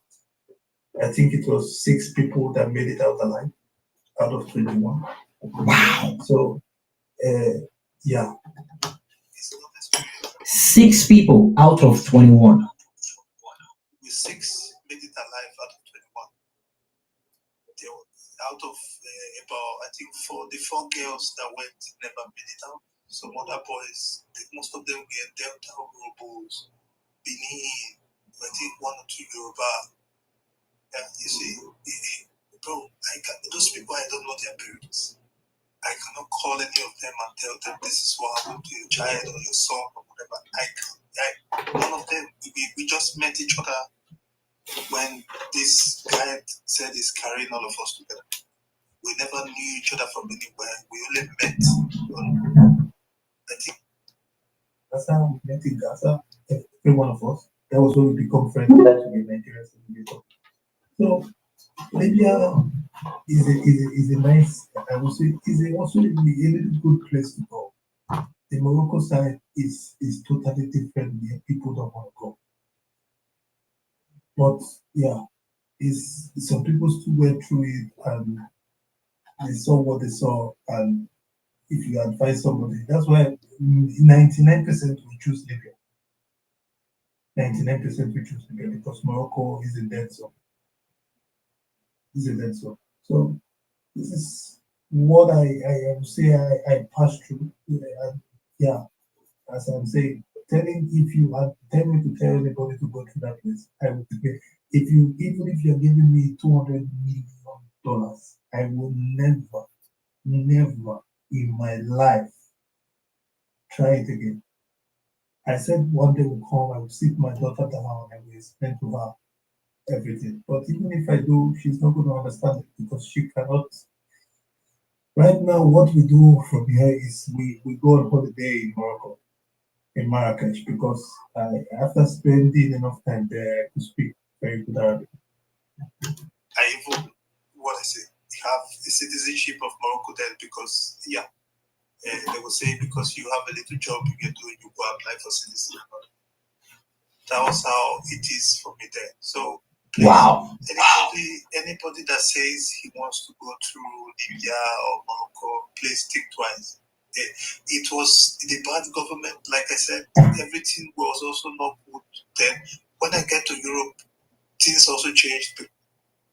When Buhari came to Europe, mostly Germany, he came to meet Angela Merkel and say his wife belongs to kitchen and all that. So Nigerians became also marginalized, where they were deporting so many Nigerians.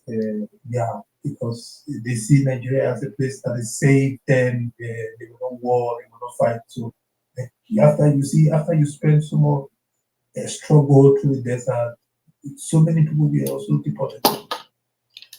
When I was in Morocco then, I also have a friend who had the opportunity to cross the wire after getting into Europe, into Spain. He was deported. He did it like 3 times. I think the 4th time he succeeded. That was when he now stays. He did not know. The 4th time he went to Libya. I think he entered through Libya and right now he's in Italy.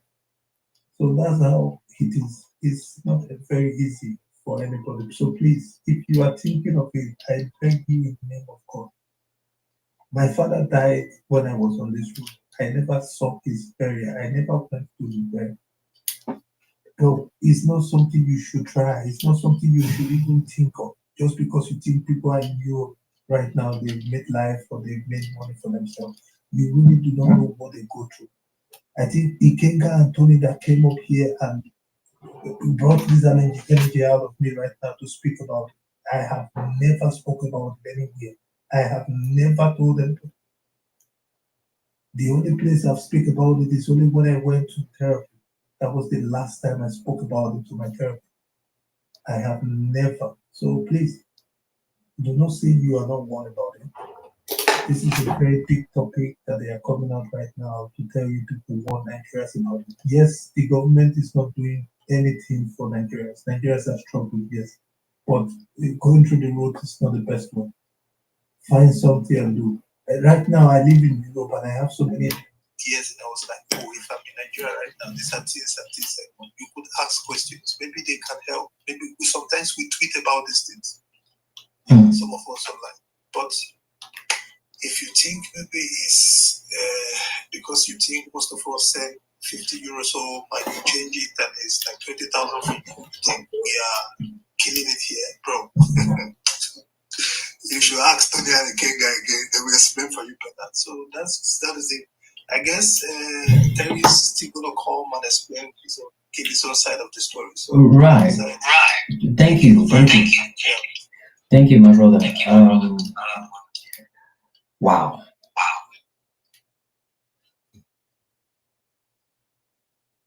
I don't even know where to start. So I didn't do any findings on Morocco.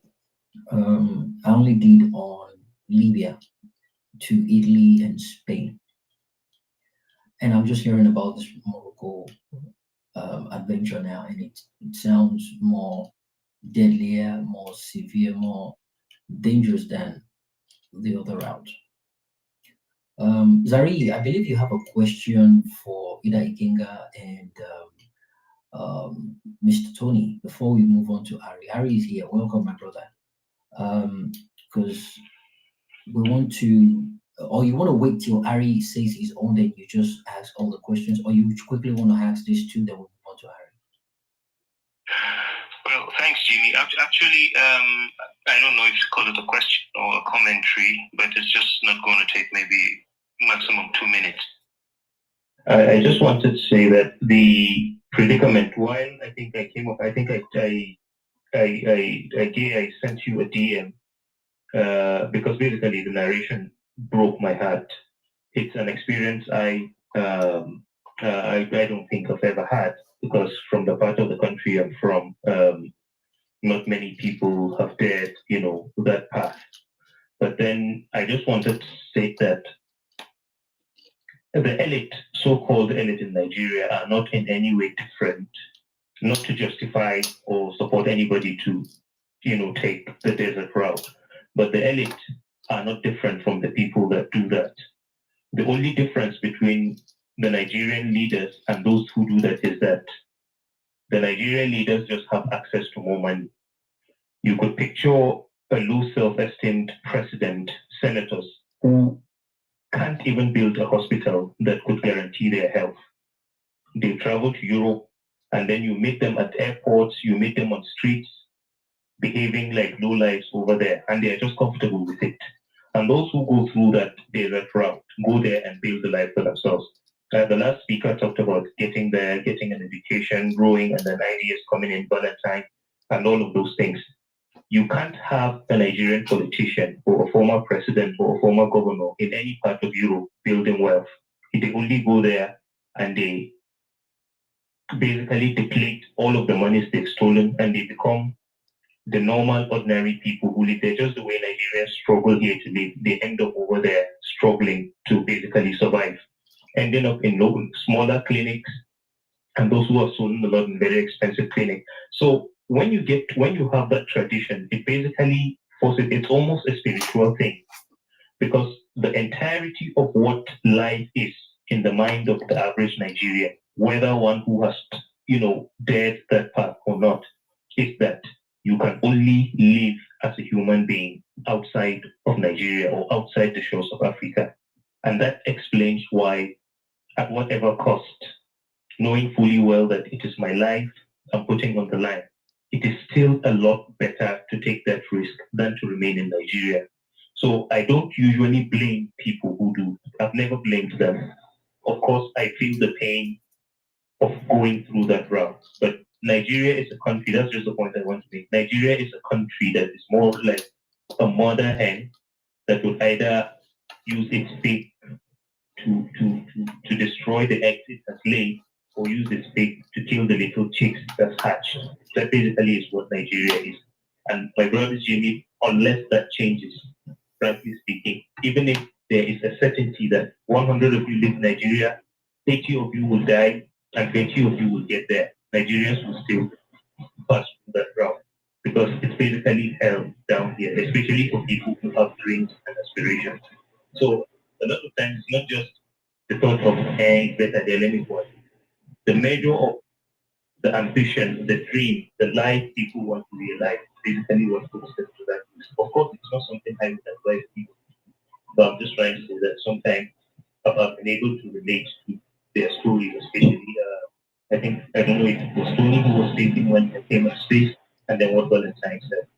So it's just a country that basically it's almost a default setting that the country pushes its workforce, its youth, the creative minds out of the country because even the elites themselves are basically much poorer thinkers than the people they are trying to, than the people they impress. That's the point I'm trying to make. So I don't really know if anyone of them has something to add. Yeah, thank you. Yes, Jimmy, please, if I can answer him and maybe add a little bit to it. So Yeah, if you can do that real quick so we can move on. I don't want to delay anyone. Okay, so you see, those people that say they want to go now, assuming I knew what I knew now, I knew it then, I don't think I would take that risk. I would have gone to maybe one of these African countries and established. Example, a cousin of mine who lived in Nigeria 2015 went to Gabon, Kenya, opened up a very big shop. He's importing directly now from China to those African countries and is doing very well for himself. You see, he did not come to Europe because I called him, explained to him that, hey, I was due, this is how it is. He decided to use his money, went to African country, build up himself, now exporting and importing from China through those African countries. So we can still advise, yes, the government is not working to help people. So instead of, like I said, I'm not going to tell anybody not to do it. You can try it, but best option, my advice for anybody who wants to do it, there are so many good places in Africa right now where you can invest your money and make money too. People are making hell of money in African countries. They need things, they need people. You can open up a boutique, you can do something in African country, import things from Nigeria to there if you can, and you will still make money. These are things I did not know. Like I said, I was doing well, selling Weavon in Agboju market. Anybody that knows Agboju knows me very well. 2010, 2009, I was in Agboju doing perfectly well. I was selling cartons. People were coming from different parts of the world, you know. But I closed up everything because I thought, I didn't know I was going through a route. I thought maybe I was flying through the air going to Europe. Because then I was thinking Europe, you just go there, you start plucking money from the tree. But no. Okay, then when we came, Europe was still a little bit okay. Now, if you don't have a qualification, if you don't have good education, you come to Europe, bro, it's just waste of time. You're going to suffer. That's Europe for you.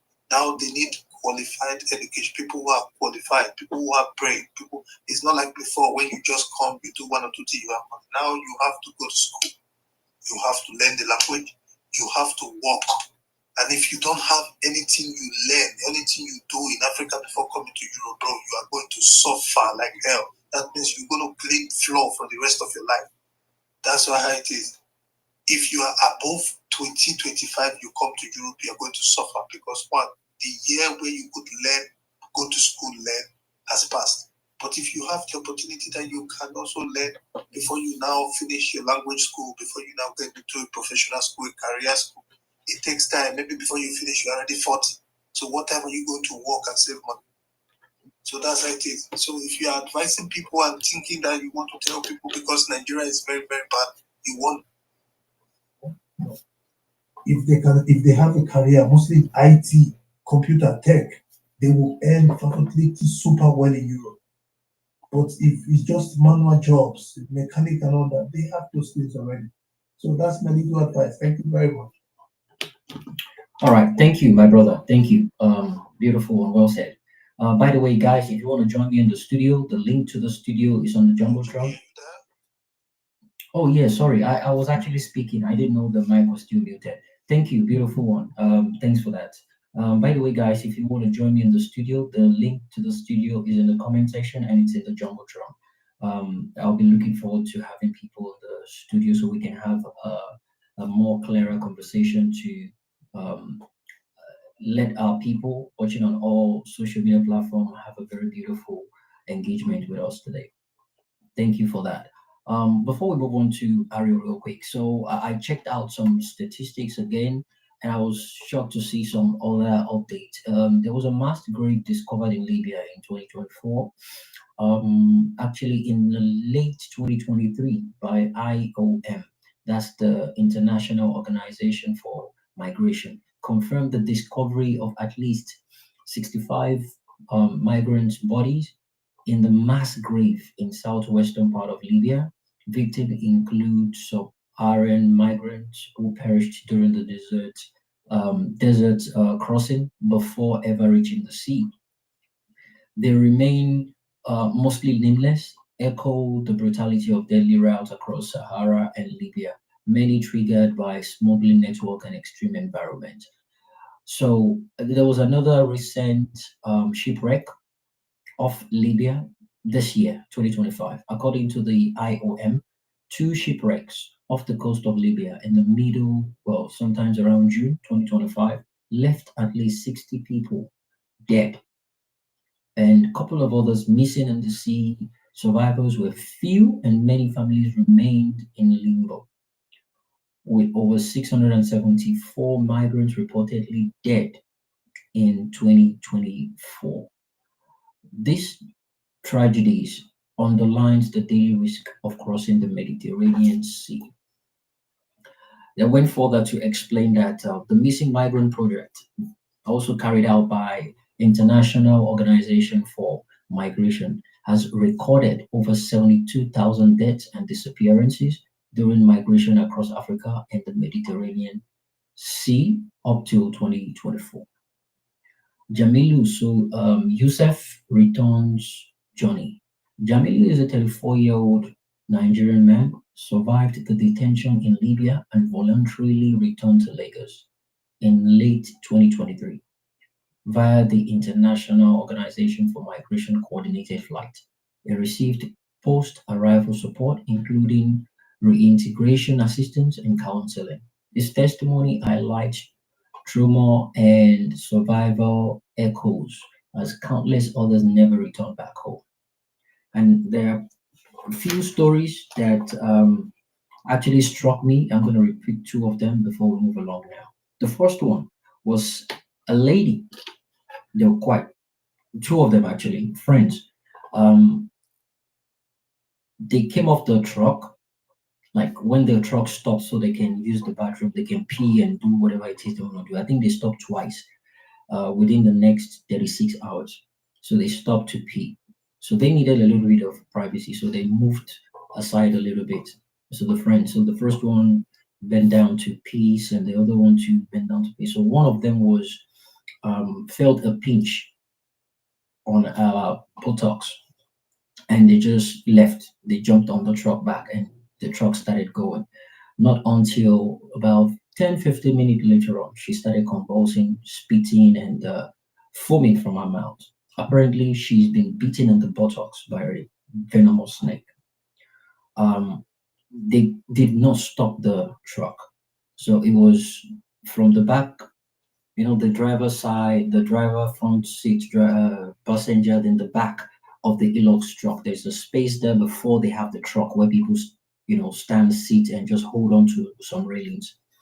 So they were instructing them to rip off her clothes, the shorts she was wearing, the trousers she was wearing. They ripped it off, and they saw two tiny holes on her buttocks. That was how they got to realize she was beaten by the snake. And they told them straight away, "Look, she's dead. She's gone. She was still alive at that point in time, but there was no antidote, nothing." And the other friend was left with two options. It's either you toss her out of the truck, because they cannot have dead people on the truck. You toss her body off the truck, or you jump off the truck with her if you want to bury her, and the truck is not going to wait for you. So she was there crying, and our friend died in her hand. Like she saw life leaving her body. And after a few minutes from the narrative, after a few minutes, they had to point a gun to her from the back seat, instructing her to jump with the dead body or she tosses the body off. And she was forced to toss her friend's body. Do you know the guilt she's going to feel for the rest of her life? The guilt and the burden of that pain she's going to carry for the rest of her life. So she tossed the lady off the truck into the desert, and the truck kept going.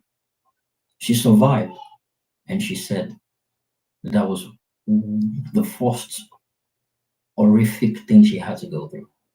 The others, she got, um, yeah, prostitution and whatnot. But I don't want to go into that right now. The other one was a guy that dropped off when they wanted to peace. Guess what? He was the only person that was hydrated enough to even want to peace. And they advised him to peace in empty bottled water, which he did. Which he did. They stopped for them, I think, twice, as they narrated it to me. Twice, 2 times within that long trip. And the first one, the second time. So the second time, it was the only person that came out of the truck to pee. And they always advise them because you can die of dust in your throat if you don't, guide yourself well. Yeah, eyes, hair, nose, all the holes, anything can go through. It can be that dusty because the vehicles in front of you, they are speeding in the desert, and the dust, everything is just getting into your face, everything. So he peed in the empty water bottle. He got back on the truck. Could you believe the people were fighting over his peace? Over his own peace. They were fighting over it because they needed water. They needed water desperately. I just read that now after Mr. Tony made that submission earlier on, talking about seeing maggots inside water and they had to drink that maggot. There are testimonies of people drinking their peace. Peace. And I said it earlier on. Now, who drink enough water will peace something comes. If you don't consume enough water, what are you peacing? And that's the point, ladies and gentlemen. Thank you, my brother Ari, for being part of this. As a matter of fact, a lot of people were reaching out to find out if you were going to come and speak. And the fact that I mentioned you be coming to speak gave few people the courage to step up and speak. And 2 people are actually reaching out to me to say, "Oh, Ari is here. They're coming up. They want to wrap up from work. Hopefully, if they still have the chance to come and speak up." But yeah, I just want to say thank you because it's more like an encouragement to them. You having come in here to speak about you spoke about it about 2, 3 years ago on Violent Space, but a lot of people that just know Harry the Trickle Star now, they never heard that story, they never knew that part of you. But I think it's a very great time for people to understand how you've transformed from. So when I heard that story the first time, so when I see people attacking Harry on the timeline and all these bags, I just have a flashback of like, only if you know what this guy's actually gone through in real life, then you know how this attack you guys are doing on social media is just minor. He has seen that people that he knew, died right in front of him while he was trying to. Man, I'm not gonna do the talking. He's here. He's gonna do that himself. Thank you so much, Ari. Jump in. How you doing? Welcome. Alright, good evening, everybody. I'm waiting for some time now. I hope you guys can hear me clearly. Yes, very fantastic. Oh, it's muffled. If you can take off the it's muffled, Harry. If you can take off the airport, it's clearer if we.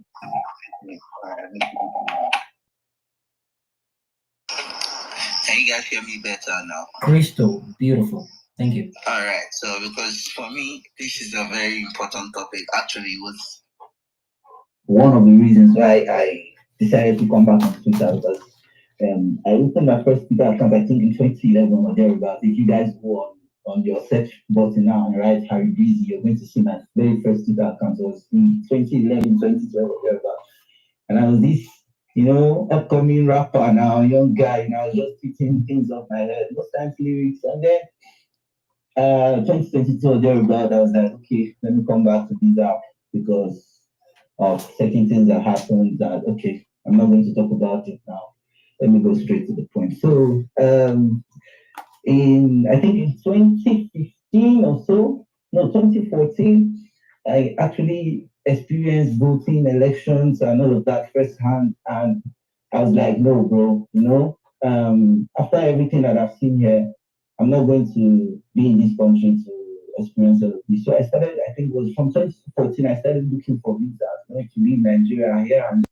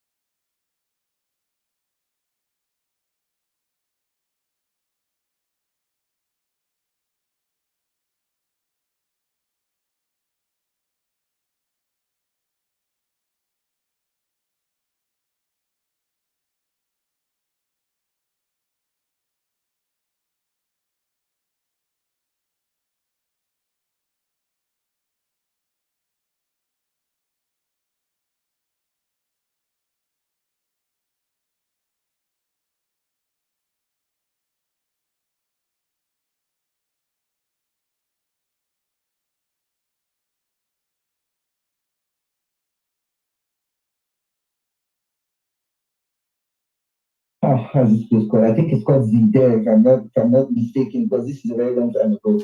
I have to get my diary. Yeah, it's called that's Zidane. Zendel.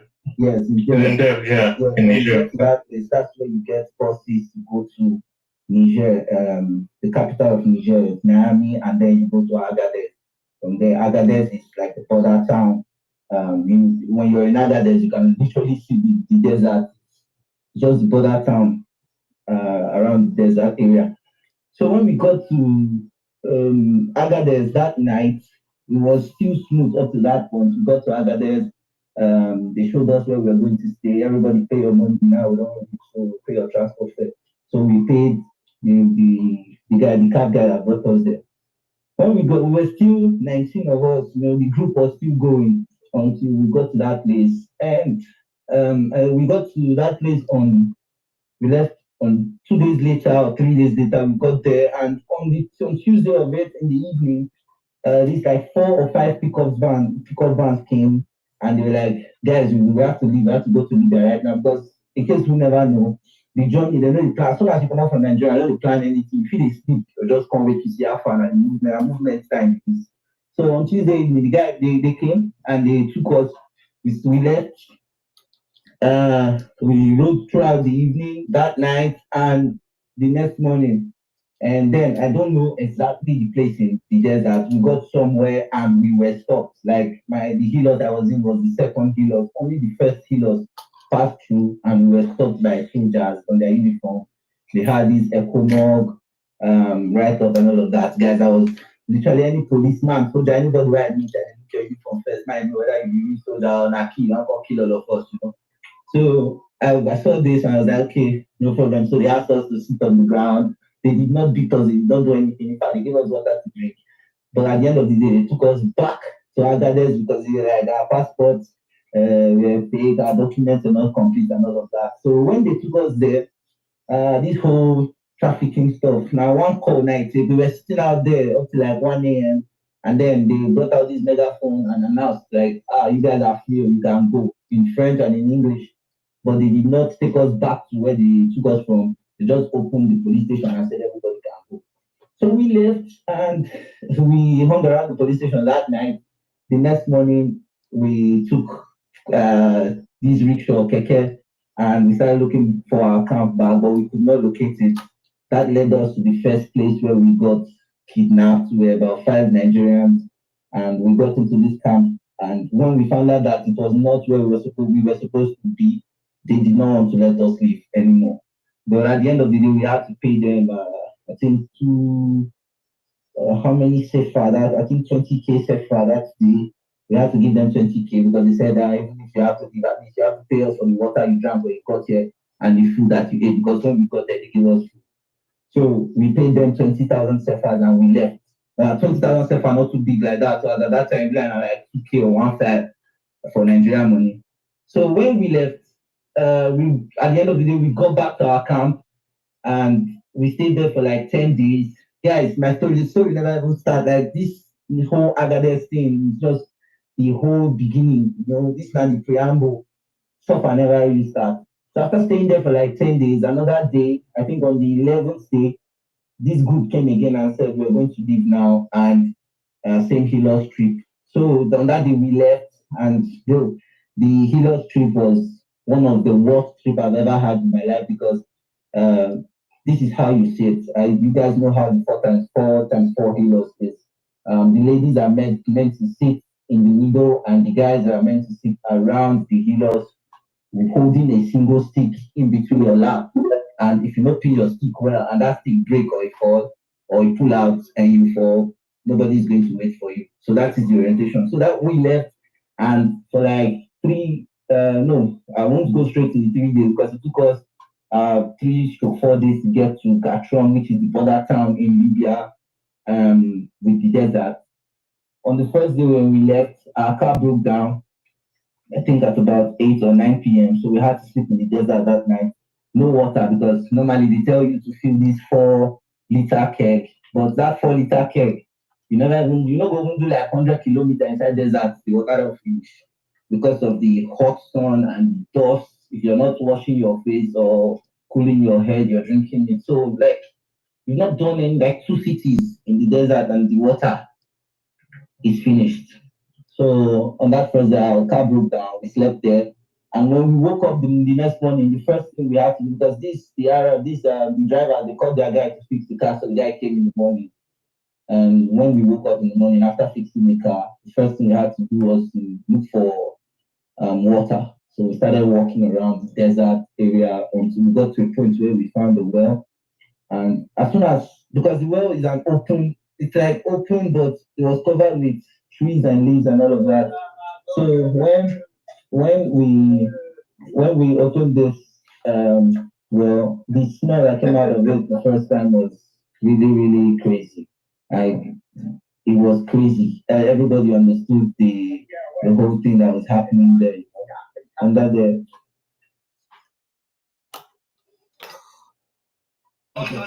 So when we sorry, Ari, we lost you for a minute. Yeah, I was muted because I had to. You leave that place. Oh, okay. So before you carry on real quick, so the scene you just described now, I put the picture in the comment section for people to see what Ari meant when he said the elox and you have to hold on to the sticks. It's in the comment section. There's a picture about it. I'll put it on the Jumbotron so people can actually see that too. So you hold on to those sticks. You know, if you don't, you're gonna drop. And when you drop, that's it for you. Ari, sorry, go ahead. Sharp. That's it. So let me see. When we got to this portal, because it's not really a well like that, it's a very temporary well. I don't know how many of you know the ones they call temporary well in Nigeria. It's not really a well carved out well, like just temporary with some leaves on top. So when we removed the leaves, the first smell will come out from this place. Like the first way where I asked now, bro, person die inside this water. But when you're in that situation now, even if person die, you cover your nose, drink. I don't lie, guy. At the end of the day, I drank that water and we continued our journey. So this is now where it gets interesting. This as soon as we pass the last checkpoint, like the last city where people live in the desert, these drivers changed their attitude. Like they started shouting, they started, if you talk, if you complain, oh no, I'm going to fall, drive slowly, they stop the car. Instead of them to slow down, they stop the car, they come down and they beat you up. So they beat a lot of ladies like this. So one guy stood up against one of them and they told him to get down. So the guy got down and they drove off. And everybody started shouting, why are you driving off? Everybody started shouting, beating the car, and they stopped. So when they stopped, this is one thing I like. I like to tell Nigerians, when you come together, the oppressive power will have no more strength. So the guy that did that in the beginning, when the rest of us spoke up, I was like, if you try that, if you touch anybody here again, we're going to come together, beat you up, and we don't care what is going to happen with our lives. So the driver kind of changed. He waited for the guy now. The guy came back to the truck, but he was running for like 10 minutes. So when he came back to the truck, the first thing he did was faint. So whatever we not get to start the his and the revive person. So at the end of the day, he got back on the truck and we left. So I'm just going to keep all of this part out because in the desert, really, a lot of different people have got different experiences, but my experience in the desert was not really that. Besides the water, the dead corpse, the dead body inside that well, it was not really that horrible until I got to Libya. So when I got to Libya, Gatron, I stayed there for a week in that camp, and they told us we were going to Tripoli. But on our way to Tripoli, we didn't know this group had already arranged with another group to sell all of us. So when we got to a place called Sabah, they told us we were going to rest here for the day, and then we were going to leave. So this was I think around September, was on the 19th of September.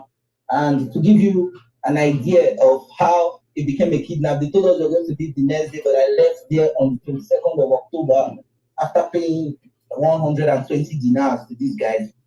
They let us leave on that day. In fact, it took us to Tripoli, but that place was hell. Like you eat once a day.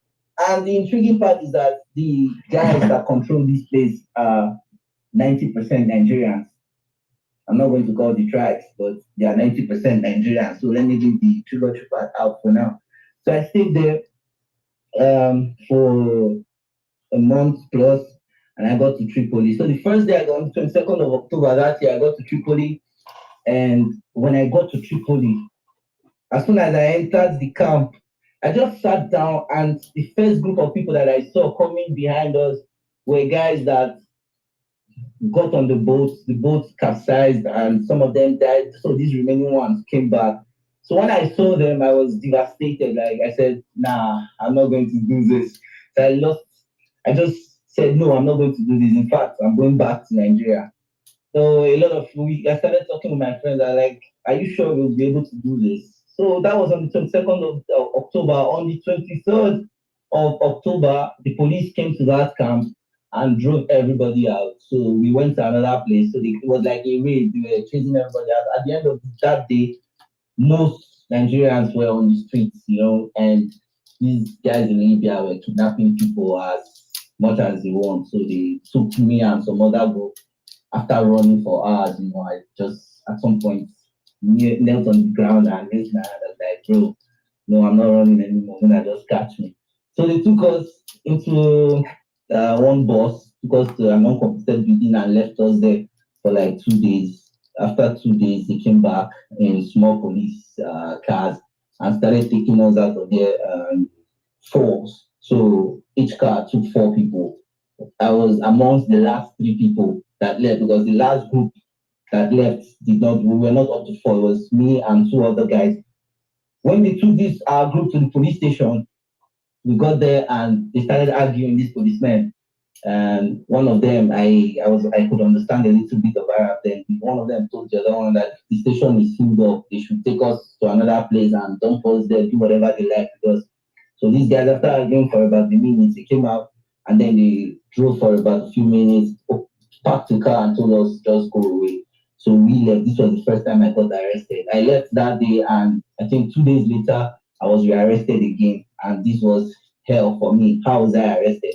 The camp that I went to after being released the first time was filled with Nigerians still. So on that second day, something happened. I don't know. There were a lot of shooting in that camp, so everybody started running. And as me and my guy, there was this my friend. We were trying to scale the fence. We were trying to jump over the fence. We had one woman. I knew the woman from way back while she was pregnant. So she put to bed in that camp a few days before the raid. So when she put to bed, we heard her crying in the dark there, and she was asking for help.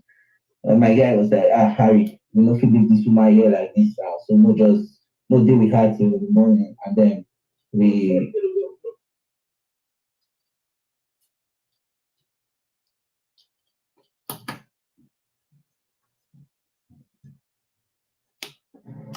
So guys, please give me a few minutes. I'll be back, Jimmy. Right, it's fine.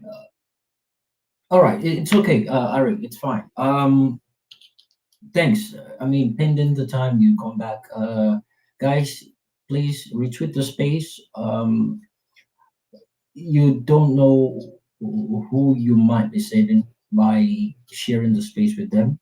They should listen to this because one thing I've come to realize is people that plan on doing something like this, they keep it secret. They don't tell people.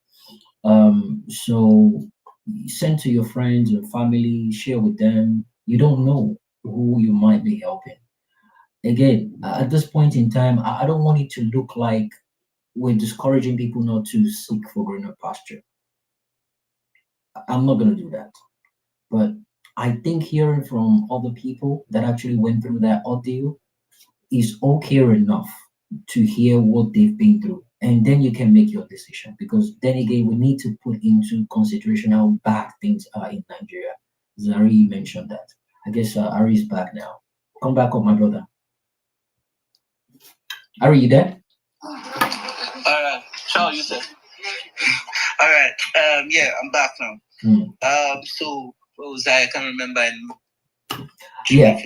Yeah, so you're saying you're talking about a pregnant woman that just gave birth a few days before the raid. Yeah, so me and this my friend advised me to Usa said we should remain with the woman. So we remained with this woman till morning. But one French guy in the group fucked up. He came out of the hiding and started walking in one direction. So he walked up to somebody's farm, and this person saw him and traced him back to where we were hiding.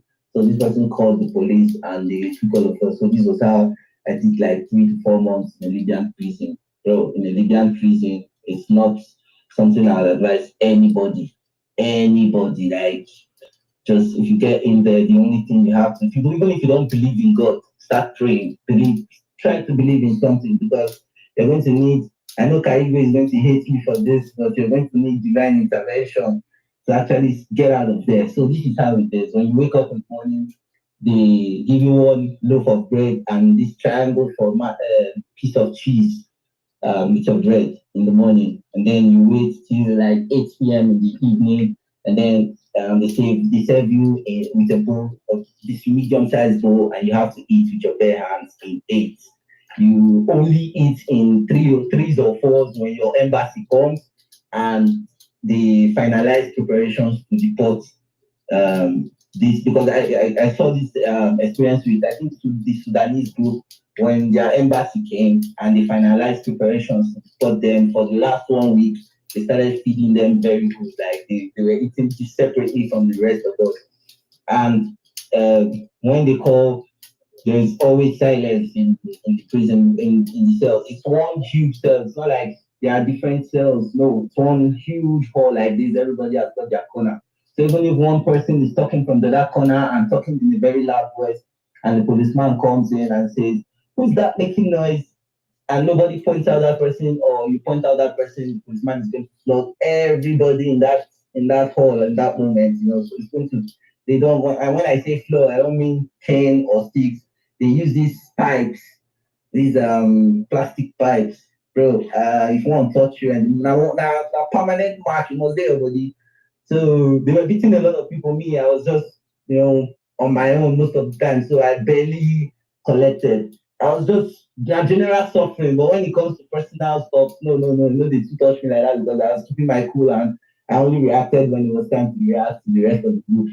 And that was I stayed there for months.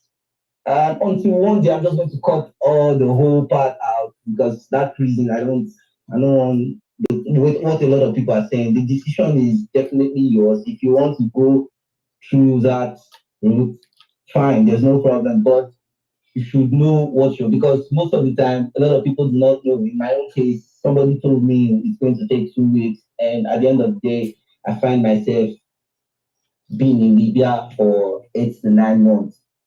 So back to the story. One day they called us and they said they're going to take us to go work because they usually come to prison, pick people to go work, and then they bring them back. I was there for like 3 months and a half.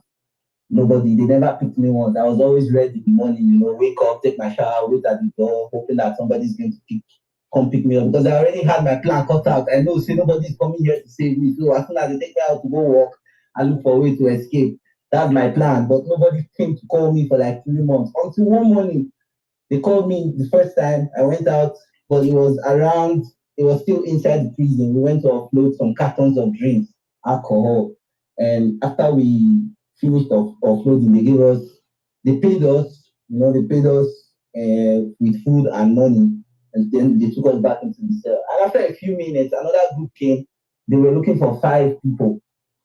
So they picked 5 of us, 3 Nigerians, 1 Cameroonian, and no, 4 Nigerians and 1 Cameroonian, 5 of us. We went to this place to work. So when we got there on the first day, they told us they were going to just clear the area, park the cars right, because it was an old military camp.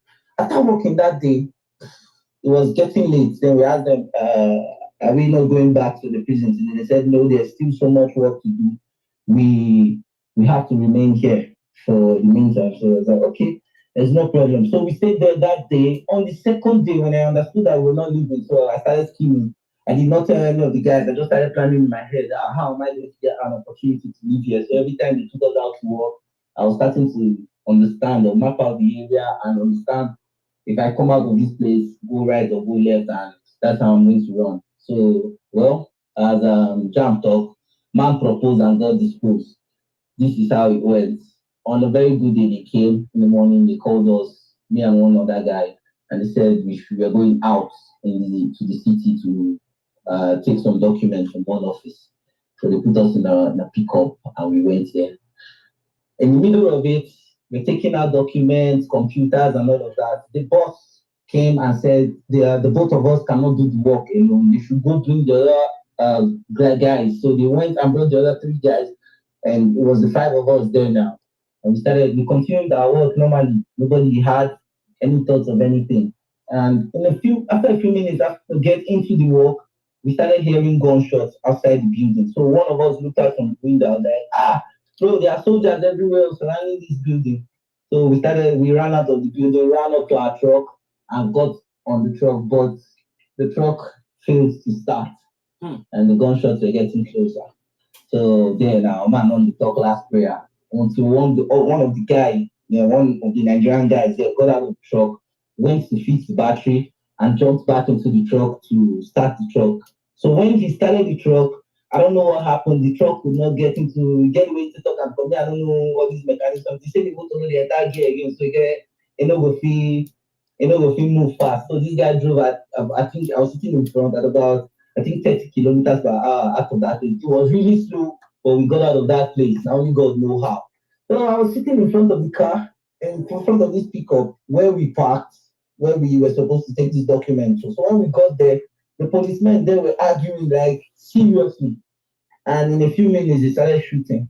Me, I was so overwhelmed with my thoughts that I did not even hear the gunshot until one of the Nigerian guys opened. I was sitting in front. He opened the front door and literally dragged me out of the car, and I fell on the floor. That was when I realized, I must see what is going on. So we started running again, but this time we ran into this building, and it was a police station.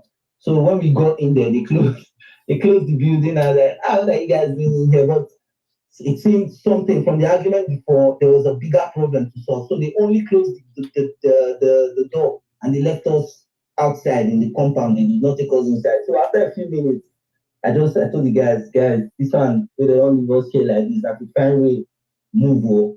So after speaking with the guys for a few minutes, the Cameroon guy said, I've already looked around and I think we can go through, we can scale the fence.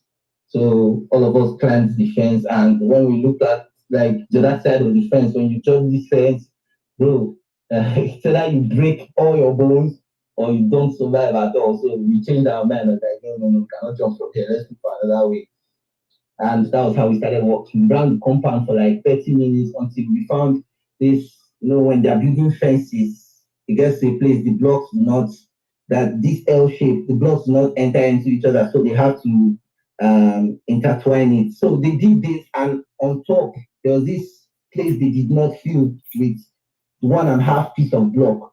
That was where we helped each other to climb, and that was where we got. Like when we come out from the last side, our body don't peel, but we were very happy we came out through that hole and we left. So we ran into the city, and that was how we escaped from prison. So when we came out, I had always the number of this kind of big guy that told me it was going to take 2 weeks. I had it in my head. So as soon as I got the phone, I called him and I was like, boss, see what happened, see what I do. I don't come out to how I want to reach you. So the guy told me, if you can make it up to Tripoli, you can continue your journey. So I was like, okay, no problem. I don't suffer like this. Waiting remain again. So I must test them to the end.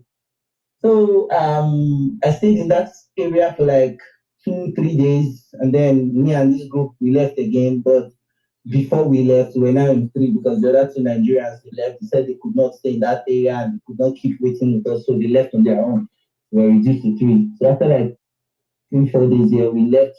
The guys that helped us in that area paid taxi for us to take us to Tripoli, and we got to Tripoli. And when I got to Tripoli, the only place that I know, is called, for anybody that knows Tripoli very well, it's called the garage. When I got to the garage, I saw the town devastated, like very, very devastated, and there were still gunshots in that place.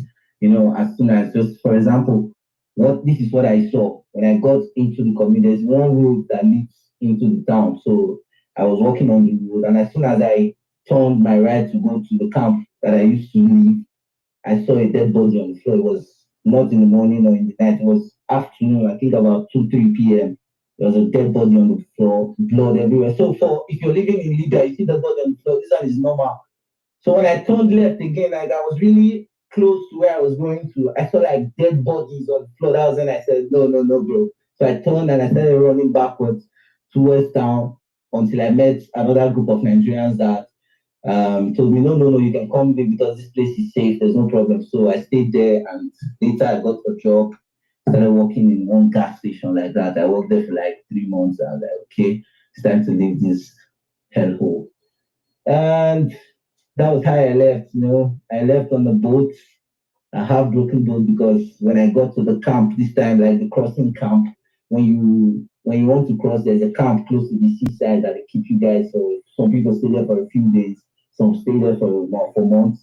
But based on I was talking with this Ghana guy because it was a Ghanaian man that helped me at last. I was talking with him and I told him, bro, I'm working, so I don't want to come there and stay for weeks. Just tell me if it's going to happen tonight, call me in the morning and I'll be there. And he said, okay, there's no problem. So the day we were supposed to leave, he called me and said, come, we're leaving tonight. And me and my friend Eric, we went there. And unfortunately, we did not leave that day because they said the weather was not good. So we left the next day. But the next day in the morning, as soon as I woke up, I just came out of the building. The engineer, the one that makes the boat, he looked at me and said, you come, come, come. I was like, what? He said, come with me. So he picked other 4 guys, we were 5 of us, and we walked on 3 boats that day throughout the whole day. And of which my boat was part of. But while we were making that boat, which I was going to be part of, I did not know there was a crack in the boat, like the plans, Okay, let me describe the boat for you. You guys see these normal small flying boats that are attached to ships. Yeah, there are these larger ones that are constructed with planks, and the boat is literally made of tarpaulin. And it's pumped so much that any small strike is going to get bust. So our own from the beginning, already while we were making it, we never even enter water now, the boat's already cracked. So while we were making it, somebody stepped on the board like this and it cracked the boat. I was like, I saw that. So I told the engineer, bro, this boat, there's a problem, you need to see what happened. And he said, no, no, don't worry, it's a minor issue. So the next day, after they picked everybody, I found out that I was on that boat. How did I find out? Because that part that was damaged, they told everybody not to go to that part. It was in front. So everybody literally left that part and stayed a few meters back. So at about, I think, 2 a.m. we left. Everybody got on the boat. But if I want to make it, Jimmy, I don't know if you're going to give me some seconds to talk some tribalism in this too. Bro, you have enough time to speak. Please don't rush. Take your time, please. All right. So this kind of guy, I am, because a lot of people I see like Yoruba people on this space, they don't understand what is really going on. I want to tell you guys, the only people that have a community in Libya is the Yoruba. Like Yoruba community, they guys. If you know anybody about the guys, ask them, and then they control that place. And when I mean control that place, in terms of drugs, in terms of alcohol, in terms of all these vices, and then get that area. And I'm not sorry about this, but I want to talk about my experience because this could have formed me as a bigot earlier to say I used my head, but I was like, okay, no, let me be liberal. This person does not really generalize it. It does not cover the whole tribe. This kind of the guy. After I got out of prison and I called him, I was like, boss, see, I'm out of prison. What am I going to do? He told me, don't worry, come to Tripoli and then your journey is going to continue. But then, guys, when I got to Tripoli, I called this man and he said, sorry, I cannot do anything for you at this point. So I was kind of devastated, but then I got a job. So it kind of took my mind away from a lot of things. And then my family know I'm so I definitely will say I collect my money back. But the thing is, when I got in contact with this Ghanaian was still a newbie in the game. On the night we were supposed to leave, this Coyote guy came and he was speaking with passengers. So for the fact that I know him, we've been talking a lot in last month, I went up to him, I was like, boss, Coyote, good evening. I mean, he said he talked to you. The first thing he told me was, how did you make it here? Like, how you take reach here? you know, say your name, no there among the you come on this night, sha. I was like, no, boss, I don't run things on my own, but you know, I'll tell you to say, and my money, I go like, collect, at least my is not feel my side. So the guy was like, that your money now, don't enter voicemail, at least say you get 7 words. Now, Nigerian person tell me this thing, so except say you get 7 words, now you take collect that money. I was like, boss, no, I don't want to argue with you this night. I just want to let you say I must collect my money. So the guy got angry and went to the Arab guys, the Libyan guys, and told them that they should not allow any of that or any passenger from the Ghanaian man's connections to get on any boat. And this played out when we got to the seaside because when we got there, Kofi came, the guys Kofi came and told us, guys, sorry, you're not going to get on this boat like I promised you, but don't worry, you're going to get on the next one. I mean, bros, not be Moses, I don't feel the CK now. You got tell me say I don't go enter. Right? So I told the Kofi, don't worry, you've done your job, leave the rest for me. So at the end of the day, I got on the boat. I'm not going to tell you guys how I did it, but I got on it and we left. Took us 14 hours. And in the middle of the journey, anyways, water started getting into our boat. A lot of people started to panic. A lot of people started to argue. But after 14 hours, we saw this Royal Navy ship that it's a British one. They stopped and they asked us a few questions. And later they told us, okay, don't worry, we're going to take you guys on board. Guys, for real, I don't know if you have any questions. I think the questions will help, but I just wanted to throw light on the whole journey. It was a traumatic experience. Like Valentine said, a lot of people have been asked to talk about their journey, their experience. When they get here, they go through therapy, but it's never going to be the same. You know, that experience, it has, or personally, it has formed me. And when I tell people I have seen that and I have conquered it, yes, I have, not once but twice, and I survived. So I don't think there's nothing I cannot survive anymore. So guys, please, if you have any questions, I'll be. Yeah, and Jimmy, thanks for doing this because it was one of the reasons why I joined Twitter to actually enlighten people on all of this. Let you know, like if somebody tell you 2 weeks, there's nothing like 2 weeks. It's very difficult. Extreme cases that the whole journey is going to. Some people they work for some people like that 2 weeks, 3 weeks, but extreme cases. Here we go.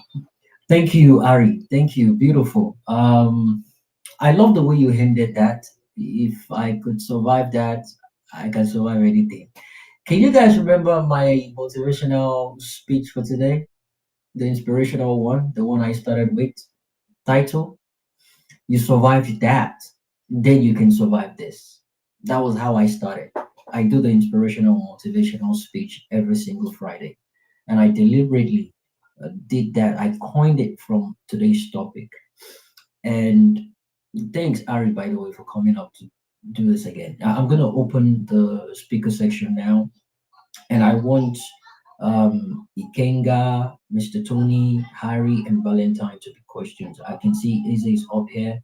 Karigwe has not actually asked any question. I've been seeing the emojis. It's more as if it's broken. But I would like to hear from him. Whatever questions you have, guys, request for the mic. And that might do justice to many things you think they've not mentioned and you really want to get an answer for. They're here. They want to spend their time to enlighten people. Again, we might not be in the best position to speak to people not to do whatever it is they want to do, but it's only okay for us to share these experiences of other people with others so they can understand. Then the choice can be theirs. Okay? It's a matter of life and death. And the chances are quite high. But same as the chances in Nigeria currently under this current administration. All right. Karigwe, welcome. Jump in. Oh God. Good evening, everyone. I'm going to, although Because of safeguard, I would have shared a lot of people's experience, but because of UK law, safeguarding, and the rest, I won't share that. But what I'm going to talk about the after post survival effects of going through this journey. from a semi-professional point of view. But first, I will kind of, this is kind of a testimony because I nearly fell for that Harry 2-week story. When I finished school, I was posted to serve in Sokoto State.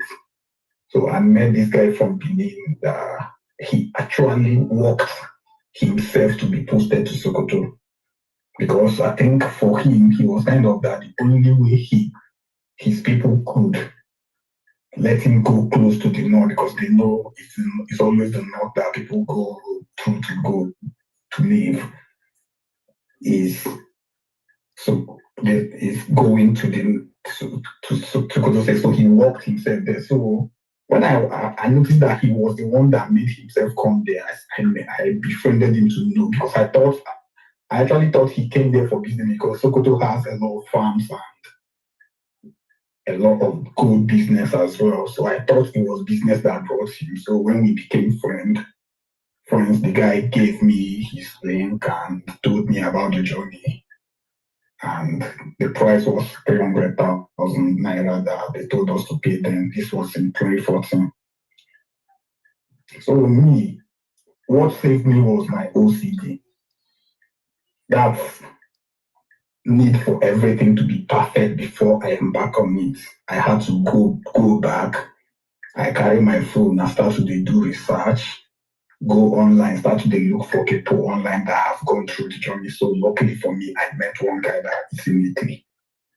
The guy told me that even if Boko Haram come to his house and kill his parents, that he will not put that Boko Haram person through that journey.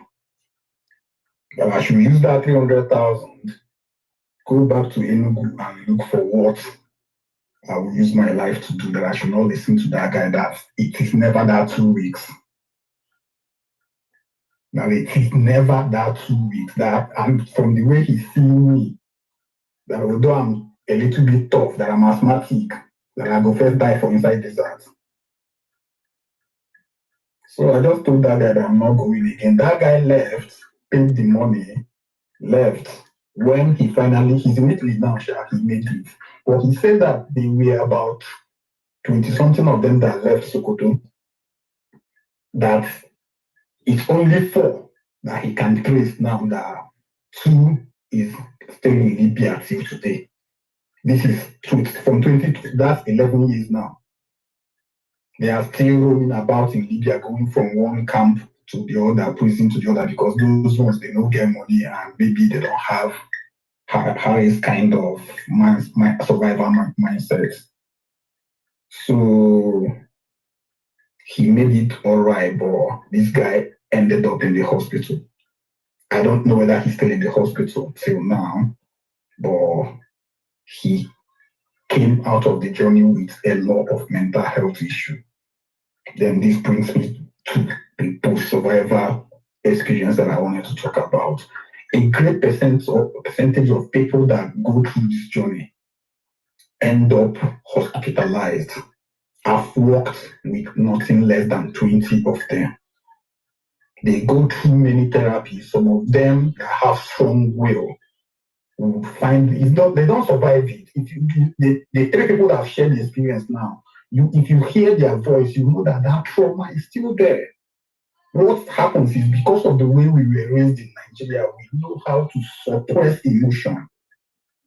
You shove it down, but one day, something will trigger it again. Because I've worked with people, they went through therapy, we thought they are okay. One of them went into a train and he saw somebody dressed like an Arabian person, and he pulled the emergency stuff of the train that there's a terrorist in the train. The trauma just came back. They bundled him and brought him back to the hospital. He's still in the hospital till today. The thing came back massively. He couldn't survive it again. He sees things. They don't have PTSD. What they have is PTSD.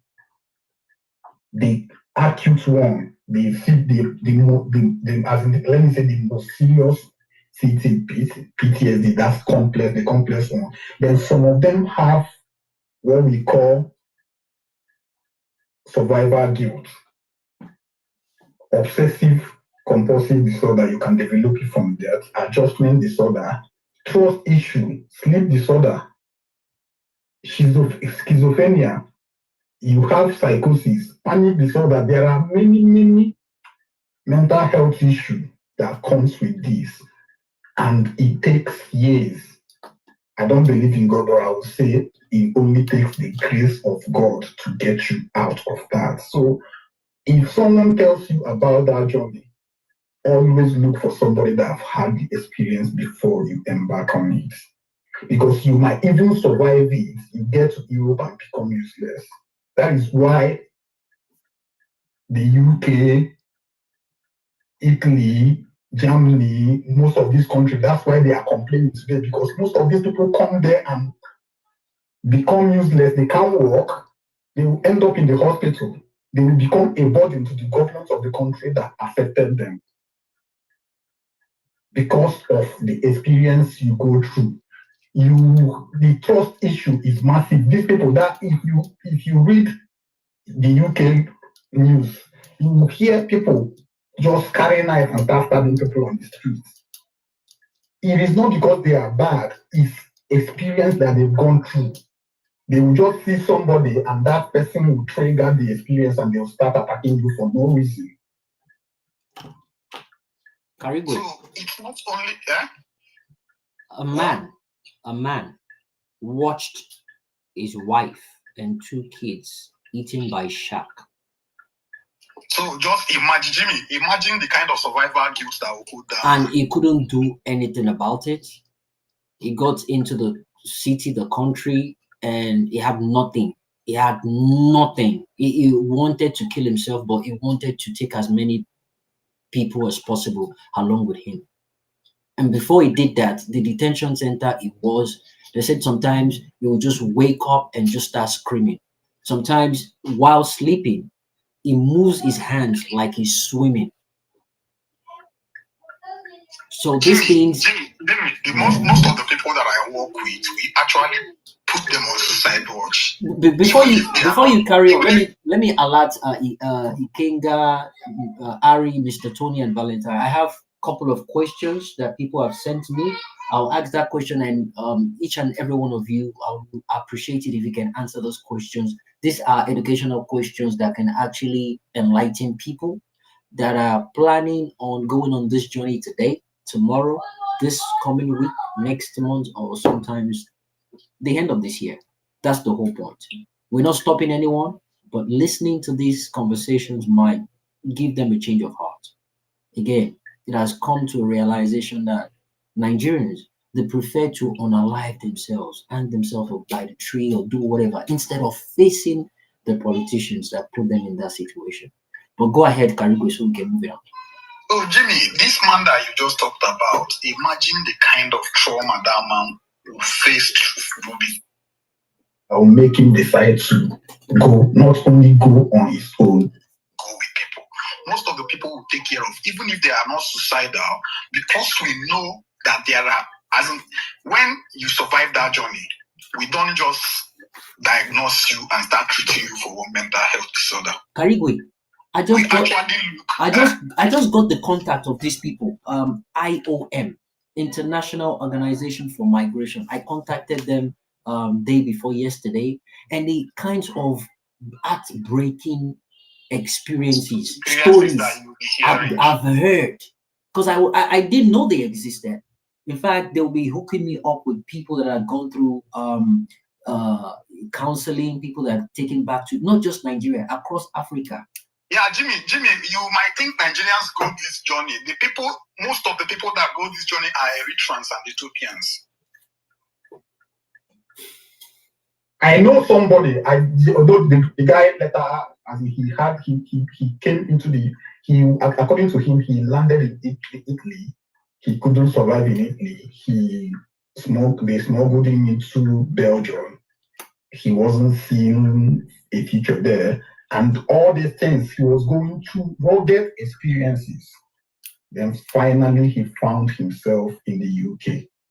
And he stayed in a mental health facility for 5 years in the UK. This guy, if you listen to him talk, You will see he's just a Harry that doesn't know how to speak English very well. When the guy came to immediately when we admitted him, immediately he entered this team. They brought him to a hospital. The first thing he did was to go for the biggest person in the world, as in the biggest patient in the world, and knocked the guy out. The guy didn't do anything to him. When he started going through therapy and we started talking to him, he said that the only thing that entered his mind is take down the biggest and others respect you. And that was what happened. He stayed in our hospital for a year and 6 months. That 1 year and 6 months he stayed there, he was the boss. Even staff fear him. He doesn't trust anybody. If you give him food, he wants you to test it.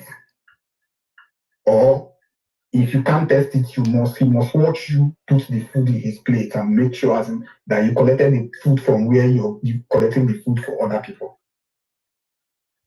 He doesn't trust anybody. And that guy, I'm very, very sure he will still be in the hospital because his case was extreme. Can I butt in here, please? Yeah, you can.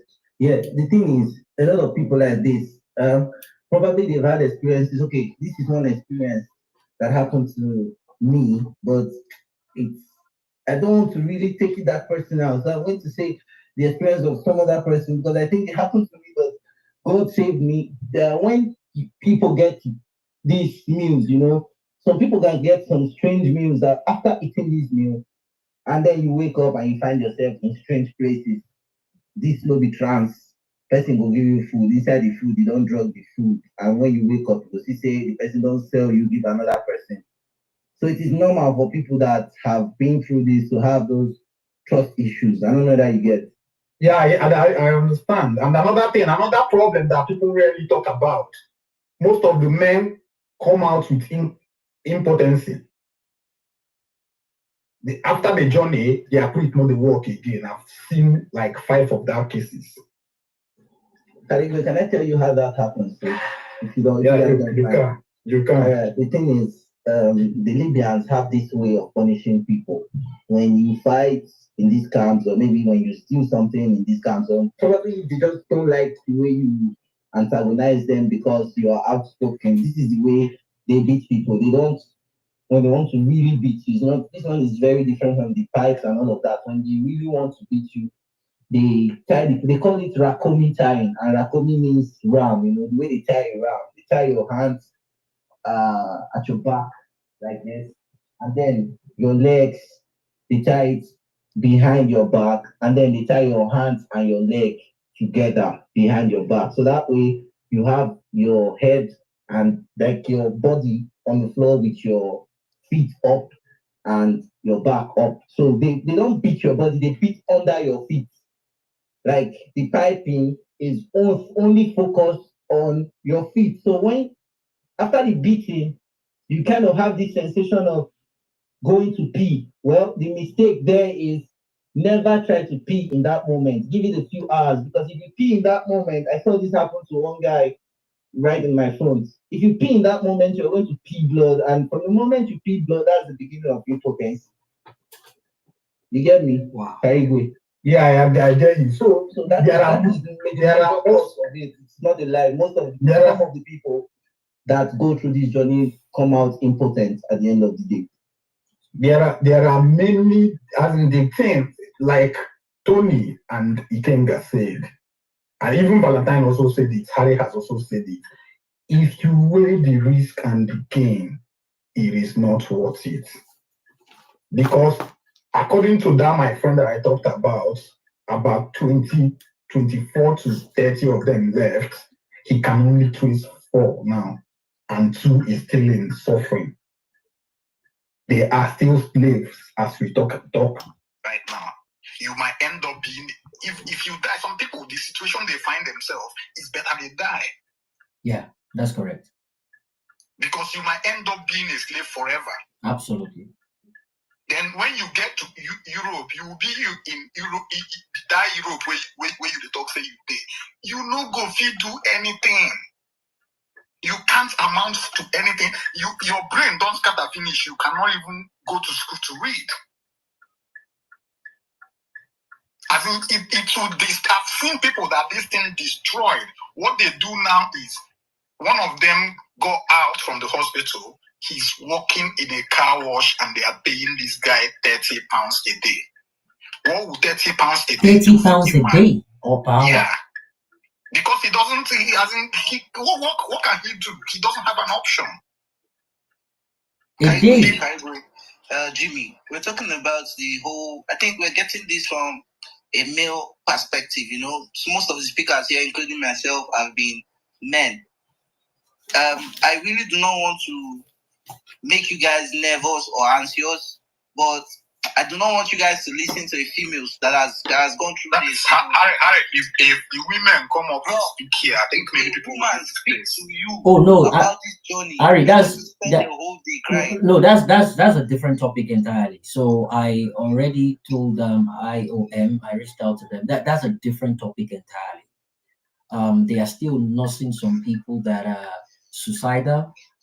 People that were passed from one person to another, and the only way they could pay their debt is just through prostitution and all that. So yeah, Jimmy, yeah. I brought this up because it's not like I was trying to bring it into the conversation, you know. But when you weigh what our fellow Nigerians do to our Nigerian girls via this trip, okay, let me give a picture. Please go. When you go on this trip, you spend more or less, I spent more or less $1,200, right?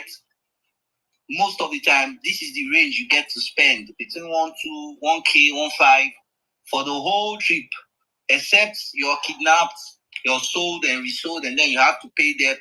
But if you're having a straight trip, yeah, 1,500. Ari, were you here where Ikenga spoke?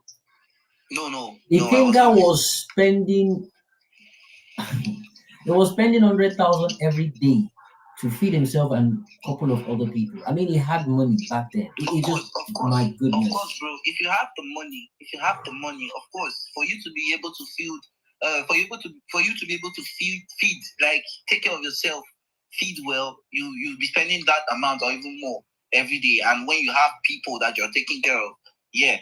And that money, before that money reach in hand, like 50K don't come out. So if you want to spend 150, so like now 50 go. Yeah, they collect their commission. They will collect commission, so 100 go reach inside. But the point I wanted to make was after spending maybe 1.5 for a straight through journey, some of these ladies are made to pay like 50K euros. Now, listen, you spent 1.5 for the journey, but you're making somebody pay 50K, 20K, 30K, 40K via prostitution. This person has to sleep with different men to pay back that money.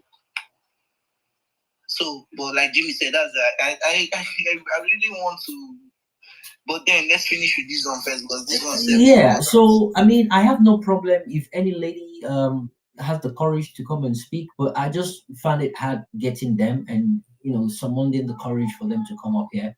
But so I was in the process of looking for how to reach out to them, and I came across the organization. So and they are known worldwide. And when they bring people back, they work with BK Dabiri as well. When they bring people back, they check up on them. They take things like that seriously. But Nigerians, when they just bring them back, they just throw them one place. But they follow up. They do interviews with them. They ask them questions because they're collecting data. They are collecting experiences to use in educating others. There's this particular documentary, two documentaries that I'm actually watching currently. The BBC documentary and CNN documentary. There's another Al Jazeera documentary about this particular trip, and they all started from Nigeria to Italy and Spain, Italy and Spain, Italy and Spain. So, but guys, if you have any questions, I know a lot of people don't have the courage to come up. If you have any questions, put it in the comment section. I will see it and I'll ask the question, and the 4 people that actually went through this will answer these questions accordingly. But the number one question here, after Karigo is done, the number one question here will be picked. So let's hear from Karigo. wrapping up his submission so we can move on with the questions. And Karigo, if you have questions as well, you can, actually take a lunch with the questions. And I believe every single one of them will have different answers to that particular question, considering how and what they went through. And I also want to put a little things into consideration as well. They went through these ordeals from different angles and different years. The one Tony went through was way back compared to Ikenga, compared to Valentine, compared to Ari. So at a point in time, it was expensive, it was cheaper at a point in time, it was difficult at a point in time. It wasn't that difficult at a point in time. So if you guys were paying close attention, you could hear from how long this thing has been going. It's a racket run by cartel. And this is just one part of it. There is another part that I just put aside, I've not touched. It is the cartel part where they run prostitution, drugs, what's it called? Guns, weapons, and all these cultism, all this Aye thing. They do that in Italy, they do that in Spain, they do that across the European Union, especially the Aye people. It is out there. The documentaries are all that. But I want us to take it one step at a time. I want people to ask them questions, enlightening questions. Questions, their answers are going to help people looking forward to making this mistakes. But let's hear. Okay, so let's do it this way. My sponsor, they don't reach out to me. Kariga, wrap up with yours. We'll take a quick break from my sponsor, then we move on to the questions straight away. Thank you. All right, just Jimmy. Finally, the only thing I'm trying to say is, like Harry said, they know the third person. I won't tell you not to go, but people that I will tell never to go, even if you're dying in Nigeria, stay there and die is the women. If a guy, like 10 to 20%, I can tell you to go if you feel you don't want to stay in Nigeria again, and that's the only option you've got. But women, don't try it. Then the journey through that route doesn't just break your body, it breaks your mind completely. And only less than 5% of the people that go through that journey recovers from the mind breakage. So think about it before you embark on it.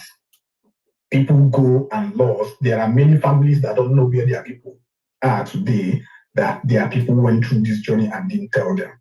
They are still hoping that one day their son will come back, but they don't know their son is dried like fish. Caribou, it took me and my guys 6 months to inform the family of one of our friends that she died. Just imagine that. It took us, this was a girl that was busy cooking for us. We protected her like ours. But it took us 6 months to explain to the family that our boat capsized and this was what actually happened. Is she one of the ladies you buried while you had bullets in your leg? No, this one died on the sea. I told you I attempted the sea. The third time was when it went successful. Right. Yeah. So the first time we had that encounter was when we were rescued by the Tunisia Sea Guard. Wow. So I just had to say that because of what Karibe said. It took some persons don't actually have contact with some family, but because of how close we were, we began to share Facebook accounts because we are holding this Nokia Touch. That's the only phone that can sustain. So we are sharing Facebook accounts so we could be able to reach each other when we actually get down to the other side. So that was the only way we could connect to each other. You understand? If anything eventually happens, please, this is my family. If you survive it, we kind of moonlight talk in the night. We make campfire by the seaside. Everybody telling stories why they were going. Some persons went on it on adventurous mood. Some went because they are seeking for greener pasture. Someone like me was very stupid. I didn't come from a poor background. I would say that. My family till today, most persons don't want to take my money. They say that is ritual. Hmm. I'm a ritualist. I had to sacrifice my life for nothing because they were the same people who paid the money for my ransom. For the ransom, when they kidnapped you. When they kidnapped me in Tunis. So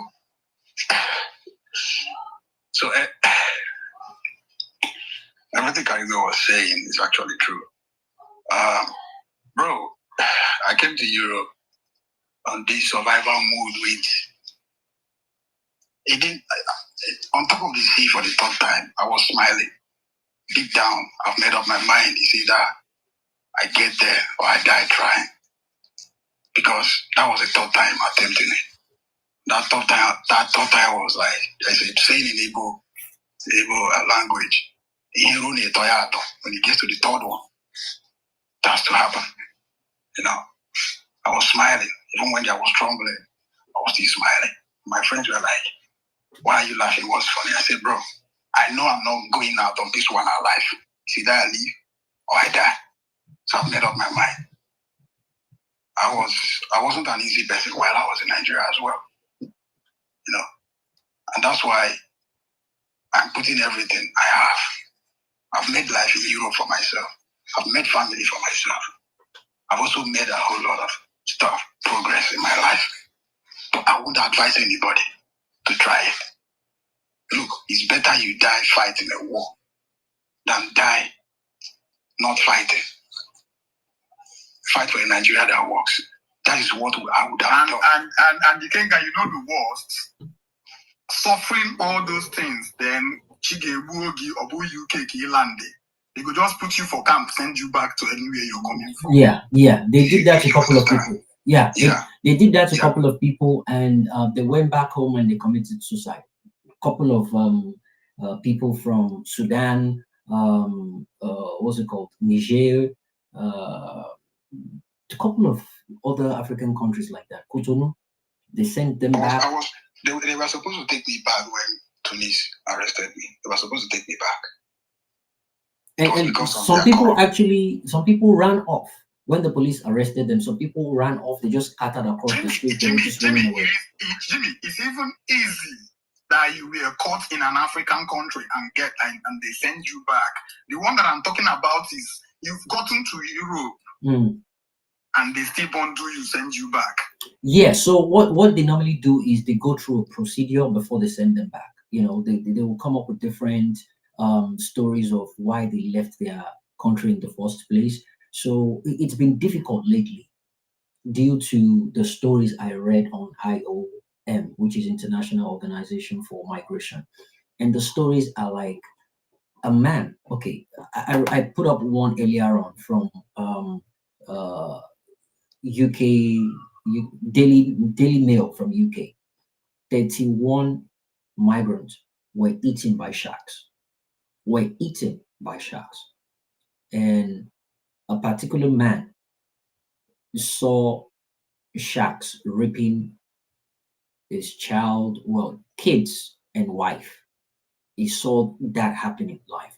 So the Coast Guard, the Italian Coast Guard, went there. They rescued them. They put some on the boat because their boats capsized, right? So they put some of them on the boat and they were transporting them. So some of the bodies they were recovering, they saw clearly shark bites there. They sighted 4 blue sharks, huge ones, devouring people in the water. So the man managed to escape. A lot of people couldn't swim. So that happened. Now imagine a man like that put through detention center, and you have to go through the procedures, and you explain to them why you left your country. You left your country with your wife, 2 kids, and you watched all of them get ripped apart in the waters by sharks. And they were yelling your name. You couldn't do anything. They ripped them apart. You saw that happening. And now you don't have anything. You're going back to meet in your country, but they want to deport you. It is difficult. Who is going to stand that? So they are now facing emotional, indirect emotional blackmailing from the people that have gone a long way, gone through stress, gone through trauma to get to a greener pasture with their families, not alone with their family. That's too much of a risk. And they didn't get, it's one thing for you to go through the Wahala to Niger, the Wahala to Libya, the desert problem. And now the last phase, if you guys remember when I started, for people that started the live stream with me, it was 8 stages. Eight stages. I listed everything out. The last one is when the 7th one is the Mediterranean Sea. And the chances of you surviving that's the most deadliest. Then you have to face the immigration department, the people that will deport you back or whatnot. People had to go through hell facing that. Anyway, let's take a quick just quickly share one experience. Do that so we can take a quick message from our sponsor and we come back. Do that. Go ahead. Thank you very much. My whole journey, like I said before, wasn't really traumatic for me because it wasn't. But at the end of the day, I just have to be grateful. But there was this part of my journey that traumatized me. I still have it here in my head till today, even though few years have gone down the line. All right, so like I mentioned earlier, we were initially rescued by this Royal Navy ship, the British Navy. And when we got on that ship, a few hours later, they rescued another group. But this group, something happened. We were already on that ship, so literally you on the ship watching this rescue team rescue another boat the way they rescued you a few hours ago. But the problem with these other boats was that one part of this boat was literally gone. Everybody on that part of the boat were in the water. So as soon as they got closer, the more they got closer to this ship, the people became fewer. Like I was literally watching 2 guys swim their way up to the ship, and they were like a few meters away and they disappeared. They just went under. So for me, like Jimmy said, you could scale through all the phases and then get to that last phase and be like, yeah, I'm almost there, and still lose it. That's what I just. Thank you, Ari. And that was a compelling one. It's an enforcing point that a lot of people need to pay close attention. You can go through the snake, the poisonous snake of the desert, you dropping off the truck, you getting kidnapped, getting robbed, even ISIS kidnappers, they patrol through the desert just to get people. Herdsmen, they patrol through the Niger right now, and armed robbers, they patrol through Niger because they know at that point in time, people leaving Nigeria for that route, they are loaded with cash. They are fully loaded with cash, hard currency, and it's still fresh. They've not started. So making your way to Niger within that time frame, they always try to attack them to get as much money they can get from them. Some people get stuck in Niger, and they will have to work their ass off to now move to the next phase, which is Libya. Anyway, let's take a message from our sponsors. Then when we're back, we hear from one of the questions that I have. Then we'll start taking messages, submissions, and comments from our speakers. We'll take a lady first, and Zimbabwe will be doing that. But there's a particular question I want to ask, and I would appreciate if every single one of the 4 survivors to actually give a response to that. We'll be back in the next 2-3 minutes. Thank you. Are you ready for the rich traditional flavors of Nigerian cuisine? Obidi Foods brings the heart of Nigeria straight to your kitchen with a diverse range of authentic, high-quality ingredients. From sun-dried vegetables like bitter leaves and ukazi to richly smoked knife fish and snails. The Obiji Foods offers a diverse range of traditional ingredients, the quality you can trust. Each product is carefully sourced and processed to retain its natural flavor and nutritional value, ensuring you get the best of Nigerian cuisine. Obiji Foods, in Nigeria or abroad, Obiji Foods ensures you have access to authentic Nigerian ingredients for our smoked live fish and banla, thoroughly washed and slowly smoked over a firewood oven, giving the fish a lasting wood smoked flavor. Fully fermented and sieved, resulting in fine grain. Our gari is processed from cassava grown in Obiji farms, ensuring high nutritional content. Red and bleached palm oil, organic farm-sourced, unrefined and expeller pressed.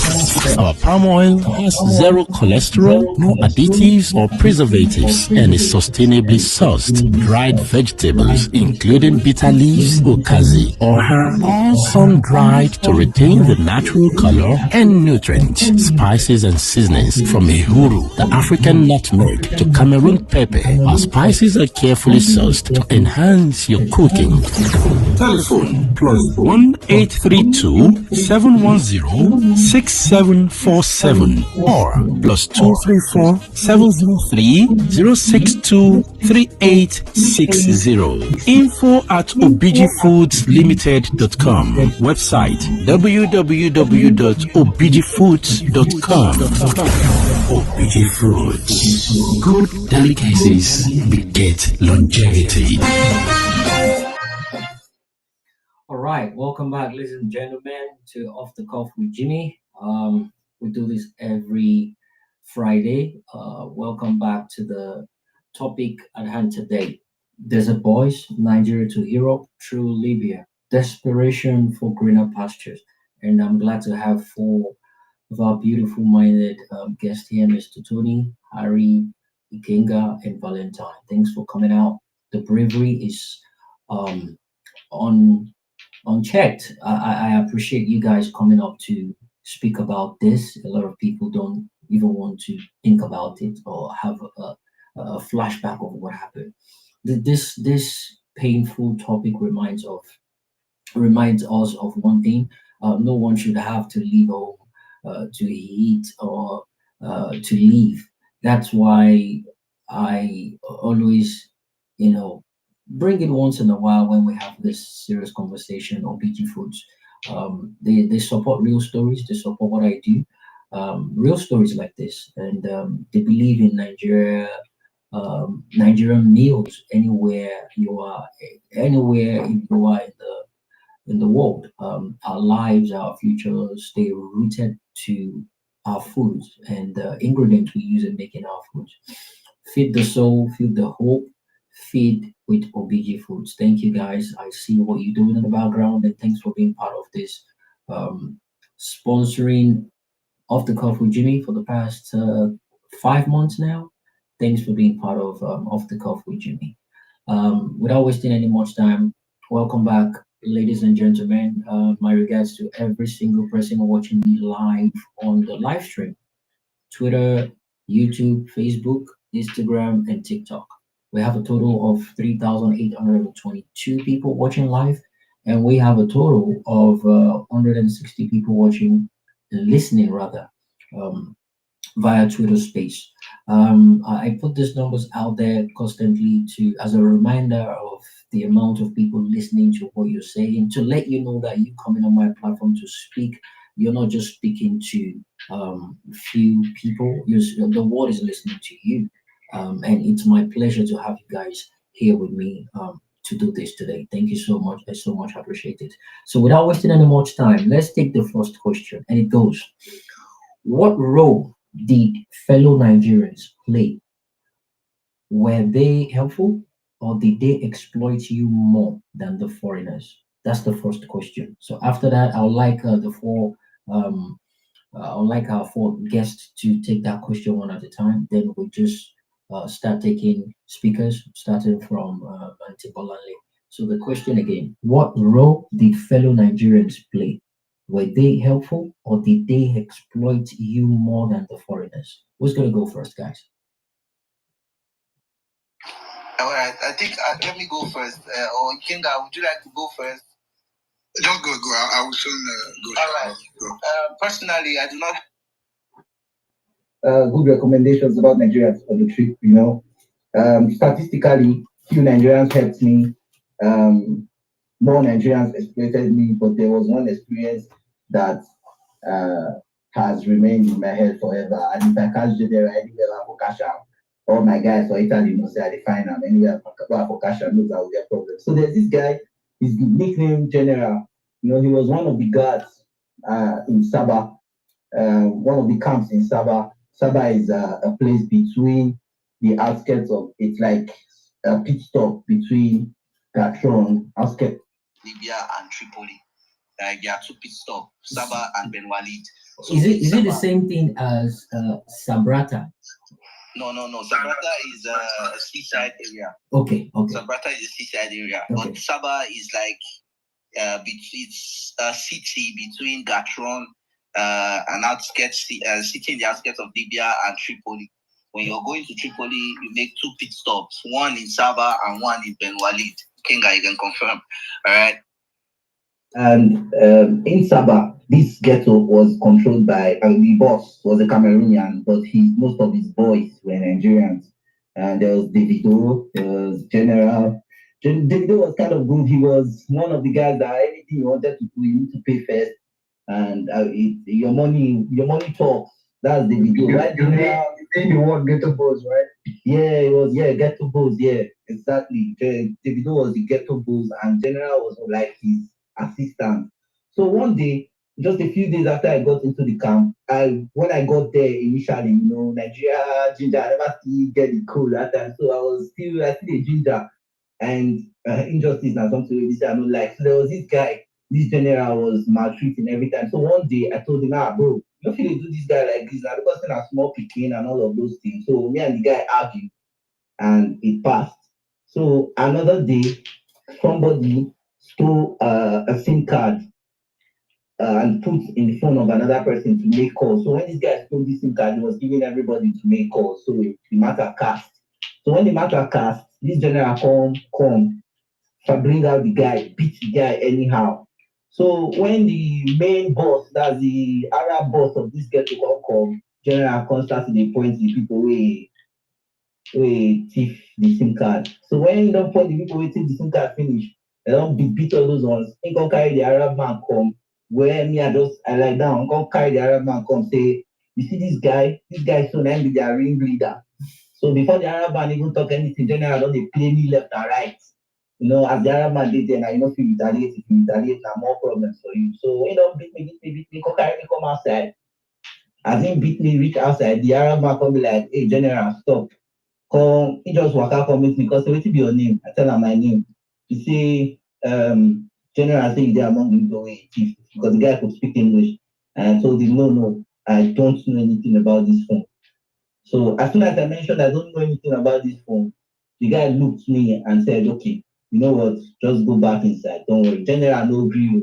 And this general, a fellow Nigerian, he no agree. General started to change him for the man. Say, no, you cannot leave this guy. Now be the ring leader, this and that. So yeah, that was a very traumatic experience for me. And coming from a fellow Nigerian was really tough. But then, make I let the other speaker speak. Then I will give another experience with other. But to answer the question directly, most Nigerians you meet on the road, they exploit you. Thank you, Ari. Thank you. Okay, you were not here when I started. I mentioned it earlier on, and I said it's not just even those that got visa, came to America, go to UK, whatever, go the legal route. They still get exploited by their fellow Nigerians whenever they get to that land. It's a pity. It's sad. But the question was from a genuine heart, considering the fact that you guys went through a tougher and hardcore method of getting into the country. There should be a form of pity on the fact that you did everything going through that route to come in. That's just what I think. But it's sad that it's still the same day. Ikenga, jump in. Okay, so I think Harry said something. I'll come from a different angle. Nigerians are good people. Okay? Nigerians are good people. But in every egg, there must be one bad egg, if not more than one. You know? The people I was making that trip, we are extremely nice. We are all extremely nice to one another because we have a common goal to achieve. But the people we met on our way, Nigerians that are established in Libya, they are making money out of their own siblings. I will explain how. Most of these people pay someone who is already in Nigeria. I have a connection. They call this guy a connection man. You pay this guy maybe 700,000, depending the agreement, maybe 1 million. The agreement you have with him. You mean the same people they call is it Boga? Yeah, Boga. Connection man. Yeah, Boga. All of that. So this guy is going to be the one paying for your entire trip. Okay? So if you get to Niger, the man in Niger already knows you by your name before you get to Niger. And then the man takes down your name, not asking you for any money because I don't know how they exchange money. But the point I'm trying to make is this. For an Arab man to kidnap you, he has no reason to kidnap you. He has no means of getting money from you, if not from your own brother.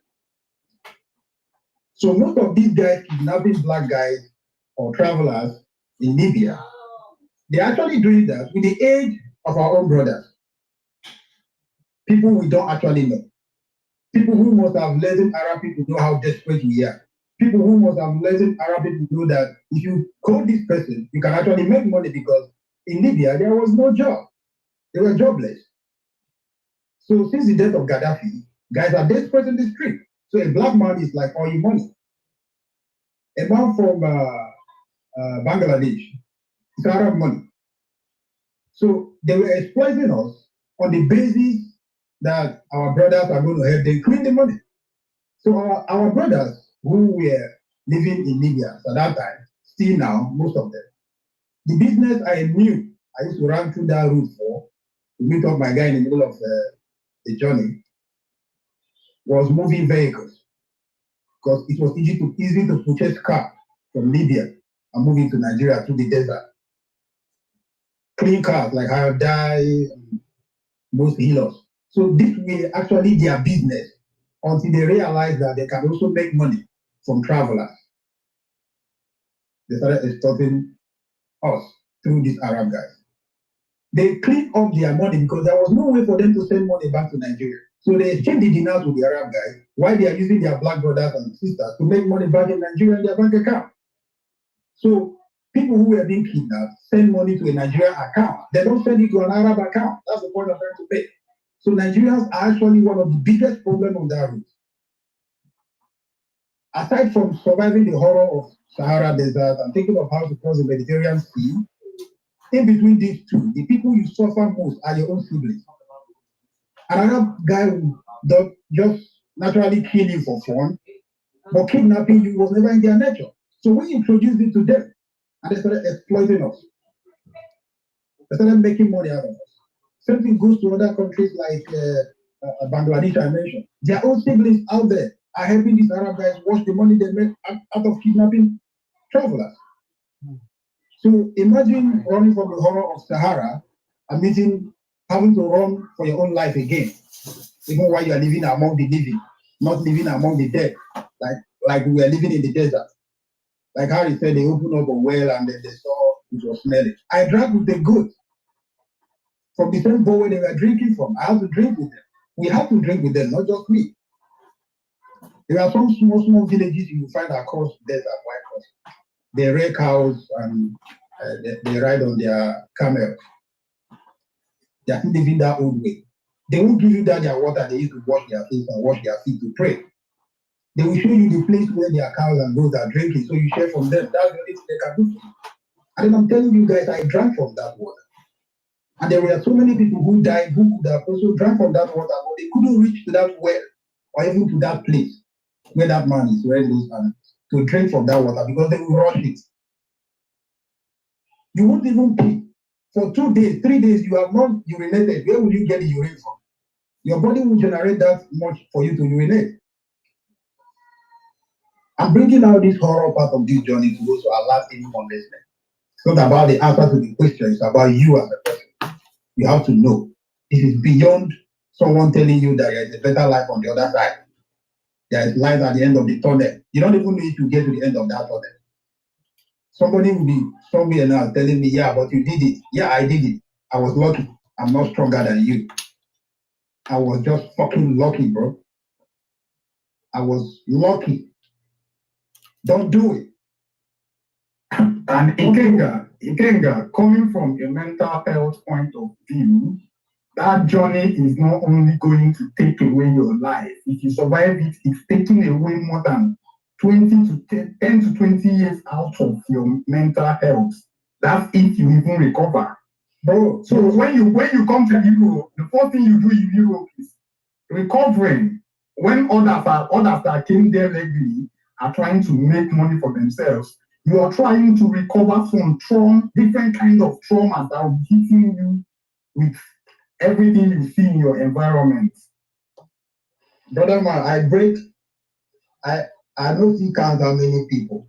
Me will be ordinarily, I'm just a normal. People know me for streets with different vibes. I get violent, serious one. Neighborhood know me, I they worry. I love my music, I they carry my live band anywhere I want to go play music. Do other businesses. I they work for construction company once I did like money was coming in. I was this happy guy. I crack joke and make people laugh, but right now, any little thing you do pisses me off. I left it out for violence. No be joke. Any small thing when you do me now, I for my side where I get out from Nigeria, for village, when the defense and person go there, go fuck up. I don't know when I call military, they carry the guy. Every family member tell me, make I leave that guy, keep that guy for like 4 months before I leave that guy. After you set of this journey, I'm telling you. Imagine if I don't have money and I need to fight this person. That sounds like transfer of aggression. So you see, I can no longer control when I now talk faster before I make up. Like I'm just Jimmy, it's not transfer of aggression per se. It's kind of bottled up anger. Compilation. That you just bust up at any little thing. Then another thing is you isolate yourself from people. That's another thing that thing does to you. Because you have trust issue, you don't keep friends. Then if you're not lucky, you can't even get married because you can't build a relationship. You can't build a relationship, especially if you see what a lot of ladies went through. You will be imagining whoever you want to marry to be like that. You have that mindset about the person you might want to marry. And a lot of times, what they go through is more severe that it triggers them. And it can be so dangerous that during that journey, every single person that did you wrong, you'll remember them. And the reason why I said transfer of aggression is this. When Ari was giving his own submission, he mentioned something about one Coyote guy. If that Coyote guy did Ari wrong or messed him up during that point in time, that led to one of his horrific memories or experiences, guess what? Harry will have a go at any Coyote he misses. Any Coyote he sees or meets, Ari will be so angry at any Coyote. It's just be like on sight. That name is now stigmatized to something terrible. It's not the person, but the name. You don't even care if the person bearing that name is an angel. But the fact that that name rings a bell, the only thing you can remember about that name is what they did to you at that point in time. That is how bad it can get. Let's hear from Valentine and Tony. Then we'll take the first engagement with a female. We've not heard any female ever since we started. we'll be looking forward to hearing from Auntie Bolanle. Mr. Tony and Valentine, who wants to go first? Let me go real quick if you don't mind, Valentine. Not a problem. Oh, okay. May I proceed, Jimmy? Oh, yes, please. Yes. Yes, go ahead, please. All right, thank you. The question was about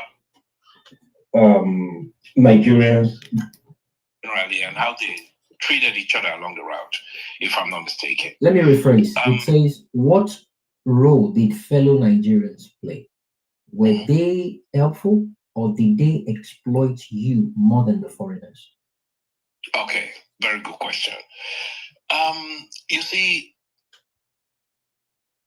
similar to what Ikenga said earlier, in a box filled with apple, there will always be one bad apple, but mostly you will have a lot of good ones in there. And that's the way I choose to describe it, because there were many Nigerians in my own time. Everyone was watching each other's back, fundamentally.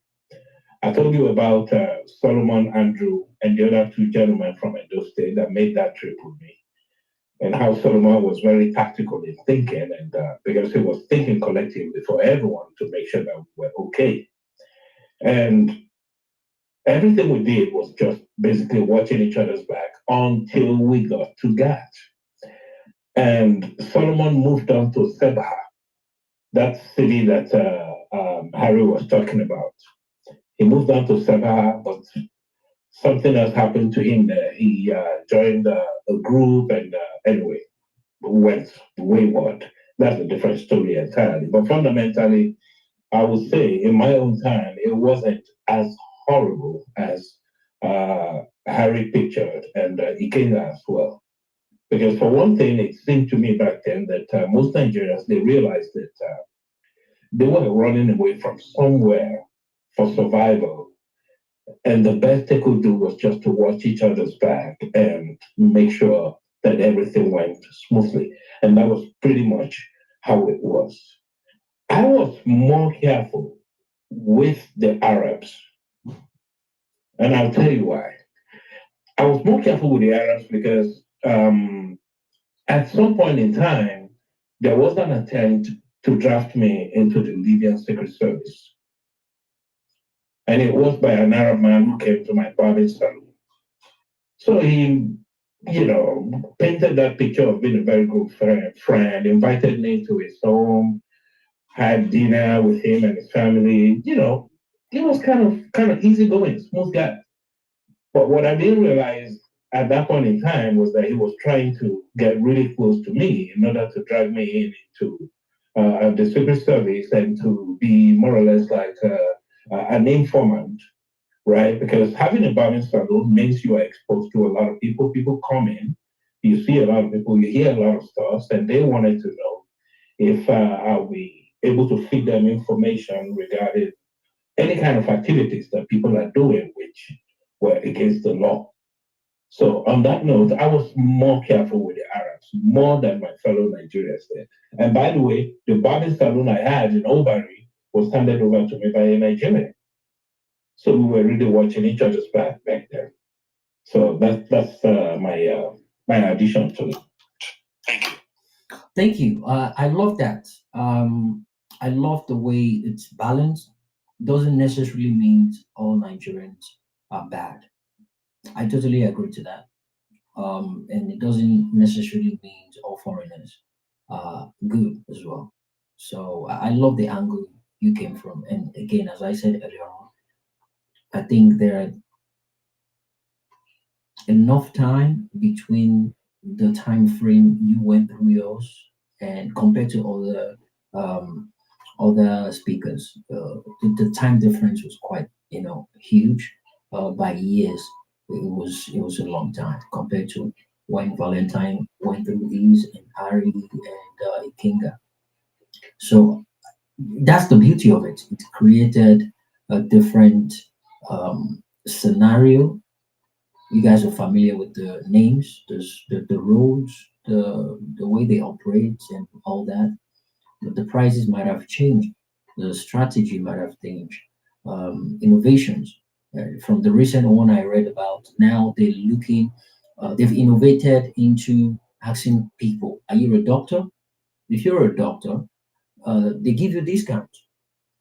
They give you discount. They want to put you on their boat so you can look after people that get sick or maybe get beaten or whatever. So now right now they are equipping themselves with first aid, tools and things they can use to fix people. And now they have options of having people that are mechanics that can fix the engine anytime it gets broken on the sea. People that can patch up a leaking boat instantly. So they ask all these things before they have them on the boat, and they give them discounts. But yeah, thank you, Mr. Tony. Let's take Valentine now, and we'll move on to start asking questions. Valentine, go ahead.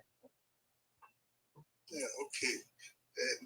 For me, actually, I would say I had very bad experience with Nigeria because immediately I moved from across the border from Nigeria to Nigeria to Sabah. I started experiencing different sets of Nigeria. The burger that carried me changed and gave me to the underhandler, which was also not very good. Like I said before, I spent 1 year and 4 months between crossing from Nigeria to Algeria before I get to Morocco. So I would say my experience with Nigeria was not really good. And secondly, like I said before, I was sold, you see, by a Nigerian to another Nigerian. I was sold to a human being like me. I experienced slavery for the second time, or I would say in my own way of life, I experienced slavery. And at the end of the day, I thank God I was able to pay up my bills. Yeah. So the whole thing is just that my experience with my fellow Nigerians is, and when I got to Europe, it affected me a lot because I could not really associate myself with Nigerians anymore. I started associating with East African people. Even the mother of my child is from Kenya because I was afraid of talking to Nigerians because the whole experience I saw with Nigerian ladies, women over there in the road, I couldn't dare go to talk to a Nigerian girl and say, "Hey, I want you." Yeah, no, not after everything I saw. So it was not a very, very good experience for me. As a fellow Nigerians, they were more mean to me than the foreigners I met. When I could come out from the house, started speaking a little bit about meeting the Moroccans, I was even getting more assistance than those people that accommodated me. So my experience with Nigerians was very, very bad. So I would say no, I didn't have good experience with Nigerians. I have good experience with more people outside Nigerians than the Nigerians. So let's just cut it short so that. All right, thank you, Valentine. Beautiful. All right, without wasting any much time, we'll take as many speakers as we can because I should be wrapping up in the next 47 minutes. Then we can focus on our Twitter handle. We can turn it to a more open space at that point in time. So, Antibola, let's hear from a woman. Let's hear a female voice. We've just been hearing all this cracked voice all along. Let's hear from a lady. If you have a question for them, if you have a submission, if you want to express what you felt so far, you've been listening to the program, let's have it.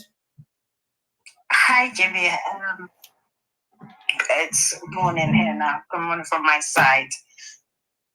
I know I've been listening to the various stories, and I think because some of it I've heard from when Harry first spoke, and I remember how distressed I had become then. But it's not so much that I noted that it was like the stories that the women would have is that much more distressing if told.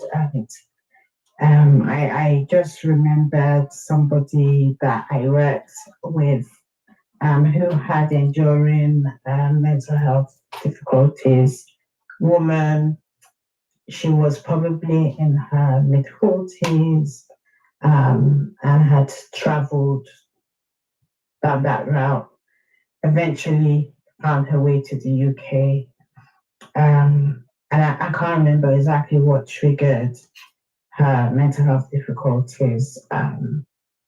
But obviously, she had bottled up a whole lot of distress and trauma that she had experienced during making that journey.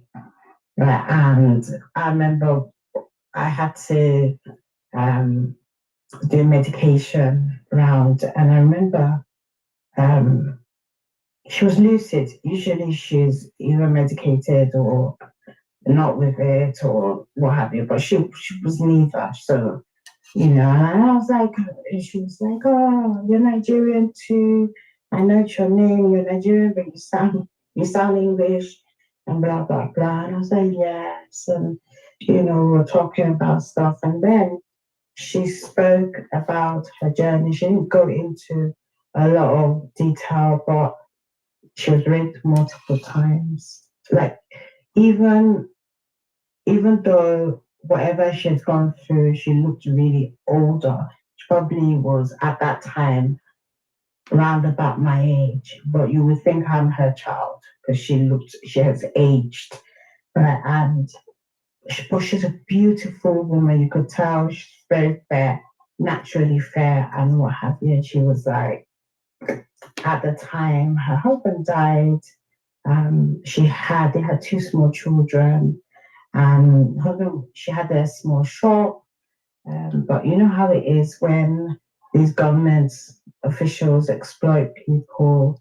Anyway, somehow, she ended up all of that when she, I think, broke down. And then people said to her, that if you can get to Europe, you're going to be able to support your children and your mom. Your mom is still quite young. So it won't be like you're saddling your children with an elderly person and all the rest of it. So she said at the time, the way it was sold, people don't tell you, and this is why I like what these gentlemen have been doing today in telling people of, the journey and how treacherous that journey is, right? So she said, they said, no, once you do this will be okay. My worry, you'll be fine, blah, blah, blah, blah, blah. So with whatever money she could pull together, instead of trying to start her business up again, she was thinking long term that as kids grow older, they're going to need more, blah, blah, blah. And she said she left and she was like, it's a horror that she has never woken up from, like a nightmare rather, that she has never woken up from. She said, at some point she was beaten, some point she was raped. She said it got to a point where she kind of mentally was trying to stay alive just because she had two children and a mother who were relying on her financially. And she said it took a long time before she even managed to find her way to Europe, moved all the way down, found a way into the UK and what have you. And unfortunately for her, she was raped and it triggered all the stuff that she had suppressed and that was it. So she battled with her mental health. I mean, I remember seeing her notes. I'm thinking, Shane, this is going to be an enduring mental health battle that she's going to be in. But I remember I was trying my best, and I'm a crybaby, to keep on, not show emotion. I couldn't help it, and she was like, if she didn't have her children at some point, she wanted to just die. Said it was that bad. And I'm listening to the stories of these brave men because they are brave. And I imagine, things are that much more harder now when if you make it to Europe, all the people, Europe is when it comes to migration, they're not keen on it for whatever reason. And therefore, making it here is no longer enough because you still have to survive when you get here. And when I think of the journey that each and every one of the gentlemen who spoke today, and I remember that of this beautiful woman, it's not worth it. So while she is in Europe, and obviously they've given her, she's got leave to remain, she's on benefits, she can never really work. And she spent the last decade trying to manage her mental health. Right, so although there's little bits that she can send home to her family, she said the kind of life she hoped for them never really materialized, because she could never really better herself and make something of her life. My frustration is for somebody to get to that point of desperation where they make this treacherous journey, and people, most people would know the risk involved now. Social media has meant that you hear of these things more, and therefore you have access to information. But for you to get to that point of desperation, to want to make it, whether you make it where you needed to go or not, right? You would rather that, make it there or die trying. And I've heard people say that a lot tonight, right? And unfortunately, whilst others, obviously, especially when it comes to crossing the Mediterranean and perhaps having your boat capsize and drowning. So for some others, they died many deaths, right? And therefore, everything come quick for them. And it frustrates me, and I'm really sad. I'm sad that our country has become such that people want to take that risk. Even the legal way is becoming harder as more and more Western nations, make it harder for you to come into their country and make a fresh start, right? But I'm angry at the politicians who got us here, because the amount of money people have spent on trying to get to this destination where they're hoping there'll be a new life for them. Right? If things were okay in Nigeria, they could easily plow. If they can raise that kind of money, they could plow into business and do something. But even businesses, startups, majority of them fail. So I can understand why people feel this is their last resort. And for some, it's a question of life and death. But to those who have shared with us today, thank you for sharing your stories. It helps that we're talking about it. Thank you, Jimmy, for having this. And I'm kind of feeling quite emotional having listened through it all. I doff my hat to those who have made the journey and are sane, have made a better life for themselves. And to those who perished on the way, I'm just hoping that their souls find rest. Thank you, Daniel. Thank you. Thank you. Listening to that was quite touching. Thanks. I could sense it from your voice. Well, we'll keep doing what we can for the people, the tough conversations, the controversial ones, and the ones people shy away from. We'll keep doing everything we can to keep it out there. Thank you, Auntie Malani. King Eze, jump in real quick. Auntie Malani, do you have any questions for the four survivors before we proceed? Do you have any questions for them? No. Okay. They've said a lot. They've given us a lot of information, and I'm just thankful that they've shared their stories, even though I know for some of them it might be traumatizing for them. But no, I don't have any questions. Thank you. Thank you. Thank you. King Eze, jump in. Hello, good evening, good morning, good afternoon to everyone. Jimmy, what I want to share is the experience of some people when they made it here already. Because I worked with a non-profit organization in 2018 when I moved to Switzerland. So, and I met a lot of the guys who made it through the desert to Europe. So, if that's okay. Of Hello, course. Jimmy, is that okay? Yeah. So, did you say New Zealand or Australia? No, Switzerland. Switzerland. Okay, go ahead. Not a problem. Thank you.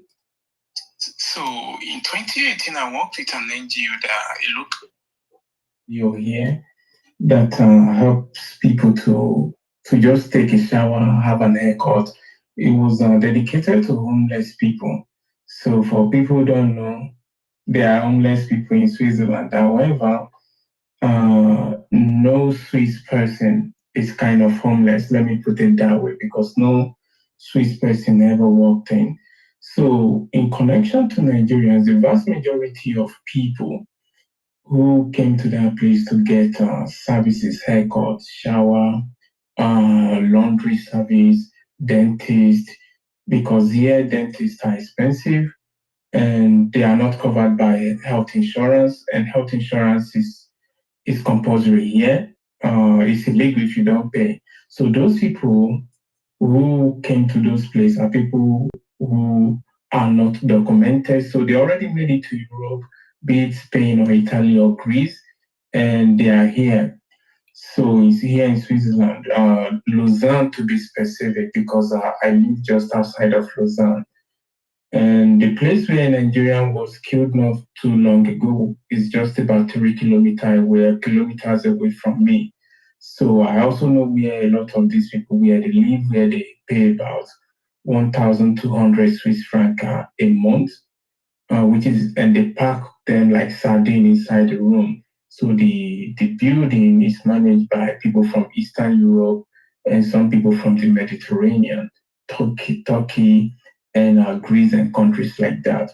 So the experience was that many of these guys, they suffer a lot, because when they come to Switzerland, because Switzerland is not part of the EU, so the document that they get from Italy is not recognized here. And here, if you don't speak the local language, you can't get a menial job.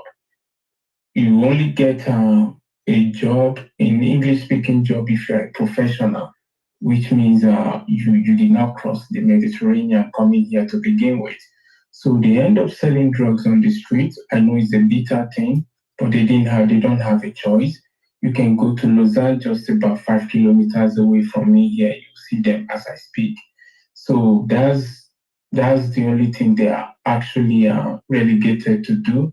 Although they don't bring the drugs into the country, they sell it. They are the news who sells it on the street. They are the distributor on the street for Eastern Europeans and South Americans that brings it in here in Switzerland. So for their case, some of them, when they don't have money, they sleep in refuse bin. They sleep on the street when they cannot afford this place where they pack them as sardine. And if police beat them up, search them, sometimes in winter, take their jacket, because some of these guys, they have nothing to do. The only thing they do to feel good is when they make money, they buy expensive jacket, literally. So there have been complaints in the city of Lausanne where police sees them, take their phone, takes their jacket. They have no right, literally, to be here. They could be deported, but sometimes they deport a lot of them and they come back. They pay up to €1,000 to get small good back into Switzerland through the mountains, because Switzerland shares border with Italy and France. So that's the border they use most of the time to cross back into Switzerland. Because they are undocumented, they don't have representation.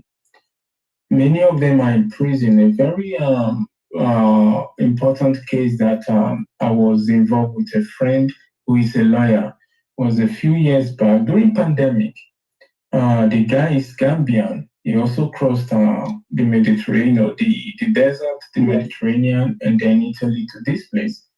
He committed a sexual assault because his DNA was found on the girl. He didn't penetrate the girl, he kissed the girl and stuff. So normally here in Switzerland or in the canton of Geneva, the state of Geneva, it's about 6 to 7 years crime. But due to lack of representation or anything, he got 15 years slammed on him. Now he committed a horrible crime and he was drunk when he committed it. And due to that lack of representation, they just gave him 15 years. No family, no phone call. And anyone who knows about Switzerland, anything about Switzerland, it's a place where people don't, the system and the people don't joke with their money. It's unlike, let's say, in UK, where people will get free legal representation and so on. Here, you pay or you don't get anything, except if you find NGOs that sponsors lawyer to give you a public representation. That's that case. At the end, with this friend, they ended up reducing the sentence to 5 years. So these issues and many, there's a guy, his name is Emmanuel, a Nigerian guy, whom I convinced back in 2018. I have the recordings because I interviewed him, got him to tell me his stories, and I recorded the audio on my phone. Then I still have the phone downstairs. So these stories, it's even for many people who made it through, beside the mental health issue, the trauma, and so on, the life, because they've made it to Europe, doesn't mean things are now okay for them. I've spoken to Ghanaians who work in tomato farms in Italy, picking tomato like slaves. So these cases, these are important issue. And the ones that touches me the most, that at the moment I'm speaking with some NGOs, I've spoken with some people at Red Cross to help find missing people, because many of these people died, but many of them also made it here and they ended up in prison without contact to their, with their family. Nobody knows where they are. In that case, we've been going up and down to try to break the European, or find a loophole through the European, what do they even call it? Privacy laws, because they refuse many of these prisons, and even the country sometimes they refuse to give us list of names of potential people who had no representation and who has no undocumented people. So this issue is very serious. So anyone, me, I will say it here. Yes, I won't tell people don't go out there if you find opportunity or also whatever, but don't make the journey through the desert. I beg you with anything you hold there. Don't do it. Don't do it. making it to Europe, especially now, it's when you get here, the chances that you will get a job, that you will work, is extremely low, especially now.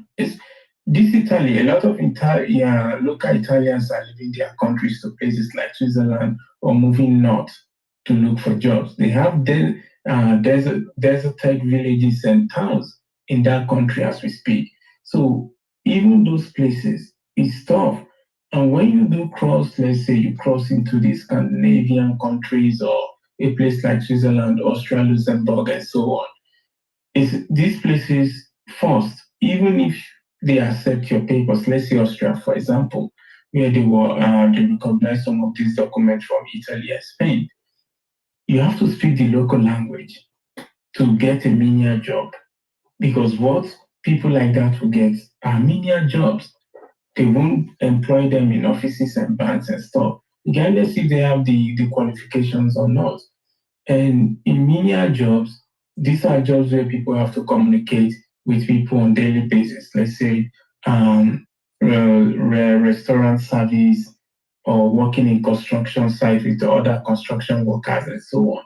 So please, guys, if you find yourself so desperate, like I think it was Carrigo said, better fight defending whatever you hold dear back home than to make the deadly journey of traveling through the Sahara to Europe.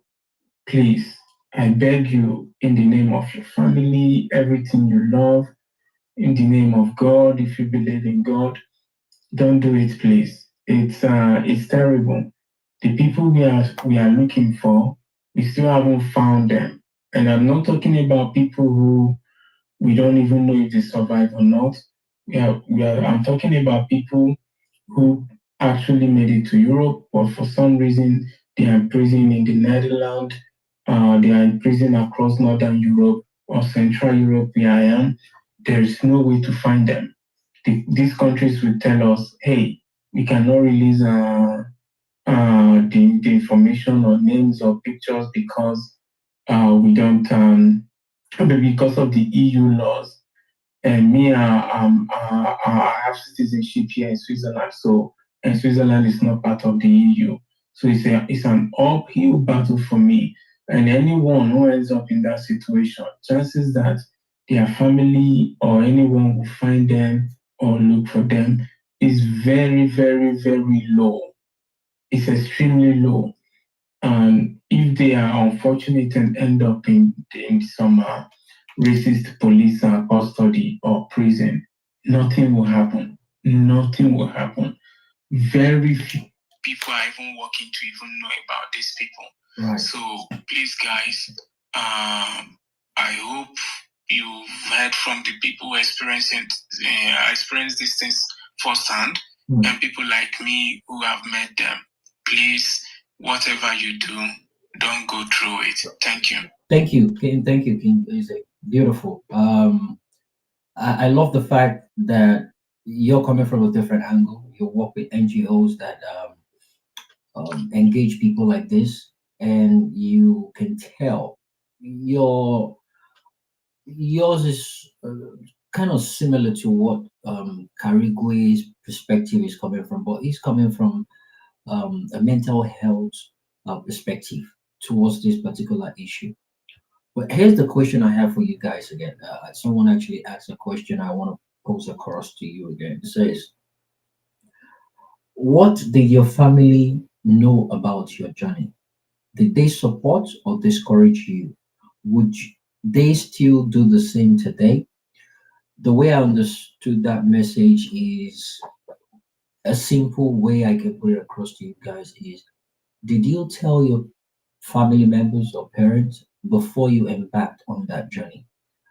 The purpose of that question is to paint a particular picture. The majority, if not 99.9% of people that actually venture into this somehow hide it away from their family members, which is the reason why I said send it, retweet the space, and send it to as many people as possible.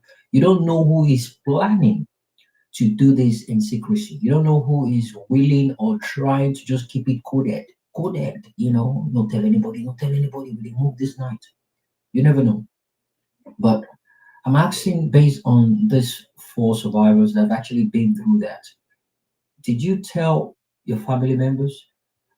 Did you tell just one person, 2, 3, 4, or everybody knew about it? Did they contribute money for you? Did they support you going? Did they pray for you? Did they do any send off for you? If not, at what point did they get to know about your situation? Was it a situation whereby you were trapped or when you were kidnapped and then they had money and you were forced into reaching out to them and they started gathering, running up and down to gather money to send to your kidnappers?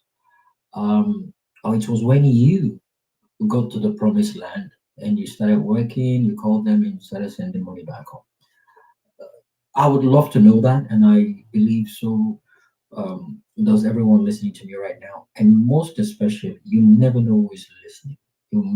Your statement, your response might save someone planning towards moving tonight, tomorrow, next, um, a day after tomorrow, next week, sometimes next month, or probably by the end of this year. You never know. But let's start from who's going to go first.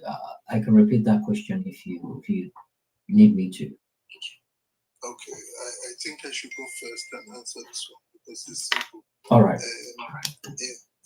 For me, I Not tell my mother. I only told my sister because she was very, very close. She was my immediate senior sister, and she was the only person I could cry to or run to whenever I need anything. Or she comes to me whenever we're very close, like very close in the family. So she's the only one that knew. Although I did not tell her the very day I was involved. I only told her when I think we got to Niger when we were about crossing out of Nigeria because the line was no longer going through after that. That was the last time I spoke to her until I got to Algeria, then from Morocco. My mom, I could not tell my mom. I only told my mom later when I was already in Europe that I came to Europe through football because this is not something I want to share with my mom. She's a teacher. She was a teacher. Right now, she's old. She's about 73. So a couple of years ago, when she was 68, 69, when I finally settled down, I could not explain really exactly how my journey was. I only lied to her because she would not be happy hearing that I went through so much difficulties just to get here when she knows I was doing very good back then. So, no, I did not tell my mom. I only told my sister, and yeah. And when I was in Agadir too, so there was a particular time I needed money to move from there to other states. It was my sister also I called. She has to sell up some little stuff I have back home, TV, mattresses, and yeah, he sold almost everything I have in the room back then and sent the money to me. That was how I was able to transport myself moving forward from the location I was in. All right, thank you, Valentine. Thank you, beautiful. Ikenga, jump in. I think Tony and Ari dropped. They're probably coming back, but yeah, go ahead. Yeah, so I was saying something before, but I couldn't correlate it back to the story that I was narrating there about the role those guys, the so-called burger plays in this whole stuff. I think I'm going to say something on that a little bit, then connecting back to if we do inform our parents or friends and well wishers about this. So you see, one of the reasons why most people got killed in Libya or got beaten to death in Libya was because most of them, their burger refused to pay the next person to move their journey, for them to continue their journey. So the guy just sits somewhere in Nigeria, take your money from you, pay from Nigeria to Libya, and then stop taking your calls. And the reason why he could get away with it was because you did it on secret with him. You didn't tell any other person that, oh, I'm traveling, oh, I'm giving this social amount to this person. Or keep hold of this money. Whenever this man needs money, I'm going to tell you my situation. No, if it was planned, for me, that could have been the way I would have done it. So people don't tell their family members. Most of them, their family member get to know along the line, maybe when things get tough. Citing myself as an instance here, okay? It was only at that point when I was kidnapped, was when I have no other option than to inform family members, okay? So they were the ones actually paying the money. And after I was released, they also contributed money to make sure I come back. But I wasn't willing to take that option. So I continued that journey without listening to them because I'm a caring person. I was already ready to die. I must make it to the other side because it was my last attempt. So the thing is, most of us don't tell family members because of the secrecy, okay? And some other persons do tell their family members, the ones I went on that journey with, because they were actually calling their family members, telling them every step of the way. So most of them, their family rally around. In fact, it was a family thing. Everybody came together and sponsored that person to take that route. So most families do bring out money because they are probably, they don't actually have enough to go through the legal way. So maybe out of poverty or something, and they just make up money. Some people even borrowed money to embark on that trip. I know someone who borrowed money to embark on that trip. The father was aware of it.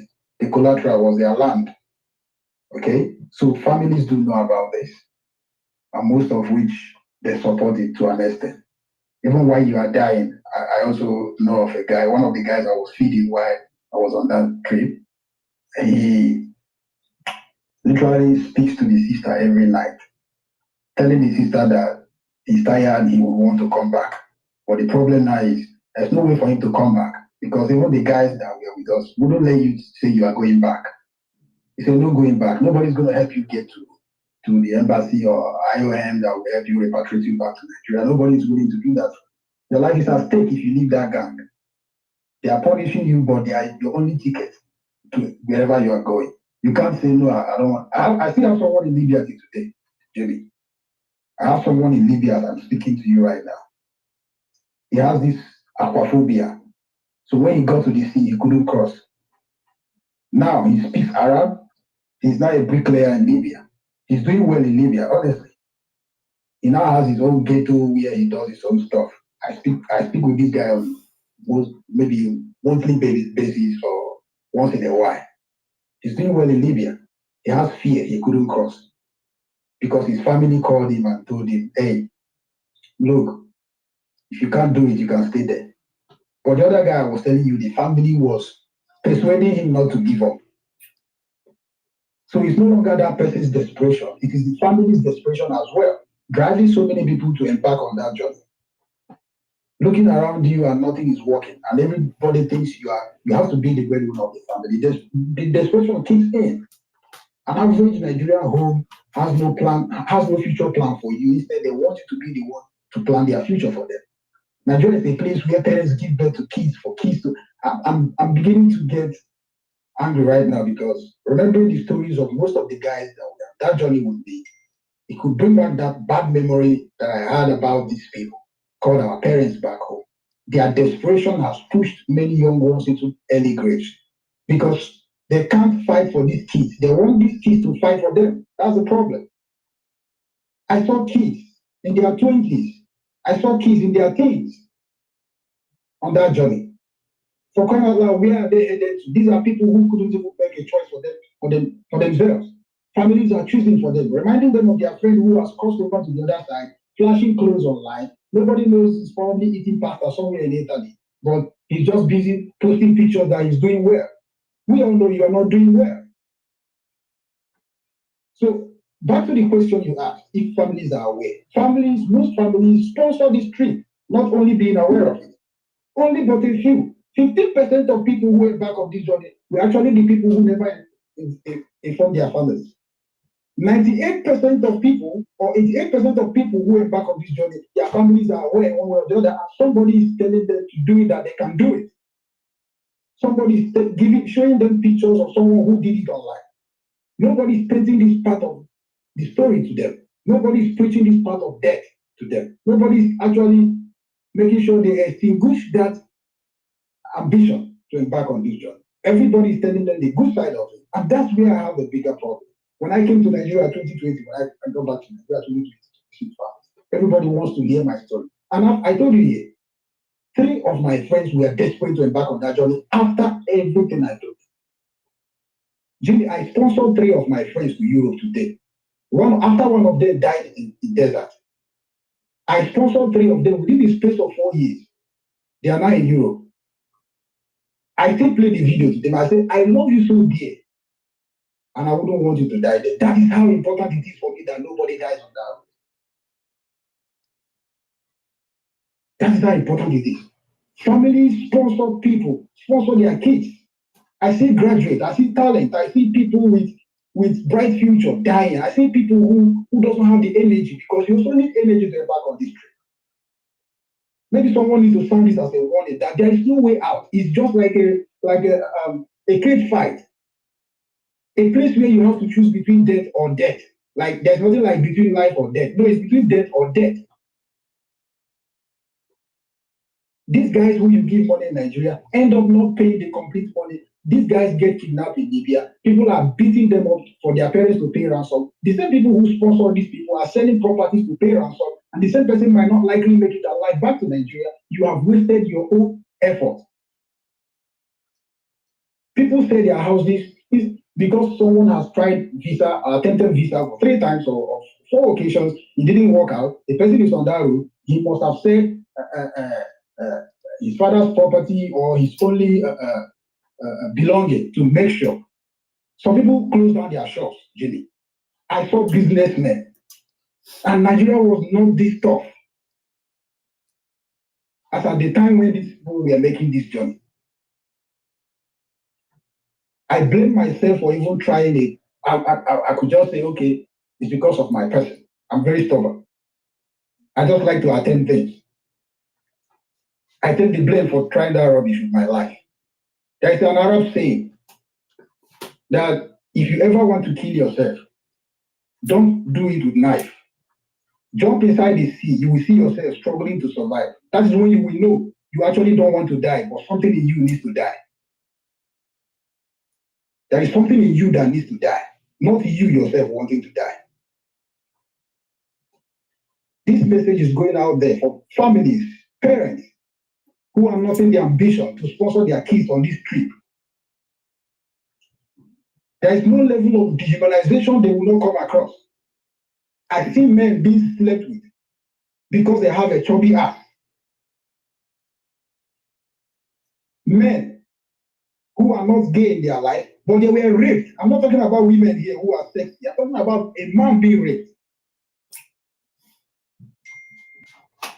By the seaside at Subrata, when the Arab man comes into that van where we are kept, all he needs to do is shoot in the air, and everybody will stand 10-10, ashara, everybody 10-10 on the queue. They don't talk to you, they shoot. The message you listen to is gone. And that's why I'm no longer scared of anything. Nothing scares me anymore, seriously. Nothing. If they give you charge of that van on how to run the shop, you mess it up. They have killed 3 guys in my presence on different occasions.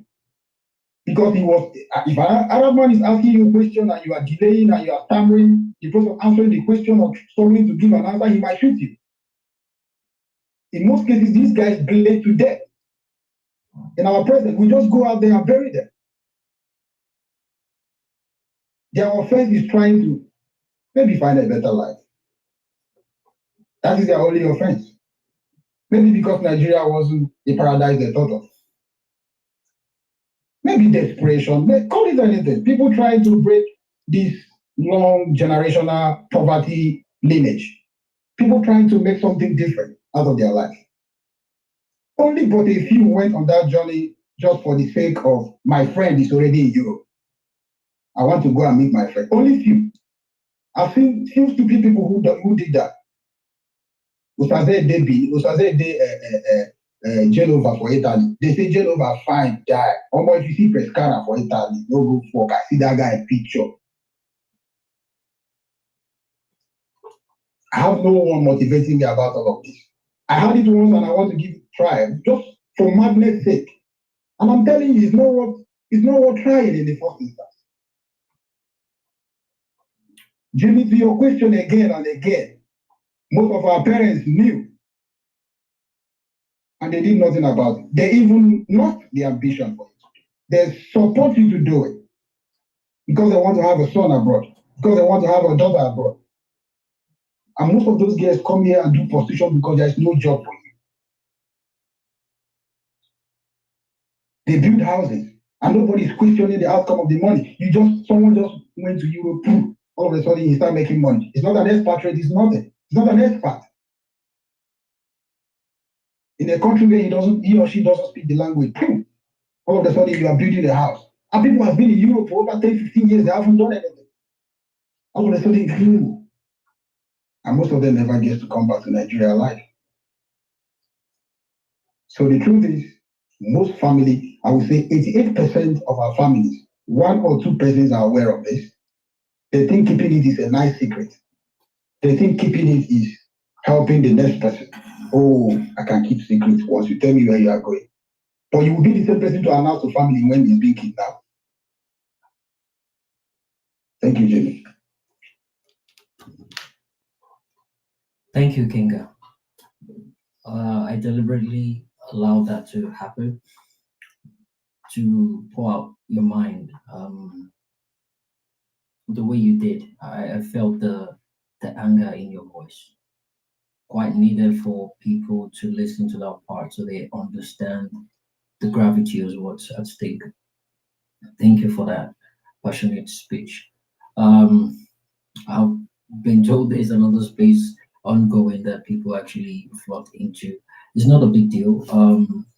It's not a competition for me. I'm actually doing this, and it's recorded for people to listen to it.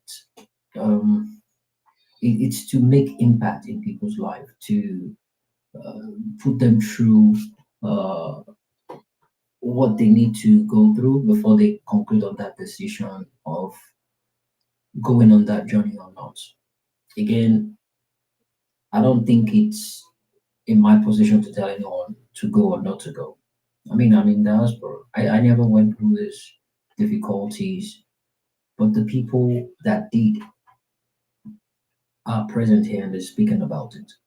And that's the reason why I've allowed them to speak emotionally, passionately, what is in their mind so they can express how they feel about that trip. It's not a good one. It's not. And my final question would be, if you guys were to have the chance, let me rephrase, if you could, one second, if you could go back in time, would you rather stay in Nigeria and start a business or risk the journey again? If you could turn back the hands of time, would you rather stay in Nigeria and start a business or risk the journey again? And this is besides the fact that you people avoid saying a lot of things you probably didn't want to say on the live stream. You avoided a lot of information, but knowing those informations you've kept away deep down within you, do you think you would risk doing this again? Like if you had the chance of going back in time, do you think you'd go through that experience again?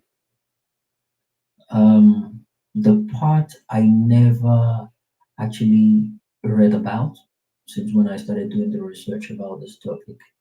I didn't read about the gays impact where men are being enforced into prostitution, but the possibilities of that is quite high, very high. But somehow I didn't come across that, and I cannot dispute that fact. It is known to be something they practice in Libya and Morocco as well. So I'm not going to. I don't know much about that. I'm not going to talk about it. It's just sad to hear about it. So the last question, I guess it's just to Ikenga and Valentine. So that way we can wrap it up. I have about 10 minutes. I can officially wrap up on the live stream where 3,873 people are watching live. Thanks, guys. You've been here with me from the beginning. We've been here for 7 hours, 15 minutes, and I need to go grab something to eat. But anyways, if we can do that within 10 minutes, it's a powerful question that I want to leave with our people so they can have that at the back of their mind. If you could go back in time, would you rather stay in Nigeria and start a business or do whatever it is you want to do or risk the journey again? Valentine, let's take you, then we take Ikenga. That way we wrap up the live stream, then we can focus on Twitter where everyone can have a conversation and have an engagement till Mama calls. Valentine. Yeah, okay. if you ask me or you will give me I'm not going to try it again. Definitely, I'm not. Like I said before, I was doing very well in Nigeria before that. I was a small time businessman, as an entrepreneur. I was importing, buying stuff myself and selling them. I was doing pretty well. Abudu was a very small market then, but trust me, I was making in a month I could make 1 million or so then.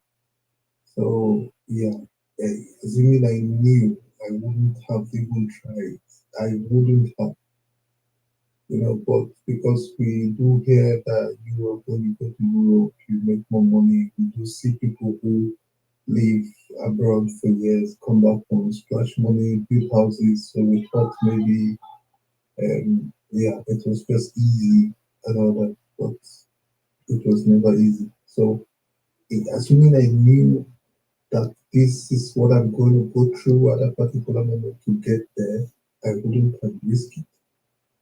I would not. And right now, if you give me billions of naira to try, I would not do it. So it is very simple and easy. No, I will not try it and I will not do it. Thank you. All right. Thank you, Valentine. Beautiful. Thanks. Let's go straight to Kinga without wasting much time.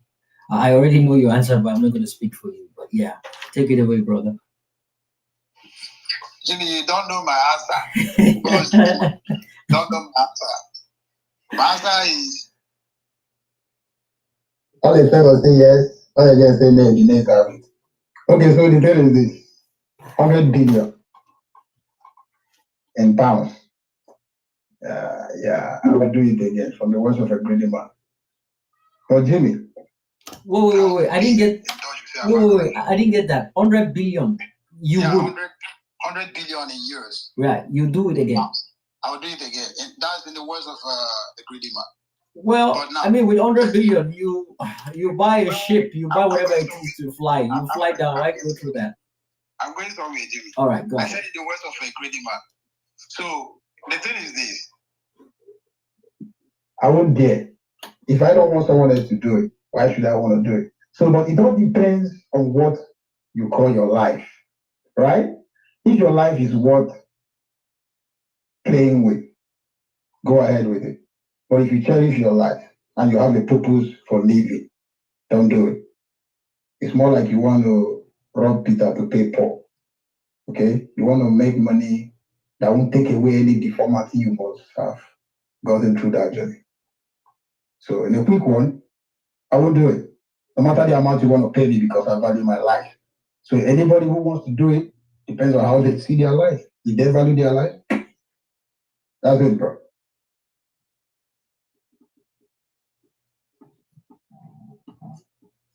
Oh boy. All right. Thank you. Thanks. I think I understand what you mean by that. Thanks. That was that was really good. This is new. This is new Africa. That's Tina. You've been here for a while now. To be unjust to just not let you say something about this. You have something you can say to this within 4 or 5 minutes, if you don't mind, please. Yeah. All right. So, Thanks. Wonderful conversations, and I think this. The ones I have heard of, I mean, the one that is even close to experience, that was a neighbor, a very good friend. He's a guy, and as at the time when he left in 2018, I think that was the last we heard of. And he was also trying to go through this route, and the last message they heard from him was in 2020 before the COVID-19 time. And since then, pretty much now, I'm very sure, because the last time I still had a very close friend, so like, how far is this guy now back and his family? And that was what he told me, like, even the news office, he had a little boy, and he had to drop the boy with his sister, and they were trying to make ends meet. That boy fell sick, and after some couple of weeks without proper care, he died. And this same guy is not back to Nigeria yet. And the funniest of the last time they heard from him was like at least 3 months before the death of his son. He called maybe like 2020, and then it was 3 months later his son died. Until now, they've not heard from him. And even if he heard from them, I'm very sure he's not even aware that he has lost his son wherever.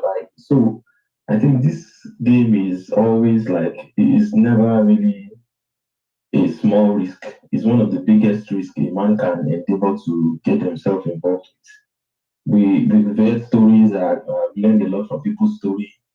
And well enough, I think there are so many documentaries, like Jimmy, you said, from IOM, they are doing their best. Even some many materials online that try to educate people. You see experience from people from other African countries like Kenya, like somebody said like Eritrea, for example.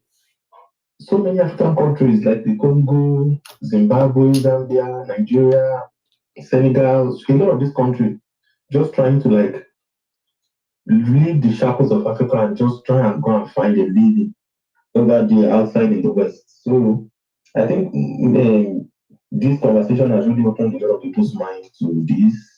And I remember a time, even the Nollywood, they even went as far as trying to educate people about this same issue.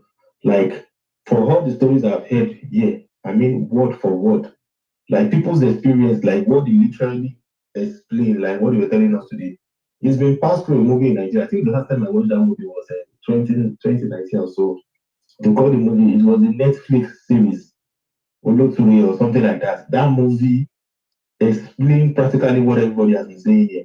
So I think the education is out there. It's not ignorance anymore. Anyone that is attempting to go through that route is already signed up his mind like, well, you know the risk you are taking. And luckily enough, if it's fine, good luck to you. And if it turns the other way around, you know that you know the risk, you know well enough. So I think this day and age, this is not the day and age whereby people are not people are ignorant or they don't know what is happening there. Like they are ignorant of the risk about the Mediterranean Sea, about the middleman business or the risk that happen during the middleman exchange and trying to get to the other side of North Africa. Everybody now knows the implication, they've seen it online, social media has been very helpful. So anybody that still wants to go through that route, it's fine. There's even another angle to it, which I know maybe a lot of people have not discussed here. In that same North Africa, we still have a lot of our young teenagers, I mean adult females now, that goes over to Arab to go and do, they call them Shagalia, what do they call it? They go there to go and do like an house help, being maltreated. There was a story that came out somewhere in one of the Middle East countries whereby the wife of the owner of the house threw the girl from like 3-story building all the way down. That video is online. These are cruel things that happen to people that are just trying to make a living or just trying to get something from their life. And everything all boils down to failed leadership all across sub-Saharan Africa, Central Africa, Western Africa, and other parts of Africa. So I think to need to settle this issue, there's nothing better than proper economic prosperities in all these African countries, because if all these countries are able to excel economically, and unemployment for one of the most important things is actually reducing. You see a lot of people, they are willing to come back home and push for business and try and make a living for themselves. So at the end of the day, there's no how we discuss about this. We still tie it all back to bad leadership in Africa. This is one of the biggest issues that is making this thing to continue to last longer. So at this stage, a lot of people know the risk involved. So it is different for people that are moving in the 90s or that have affected it then. They just let it, they hear a little bit of story from essay, maybe somebody say it, but now you have vivid accounts, stories, graphic details, like there are some information online there you see when these people are trying to cross the sea, how their bodies littered all around the waters. So you know for a fact that this thing is not play. So anybody that wants to take the risk is up to you. Right. The risk involved. So that's just the whole thing. So the risk is balanced and everybody knows beforehand. So if they want to take it, it's up to them. Yeah. Thank you. Beautiful one. Thank you. Jimmy, please, can I quickly tell people a movie to watch? Not now. Let me just. I need to wrap up. So when we're done, yeah, we can do that. We'll okay, focus. because it was sponsored by Swiss government regarding this issue, but it's okay. Yeah, it's fine. We can do that when we move on to the next segment, just the Twitter thing. But give me just a few minutes. I'll be right back, guys. Give me better. Are you ready for the rich traditional flavors of Nigerian cuisine? Obidi Foods brings the heart of Nigeria straight to your kitchen with a diverse range of authentic, high-quality ingredients. From sun-dried vegetables like bitter leaves and ukazi to richly smoked knife fish and snails. Obidi Foods offers a diverse range of traditional ingredients, the quality you can trust. Each product is carefully sourced and processed to retain its natural flavor and nutritional value, ensuring you get the best of Nigerian cuisine. Obidi Foods, in Nigeria or abroad, Obidi Foods ensures you have access to authentic Nigerian ingredients for our smoked knife fish and panla, thoroughly washed and slowly smoked over a firewood oven, giving the fish a lasting wood smoked flavor. Fully fermented and sealed, resulting in fine grain. Our gari is processed from cassava grown in Obidi farms, ensuring high nutritional content. Red and bleached palm oil, organic farm sourced, unrefined and expeller pressed. Our palm oil has zero cholesterol, no additives or preservatives, and is sustainably sourced. Dried vegetables, including bitter leaves, ukazi, or all sun-dried to retain the natural color and nutrients. Spices and seasonings from Ehuru, the African nutmeg, to Cameroon pepper. Our spices are carefully sourced to enhance your cooking. Telephone +1 832 710 6747 or +234 703 062 3860. info@obidifoods.limited.com. Website www.obidifoods.com. Obidi Foods. Good delicacies beget longevity. All right, welcome back, guys. Welcome to the last version of the call for Jimmy, the last segment of Jimmy. Thanks for being with me from the beginning till now. Thank you so much, guys. As we wrap up, remember there is no place like home when there is no place like home when it gives hope. Bridget Food stands with those who dream for better. Man, the stories I've heard yesterday are still making my heart. Right, so Obiji Food stands with those who dreams for better country, better life, fight for a future where living in Nigeria will be a death sentence. Thanks Obiji Food for always being there. Nice ones for the past 5 months now. So today, tonight, this morning, wherever you might be listening, it's been a long day.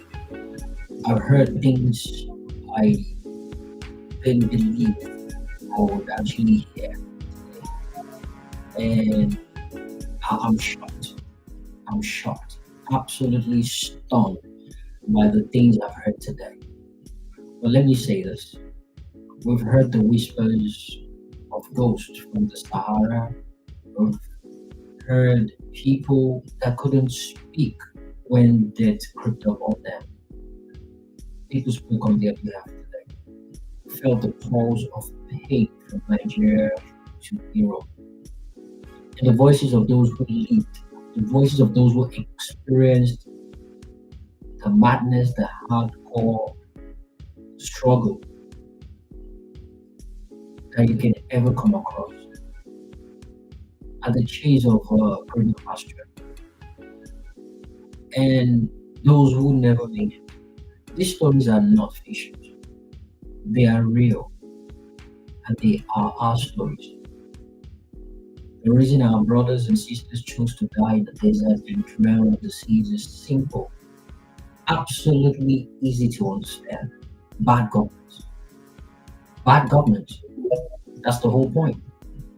Nigeria has failed them. Nigeria has failed them countless times. And when your government robs you of hope, you look for hope in another country. You look for hope in the nearest place you can find one. In this case, a foreign land. Even if it's the part that will kill you. And that is exactly what we experienced today. That's exactly what we listened to today. We listened carefully and we heard. We heard people speak about the horrific experience they had going through that. But let this be the beginning of a change, a reason to rise, a call to be. Let us fight for a better Nigeria, where no one must flee to live, where the people that actually fled the country can have the boldness, the courage to go back home, work together and build that country. If we don't fix it, we'll all be the next desert boys. Or better still, we have more desert boys that are going to come out of that country. Brain drain. Thank you for tuning in into today's Off the Cuff with Jimmy episode. It was with great gratitude. I appreciate every single one of my guests that made it here today. Thank you so much. I respect you guys' courage, stepping up and coming out to speak on my platform about this. A couple of them have never spoken about this before. They don't want to even talk about it. But I'm privileged, I'm honored to have you speak on my platform today. Thank you. I'll be looking forward to seeing lovely faces, all my uh, loyal listeners, followers, and people that champion me in this cause. I'll be looking forward to seeing you next week, Friday, for another segment of Off the Cuff with Jimmy. For people on Twitter space right now, you can still hang on. We do the after party, as we call it, after the live stream.